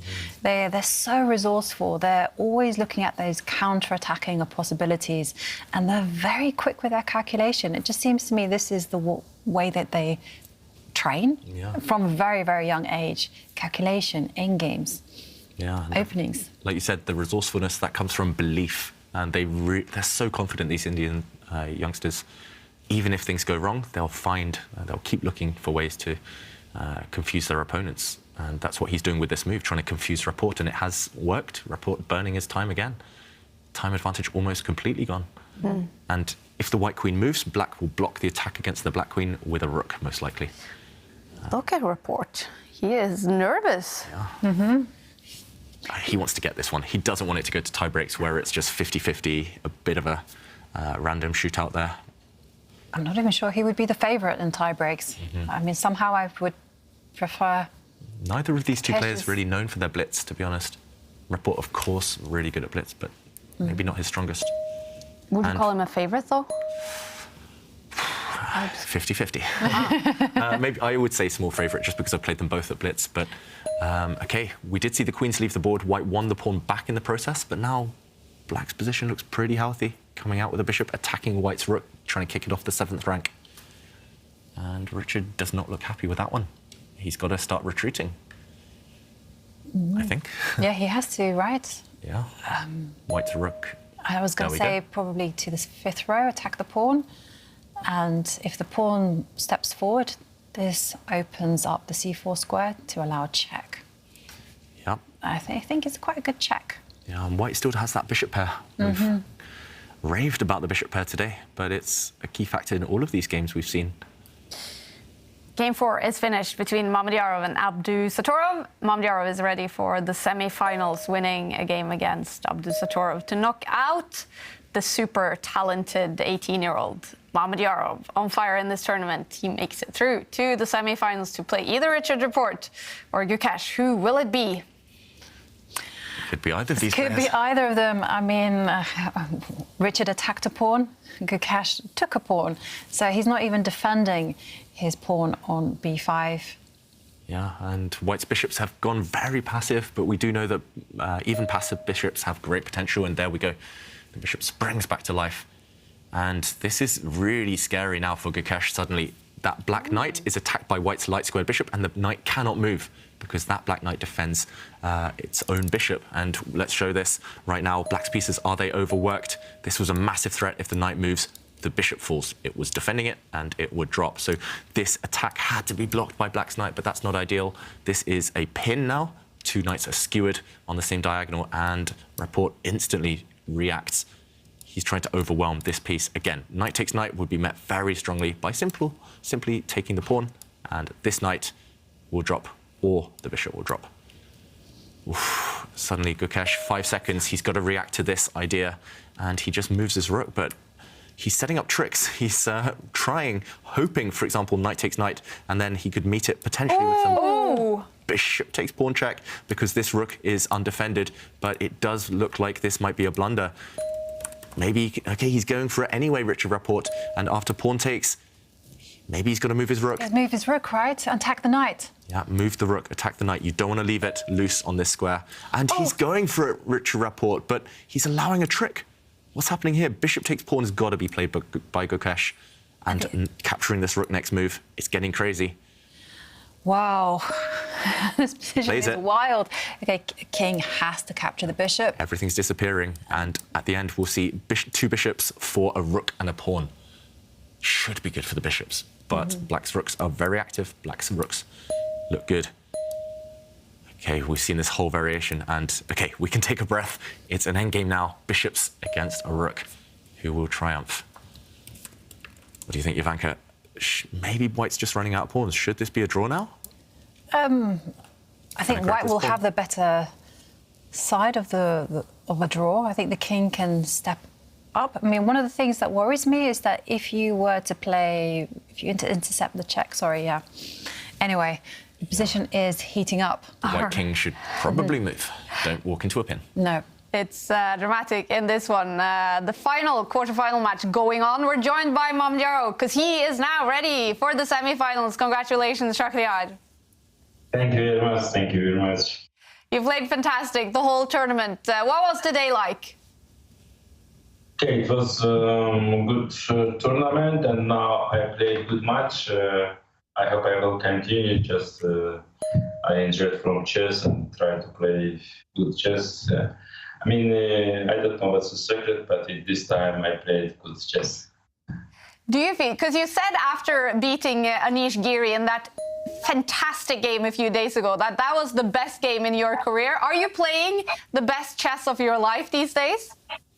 I think it's. I say I played one of the best game against Giri. I am not sure it's best because maybe some another games also is very good. I played every time like this and every time sacrifice chess. But of course in online tournament and I played.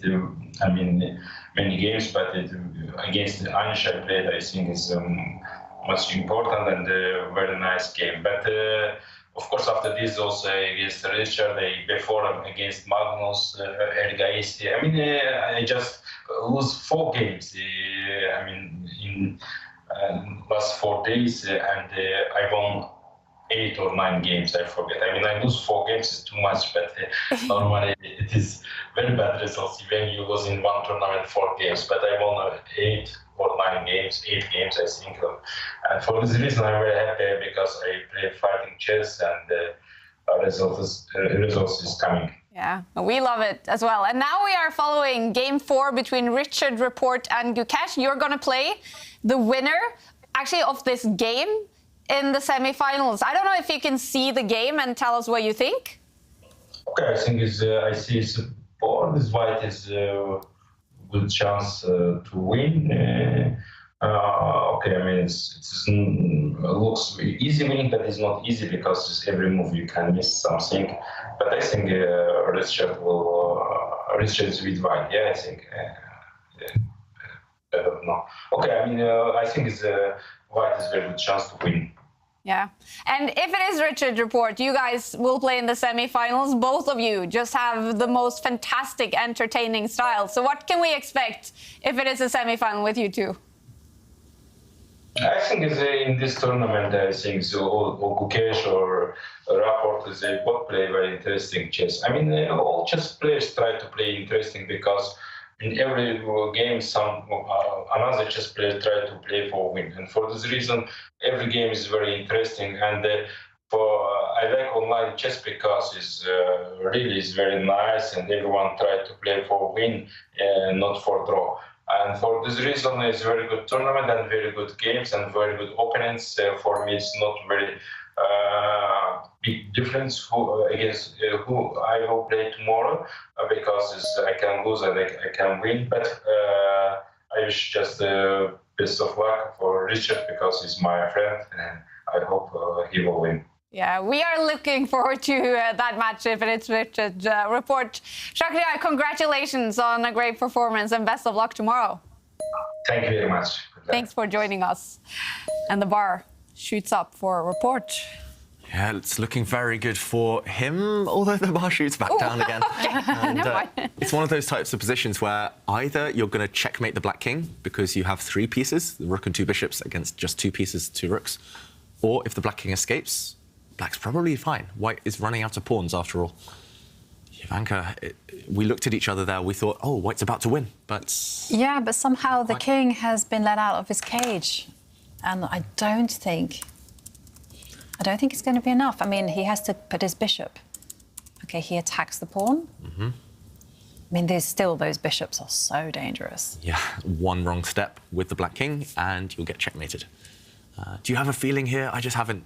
I have a feeling we're going to see rook and bishop versus rook. We're going to see a long grind with maybe Gukesh giving up his rook for a bishop and pawn, and then see that famous, infamous endgame. Here we go. If this rook is captured right now, the black pawn will recapture it, and I don't think white can keep his last pawn intact. Yeah, absolutely. This might be... We got our wish, David. Yeah, long. If that ends up with a draw and in 1 hour's time, it'll be a long day. Yeah. Gukesh, we've got to praise him for defending so well. He was on the brink for most of this last 20, 30 moves. Just one slip, he would have fallen off and lost, but Raport now shaking his head, down to 15 seconds. That's excellent move by Gukesh there, offering up his rook, and there you go. We are going to get that very famous endgame, which we actually saw in day 3, I want to say. And featuring Richard Raport. It did, yes. Against David Anton. And there, Richard was he was the attacker again. And he failed to win that one. So can Gukesh, with 20 seconds on his clock, we're assuming all the pawns disappear. I would try and grab that white pawn as soon as possible if I were Gukesh. I'm not sure whether you take it immediately, maybe go for it with a rook. But, OK, he does go for it. Yeah, assuming all the pawns disappear. Rook and bishop versus rook. Again. I made a joke about it today. I tempted fate. I think it was me. I'm going to see a 100 mover. OK, king is going to step backwards. Yeah. And, you kind of want to be careful with this endgame. You don't want to get your king in the wrong spot towards the edge of the board. So there we see the position repeating itself. I mean, the problem is, if you want to keep that pawn alive or you want to win the pawns, you're going to have to actually step back with the rook and give up the g-pawn. But now, OK, Richard shakes his head. How is he going to win these 2 black pawns? It feels like he gave up the white pawn in the worst way possible. And look at the evaluation bar going on black side. That's cheeky. It's definitely black never, ever winning this one. But, yeah, now it might take you 30, 40 moves to win 1 black pawn, then another 30, 40 to win the 2nd black pawn. And then you've got to win rook and bishop versus rook, which is the draw. We could be here for a long time, unless Richard just gives up winning attempts and takes the draw. Our good friend Simon Williams in the European Club Cup just a couple of weeks ago, he had rook and bishop, I think it was against 4 pawns, against rook and 4 pawns, and eventually he picked off the pawns 1 by 1, and then he won the endgame. So it's possible, but it takes a long, long time. OK, Richard doesn't look too happy with himself. Okay. Shaking his head, but he's the only one who can win this one once he picks off those black pawns. Yeah, but bad memories, right? He saw how easily David Anton held it against him. And there you go. One pawn has fallen off. And the fact that Richard was kind of shaking his head means he believes in Gukesh. He believes that Gukesh has studied this one and is capable of, and has that knowledge of how to defend. Yeah, and I think so too, because there was no hesitation whatsoever from Gukesh. And for someone who loves it in-game so much, I think it's definitely there in games 101. He knows them. Yep, and he's doing a good job of cutting off that white king. White's king struggling to advance onto the third rank because the black rook is cutting across the board. So at some point, White's bishop is going to have to step in the way to create a shield for the white king so it can step forward. Meanwhile, this one. Why did we joke about rook and bishop versus rook earlier, Jovanka? Why, chess gods, why? I guess it looks like we will have blitz. It's always the last game of the day. Yeah, but it will be blitz after, well, you know, Richard has to try it out. He has to play on. It's probably 60% that Report wins this, 40% that it's a draw. Or oh no, wait, 60 the other way around. 60% he draws. 60% draw, maybe. Or maybe that's too little. 70, 80% draw. Oh, can't do maths anymore. Looking at this endgame is discombobulating. Yeah, and the rook moves. He's not trying so hard, though, I have to say. He's really not trying to win that black pawn No. at the moment. It is possible. Normally a black pawn on its own, wherever it is on the board, you can eventually get it. You just have to be a bit sneaky about how you go about it. And White's bishop is pinned. Okay, so this is a good step. Checking the black king from behind in a moment. Yep, the rook keeps its coordination on the third row, and I'm expecting the rook to give a check from behind. And now the king can just move itself to the second. No. Yeah, it's more frustration for Report. The black formation is really hard to break down. I think you're right, Jovanka. At some point, you have to move the white king out of any potential pin. It can move now. Nope, it doesn't. Still no. Keeping us on our toes. And now the rook. Hang on a second. How many times has the position repeated itself? Just twice. This is only. I think it's the first time we've seen this one. Okay. But if White gives another check, if he steps up one square, then that will be the second time we've seen that position. I'm just going to check when the last capture occurred. It was move 63. So we played 19 moves without a capture or a pawn push. Knowing our luck, Richard will play it to move 49, win a pawn, and then 50 more moves. And then try again. That's the way to do it. And whilst the players are manoeuvring around, we have a question from Edson Maito, who asks us, I would like to know how's the best way for someone new to chess to improve?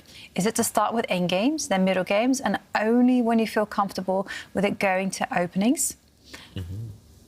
That's a very good question, actually. I would say, first of all, play as much as possible and try and talk to a friend or maybe a more experienced player to get tips. But yeah, endgame is a good place to start. Start with learning how to checkmate with a queen against a king. So when you have a king and queen against your opponent's king, learn how to checkmate with a rook against your opponent's king, etc. Then openings can't hurt, I guess. You need to survive to the endgame, first of all. How about you, Jovanka? Yeah, I agree. I think start with the endgame, so to speak, learn how the pieces move, learn how to checkmate. And once you know that, then you can kind of move on to middle games. I mean, I do remember that this was the way that Joshua Waitzkin learned chess. You know, they always started with this empty board and how the pieces moved, the checkmates, and then they learned the basic endings, everything 101, and then they moved over to the middle game. And then at the end, it was the opening. Famous, is it jiu-jitsu master now, or is it? Push hands, they call it. I don't know what it is. Josh Waitzkin. Yeah, he because became famous in that Searching for Bobby Fischer movie. Yeah. Based on his life, or based on his youth. it's a great book. He wrote another book, The Art of Learning, I think it's called, and it's just fantastic. It talks about his journey from chess into the Thai sport. It's called push hands. I don't quite know. It could be jiu-jitsu, I'm not sure. Yeah. Oh, and we see an offer of a trade of rooks. Richard looking down. Is he tempted to trade off the rooks and immediately end this game as a draw, or is he going to keep trying? Well, that's a question, isn't it? Because... Gives a check. Yeah. Same question. Keep trying or not? Because you do have a tie break ahead. Do you save energy against the younger player? Yeah. He's young enough that he's got energy. Of course, exactly. Richard. But of course, Gukesh is playing in India. It's later. Will he be feeling tired? Did he say that he enjoyed that, though? Was it him? Yeah, I think it was him. Yeah, I think he was a night owl. Yeah. All the best players are night owls. Yes. I'm joking. I'm joking.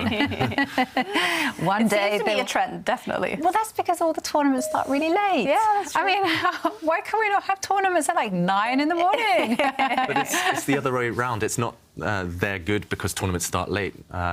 They are night owls because the tournaments start late, if that makes sense. So that's why they adapt to that sleeping pattern. And meanwhile, we have a threat on the board. White is threatening to put the rook on the f5 square and capture the pawn.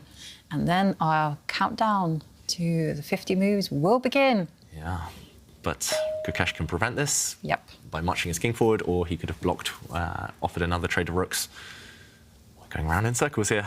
And remember, the last capture was on move 63. So we've made 30 moves with 0 progress, as we call it. So Rapid needs to win the black pawn, or at least force it to move in the next 20 turns. Otherwise, the game is automatically declared a draw. And the rook moves. Now we have check from behind, but we've seen this construction before. The king will take a step to the 4th row. But last time the black king was not as badly placed as it is now, so he's made some progress. And now I'm expecting Gukesh to... Maybe he should just abandon the defense of the pawn, because his king looks quite shaky. Actually, you can't really prevent another check. You're going to get kicked to the edge of the board no matter what now. Gukesh has to be really careful suddenly. I don't know why he went on a journey with his king. He should have kept his king near the pawn. OK, he pins the white bishop. That's a decent move, and now he needs to flee as far as possible from the white king. OK, he goes to the square. That's fine. But soon he'll have to start being very, very careful, Gukesh. OK, he goes the opposite way to the white king. That's a good start. Do you think Rapid will take time to bother and go and win black's pawn, or will he leave it for now?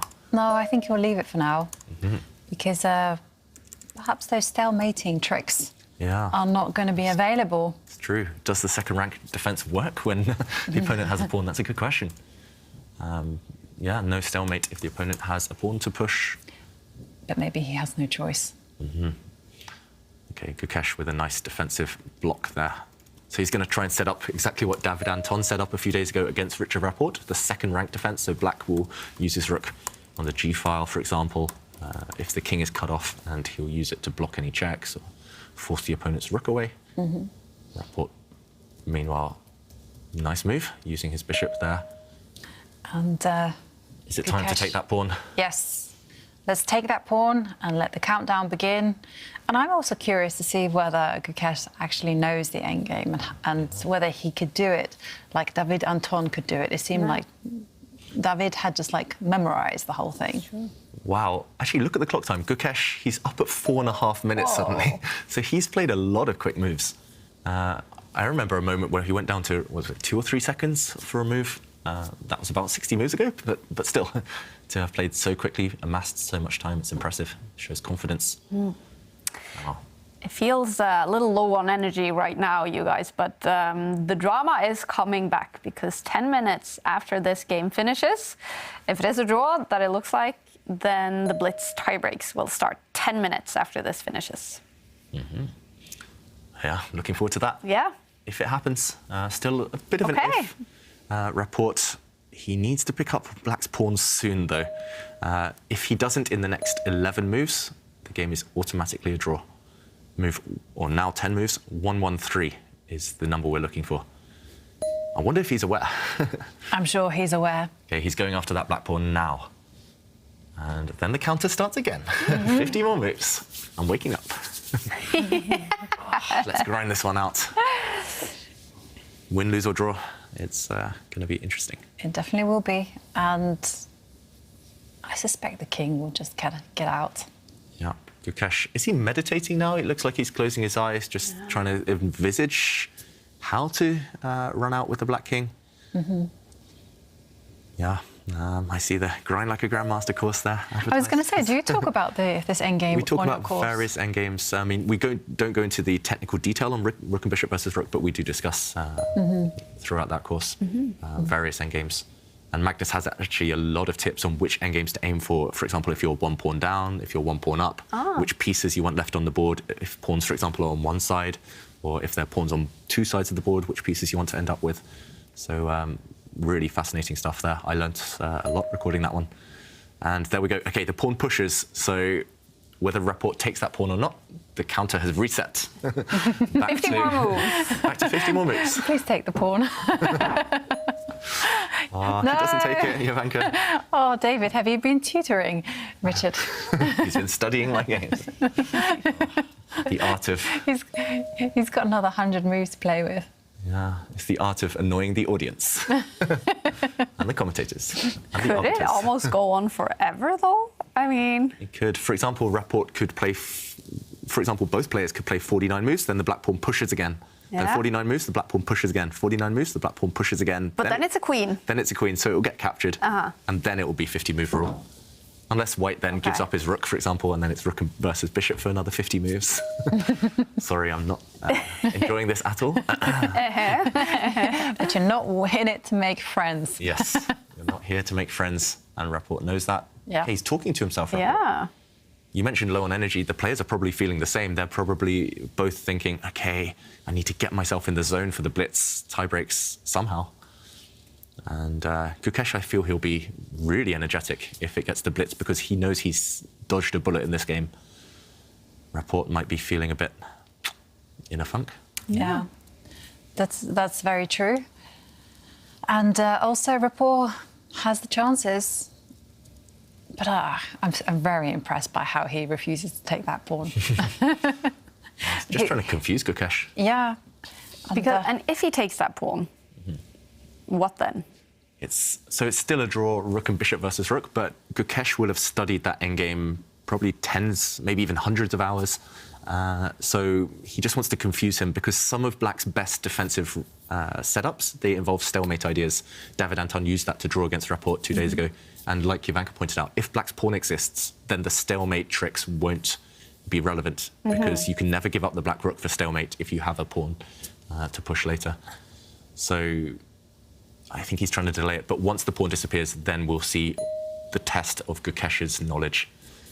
Because for sure he studied that one before. I think most professional players at some point in their career have studied that endgame.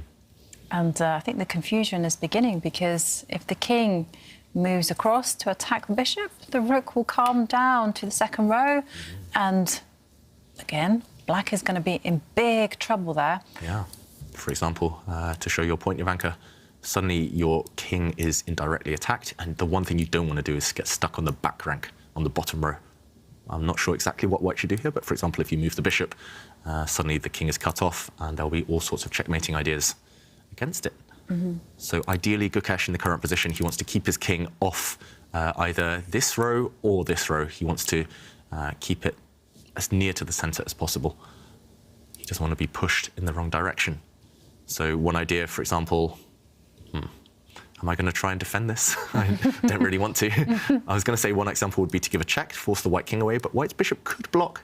And then now, again, the black king is sort of forced onto the edge of the board. And Gukesh has spent quite a bit of time in the last few moves. That shows a bit of hesitancy, a bit of nervousness. Yeah, it's not easy. Rapport's going to try all the angles. The rook goes away. So the rook is now trying to check from this angle, maybe. And can Rapport push the black king where he wants it to go? Still not easy. Not easy at all. Still, we're going to be here a long time. Whoa.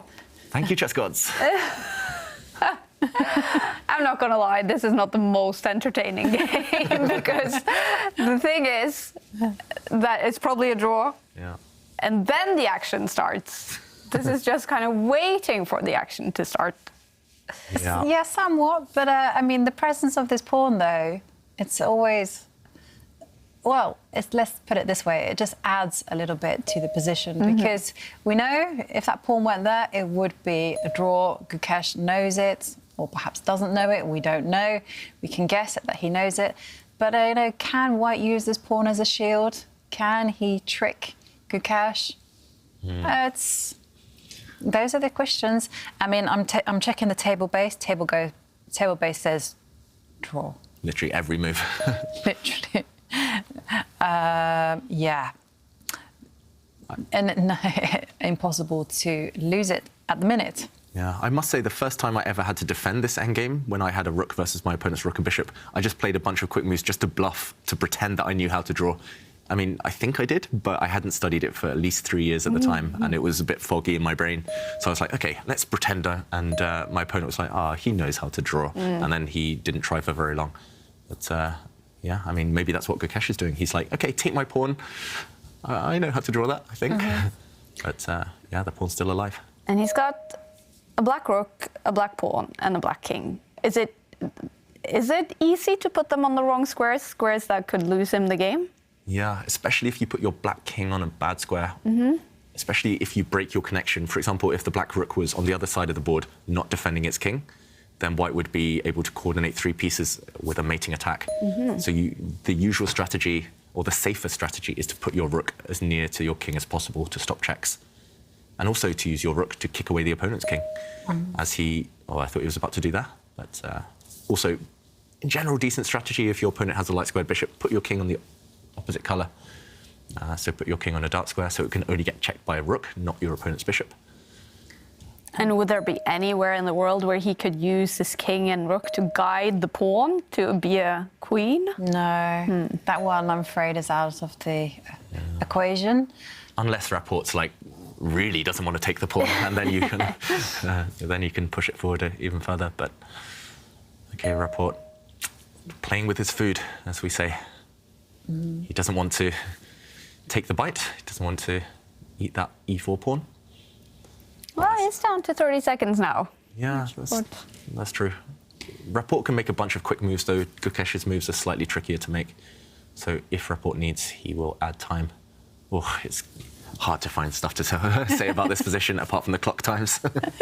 It's, yeah, one of those. Well, he's down to 11 seconds. And, OK, well. There was a potential threat on the board.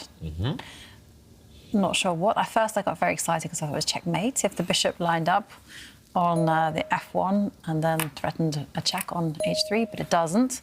No. And here you go. There's like the second rank defense, except for we'll call it the G-line defense. Yeah, it's like a vertical version of the second rank defense, where your king is almost on the edge of the board, but your rook defends it before it has to go there. And now your idea, the bishop coming. Again, I'm not sure what the idea is. The white rook can come down and give a check, but black's king can start running up the board again. Well, we have a lot more losing moves. This one is not one of them. This one ends in a draw. But suddenly there were 4 losing moves in the position. Can I show you one losing move, Jovanka? Yes. In this position, let's show it. One losing move, he could have done it again, would be to play the rook to this square. And you trap your own king because you've cut off his escape. So there's still some traps. So the king needs room to breathe. That's why he went the other way. So if this check happens, he can actually run up the board.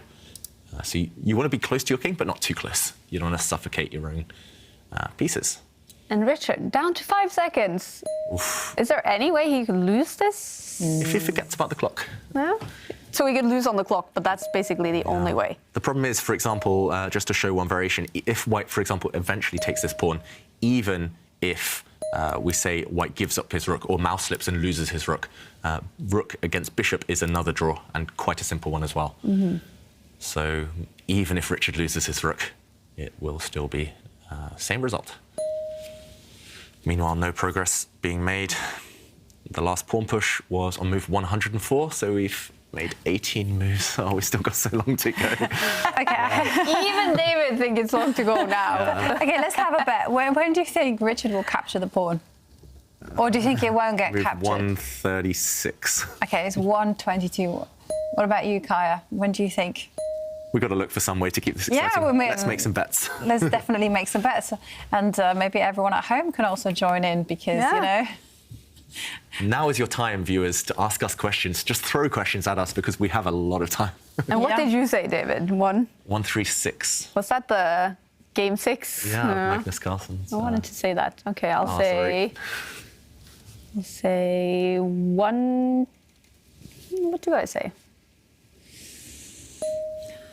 Well, I don't know why that's difficult. 140. You've got time to think. Yeah, he's not. that's what I do. He's not in any rush here, Richard. And how about you, Jovanka?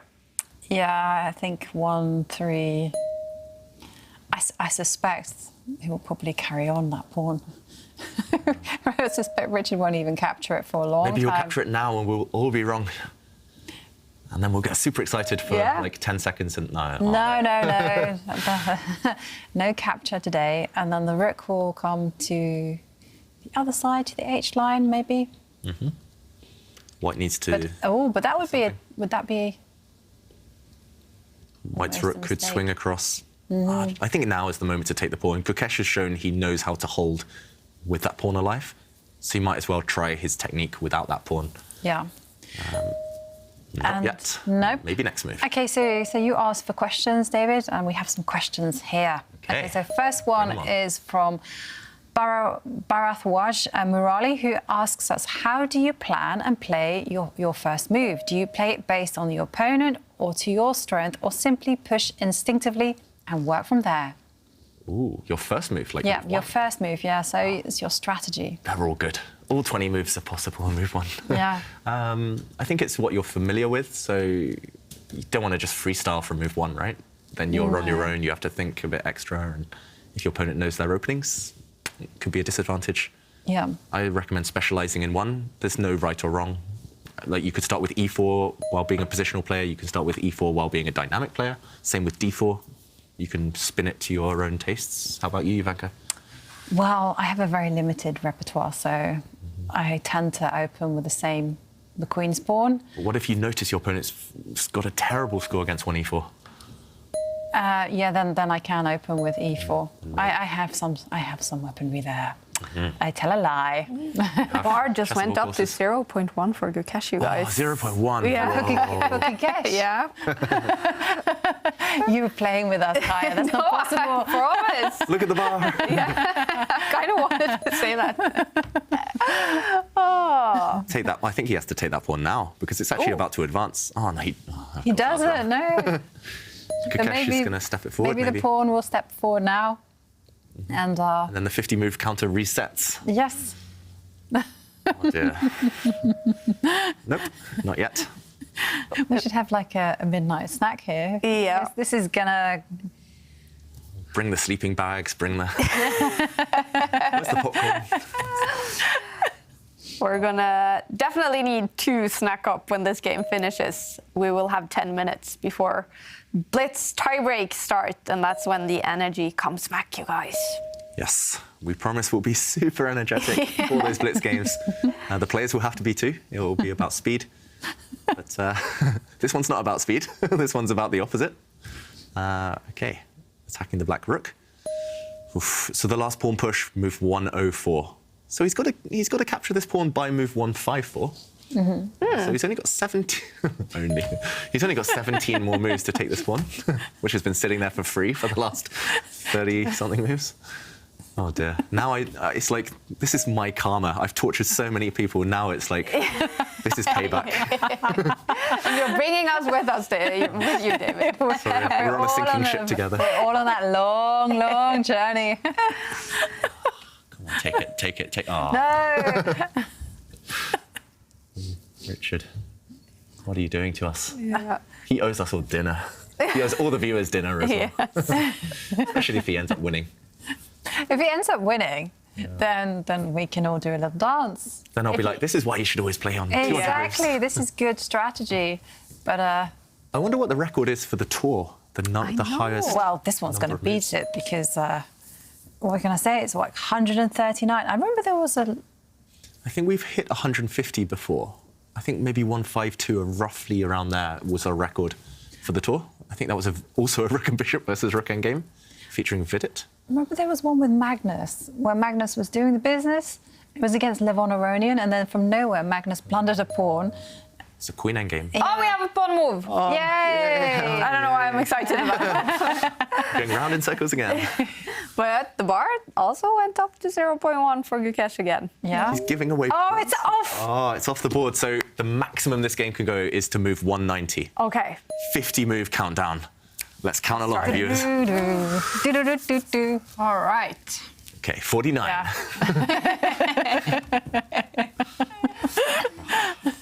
This is what commentating about. How long has it been now? I wish we were paid by the move. Oh. Imagine how rich we would be. 48.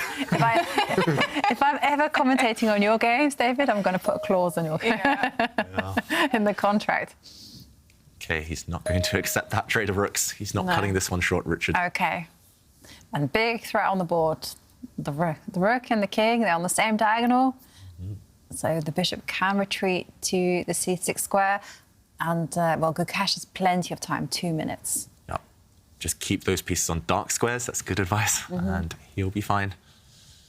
But the fact he's thinking is, I mean, if you're 100% confident in holding this one, it's just bang, bang, bang, bang, bang. But, okay, retreating his rook. Putting it on the light square, though. Yeah, a bit of an odd choice as well.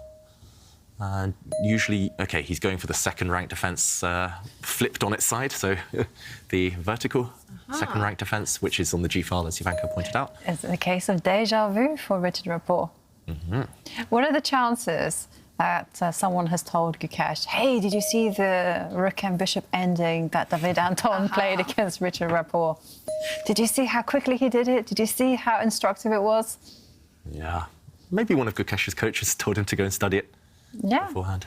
But that's happened to me a few times. Like, I wait 5 years to get rook and bishop versus rook, and then it happens twice in the same tournament. Like, that's happened a few times to me. And same with Rapport. He probably hasn't had it for months, maybe years, and then suddenly twice in the same tournament he's had this exact endgame. But, okay, the rook goes far away. It feels as if he's mixing the defense from the side with the defense on the second rank. But yeah, still fine, of course. We'll notify you guys if he makes a blunder, but unlikely. So at the minute, all the king moves lead to a draw. I will have the table base. And at the minute, also, lots of moves that black can play that will be drawn. There are some losing moves now. And they're quite obvious, though. Unfortunately. Don't put your rook on a square, it can be captured. Yeah, basically. As long as you don't do that, it should be a draw. Okay, how about you guys test me? Okay. Put up a move and ask me, is this drawing or losing? Okay, let's pull up the analysis board. Okay, he does move, but let's say he went to this square, rook to this square. Yeah, that's a good one. Okay. Well, it's drawing because he's protecting his king. Yes, but first thing we should look for in every position are what type of moves? Checks and captures. Checks and captures. Does white have a check in this position? A safe check? Yeah. Okay. Yeah. Where? So With the rook swings across with the check. So the black king is hit. The black king moves, and now does white have any of those forcing moves? The first thing we look for in any position. I regret going into this. Sorry, Kaja. But it was voluntary. I know. I regret. Okay, so is there a checkmate here now? Is that what you're saying? No, just have a look. Go through the list. So if white has no good checks, are there any good captures? Of course, yeah, take the rook. Yes. Yes. Take the rook. So basically in that position, if the rook moves to a square, it can be captured. White wins. White can take the rook, but you also shouldn't put it on light squares. Ever, essentially. If you put your rook on light squares, then it's loose, and the rook check wins now for white because it unleashes this X-ray vision against the black rook. So you've got to be slightly careful. I said don't put it on light squares ever, and then what does Gukesh do? He puts the rook on a light square. That's true. But here, at least the light square is far away from white's bishop. Okay, we got excited for 1 second, but at least the black king can be pushed to the edge of the board. I mean, you can flick in a check, hit the king. He has done, and now there is a, well, I say massive threat. There's almost a threat of checkmate.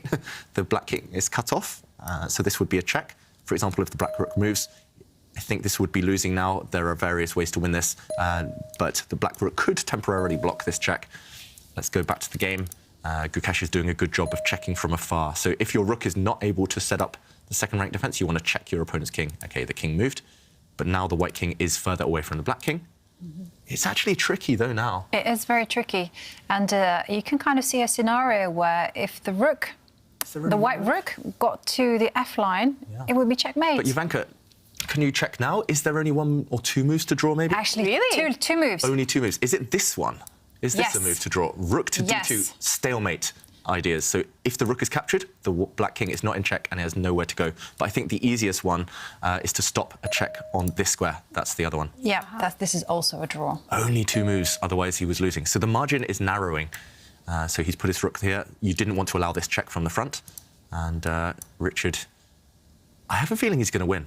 Oh, I don't know. what? I just feel that Gukesh is nervous, and he's down to 40 seconds, and he's already down to only move territory. He shouldn't have got this far. He wanted the second rank defense, but white's rook occupies the second rank defense. For example, if you move your king, it's already checkmate. So you've got to be really careful. You have to wait with the black rook. And you have to keep it on the E line. Yep. So you have to put it on, so the E3 square, the E5 square. Only the dark squares. Yep. For some reason, you can't put it on the 8th rank. Don't know why. Wow. Okay. I was going to say maybe. That's a draw. That's a draw. Actually, I read it wrong. And you also can give a check to the king. You can also check. Those are the Gukesh draws. down to 5 seconds, under 5 seconds. Okay, and he finds a drawing move. Yeah, but it's narrow margins now, and the king attacks the rook. The rook has to go away again. It does. And suddenly, again, the king is cut off. You've got to be really careful. White has a massive winning threat. Oh, only 2 ways to draw, David. You've got to put your rook to the C7, or the king has to run to D1. Oh, my God. 2 seconds. He's not going to find those moves. He gives gives a check, and it's winning now. The king can come to the E3. He's losing. And he's losing. The king is stuck in purgatory. He's cut off on this diagonal, and any check is going to be checkmate. And look at that! Yeah. He knows he's winning report. And actually, this one, if I remember, it should be quite simple. The rook goes to this square. Threatening checkmate. And now the rook moves, and this might be a really clever idea by the bishop, not allowing any checks. I think he's going to win. Yeah, he's going to win. And look at Richard, losing. it says 100 on the board. Oh, he's the boss right now. Yeah, look at him. He feels like the boss, Richard report. And He's look at studied it, this he's before. got it. Yeah, this is really clever. You force the opponent's rook to the 6th rank. This is endgame 101. Richard has spent countless hours on this, and now he just needs the finishing touch. Is that switching the rook back the other way? First you give the check. Yep. Winning. Yeah, he's got the technique. Look at him lean back. He's playing all the right moves. And That is so impressive. yeah, it's just a test of stamina, and Richard outlasted Gukesh here. Gukesh just 1 second of relaxing, and that cost him. And the black king has to take a step, and now the winning move is probably to move the rook to.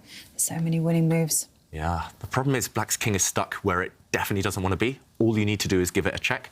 White's rook could come down to the 1st rank and check, but black's rook can come down and block on the 1st rank at the moment. So you need to somehow shift it so that black's rook is not allowed to block. I think he found the right idea previously. Yeah, the computer is suggesting rook A2, rook I think he giving should a check. switch. Yeah, That's he what could I give a check remember. from the front. There's some... Yeah, there's some idea where you basically give black an option and he can't play any useful move. And checkmate is inevitable, but OK, he's got 1 minute 20 to figure it out. We've got 1 minute 20 to figure it out. This is incredible stuff. After all that, all of our jokes, it pays off. Trust me, play on, never, ever accept a draw. You said you were going to say that. Okay. I mean, I'm unbiased here. I love both players equally, but I love the art of grinding in endgames. Yeah. Okay. It's super impressive by Richard report. Now a massive threat of checkmate. The black king has to run away. Another check. And I think he's going to go up the board.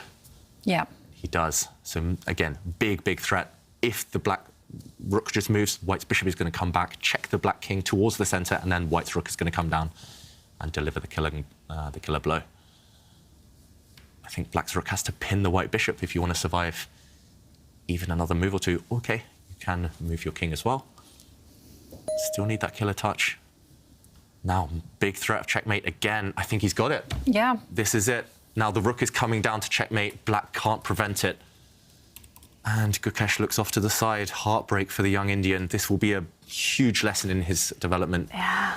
He's going to come back stronger, Gukesh, but Richard is going to take the win. He's never losing rook and bishop endgame again. Ever again, Gukesh. Yeah. This is the final time he'll ever lose this endgame. Yeah. But Richard Report, I mean, his stamina and belief that he could win this, very, very impressive. His trickery as well, just the psychology. And there we go.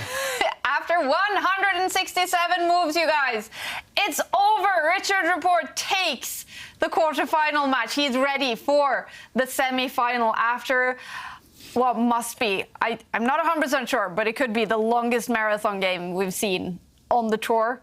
Incredible stuff by Richard Report. He must be your hero now, David. Yeah, I've got a new chess idol. Well done, Richard. You deserve it just for your perseverance. But Gukesh, yeah, we're such big fans. He's going to come back. He deserved to get to tie breaks there. Yeah. Just a harsh endgame lesson. And Richard, he's going to be feeling on top of the world. He's going to be a man to beat now. It's going to be difficult for anyone to stop him. He's going to think he can win any position if he can win that one. No big smile on his face, Richard Report. He is staying calm. But Gukesh must be feeling horrible. And look at this. Is he just looking over this beautiful endgame that he now loves? I have a feeling he's going all the way back to the middle game. He's had enough of that endgame. I think we've all had enough of that endgame for now. But what a game! I know, what a game! What an effort! I mean, I had written him off as this game was going to be a draw. It's going to go to tie breaks. It was wrong. It was totally wrong. You got to know your endings, and this has happened twice. And I did once memorize the technique, and now I had forgotten it. And so this is a lesson. It's karma. I need to go into my endgame books and practice on chessable. Yeah, I think everyone needs to do that. Time to refresh, and maybe we can just show the final position because it's really picturesque. Just while we try and get an interview with Richard, maybe. Absolutely. And the final position here, Gukesh resigned because there's a big threat of checkmate hitting the king. This is what we call the opposition, when the kings are opposite each other. Black's king can't escape. There's no way for the black rook to check or block anything. So if black's king goes this way, it's still checkmate because the white bishop cuts along this diagonal. No escape squares to run away to. And if the king had gone the other way, this is the tricky one, but if the king goes the other way, now a bishop check is the killer. The king moves, and this is checkmate. The black rook can throw itself in the way, but the final blow. White's piece is perfectly coordinated, and the king trapped. Really nice technique, and one to learn from, one to refresh. Definitely. What a marathon. And we're joined by Richard Report. Congratulations on being in the semi-finals. Oh, hi, thanks. How tired are you now after that super long match and game, 167 moves? Oh yeah, I have this tendency on this tournament to have these games which are lasting more than 100 moves. Yeah. And after this, usually I force a draw in Berlin, the next game. So spoiler alert, what will happen tomorrow? Yeah, rook and bishop endgame seems to now be a specialty of yours. How happy are you to win this against Gukesh? Yeah, of course, I'm very happy with the result, especially because I lost the second game. But I feel like I was probably completely winning at some point, or at least it looked like. And then I blundered that he's coming with the king, and he was on second. And then he defended very tenaciously, and I couldn't get more. He tricked me like multiple times, and I couldn't get more than this bishop against pawns originally, which was a bit annoying. But then, I felt like I will have some practical chances once he decided to prolong in a way his misery and kept the pawn on e5. I felt like this showed some kind of weakness or fear. from him, because if I was black, I would have just immediately enter and start counting the 50 moves rather than trying to defend the pawn first on e5, then e4. I don't think I missed some wins on the way, but still I felt like I got practical chances because of this. Yeah. So did you ever consider taking the draw in that game, or did you want to? Because he's only 16, he's not that experienced. Did you really want to test him in this endgame? I was thinking after my game with David Anton that I should not play out this rook against bishop, but because it started that he was prolonging the defense of the e-pawn, which is eventually going to fall, I felt like, I might have some chances. And basically he ended up with this drawn position when I think king was on c3, rook on something. It's still a draw, but then when I move my king to e3, I'm already winning. So he has to be careful there, and he has to break with rook d2, the stalemate idea, I think, which he didn't play. So basically, I felt like, in general, that I felt like I'm because of the strangeness and the game was very long, that I will have chances. Yeah. Mm. And you also, of course, made a comeback after losing game 2. You won game 3, so your confidence must be really high leading up to the semifinals now. Oh no, not at all. I'm playing, miserable chess, honestly. So I was really looking forward to Gukesh putting me out of my misery tonight, but yeah. So we will see. I don't even know whom I'm playing tomorrow with, or if there is an opponent. But my tournament was far from impressive. Let's put it this way. You sound like you always do, Richard. Negative on your own behalf. And you're going to play Shakhriyar Mamedyarov tomorrow. The whole chess world is looking forward to that, expecting some entertaining chess. What do you think that the match will look like? I would like to make it to 20 moves. Yes, that's my main goal. And maybe 4 games, yes. But okay, that's too ambitious maybe. So just 20 moves each game, I will sign that happily. So no 167 move games then? Well, if it goes that far, I am very glad, yes. Maybe total. If I make total 167 moves in all 4 games, I will be also very happy about that. So. Well, Richard, we are definitely looking forward to that match. Congratulations on winning today's quarterfinals. Thanks. We'll see you again tomorrow. Always negative on his own behalf, isn't he? I like that. I like that comment when he goes, I've expected Gukesh to put me out of my misery. Yeah. But it is Richard. I mean, this is why we love him. Yeah. We take his comments with a pinch of salt. Yeah. What do you think of his play in this tournament, David? I think it's been quite impressive. Yeah. He did reference that 16-move defeat to Mamedyarov in the prelims, so I guess that's why he was making the joke about the moves there. But other than that defeat, he's been entertaining us with his usual brand of chess. And I'm looking forward to that clash tomorrow. It's just going to be so entertaining, no matter what happens. Yeah. Oh, definitely. Semi-finals coming up tomorrow. Let's take a look at the bracket finally, you guys. Duda, he knocked out Vidit in the quarterfinals today. Magnus Carlsen knocked out Ergaisi. Shakhriyar Mamedyarov, he won his quarterfinal match against Abdusatorov, and Richard Report eventually won against Gukesh. That means all the teenagers are knocked out of Aimchess Rapid. We are left with Duda against Carlsen in a tough semi-final tomorrow, and Mamedyarov against Report. All of that is coming up tomorrow. That is 2 super entertaining semi-final matches coming up for you guys. We are definitely looking forward to it. Now, we need to pee. We need to eat. One thing.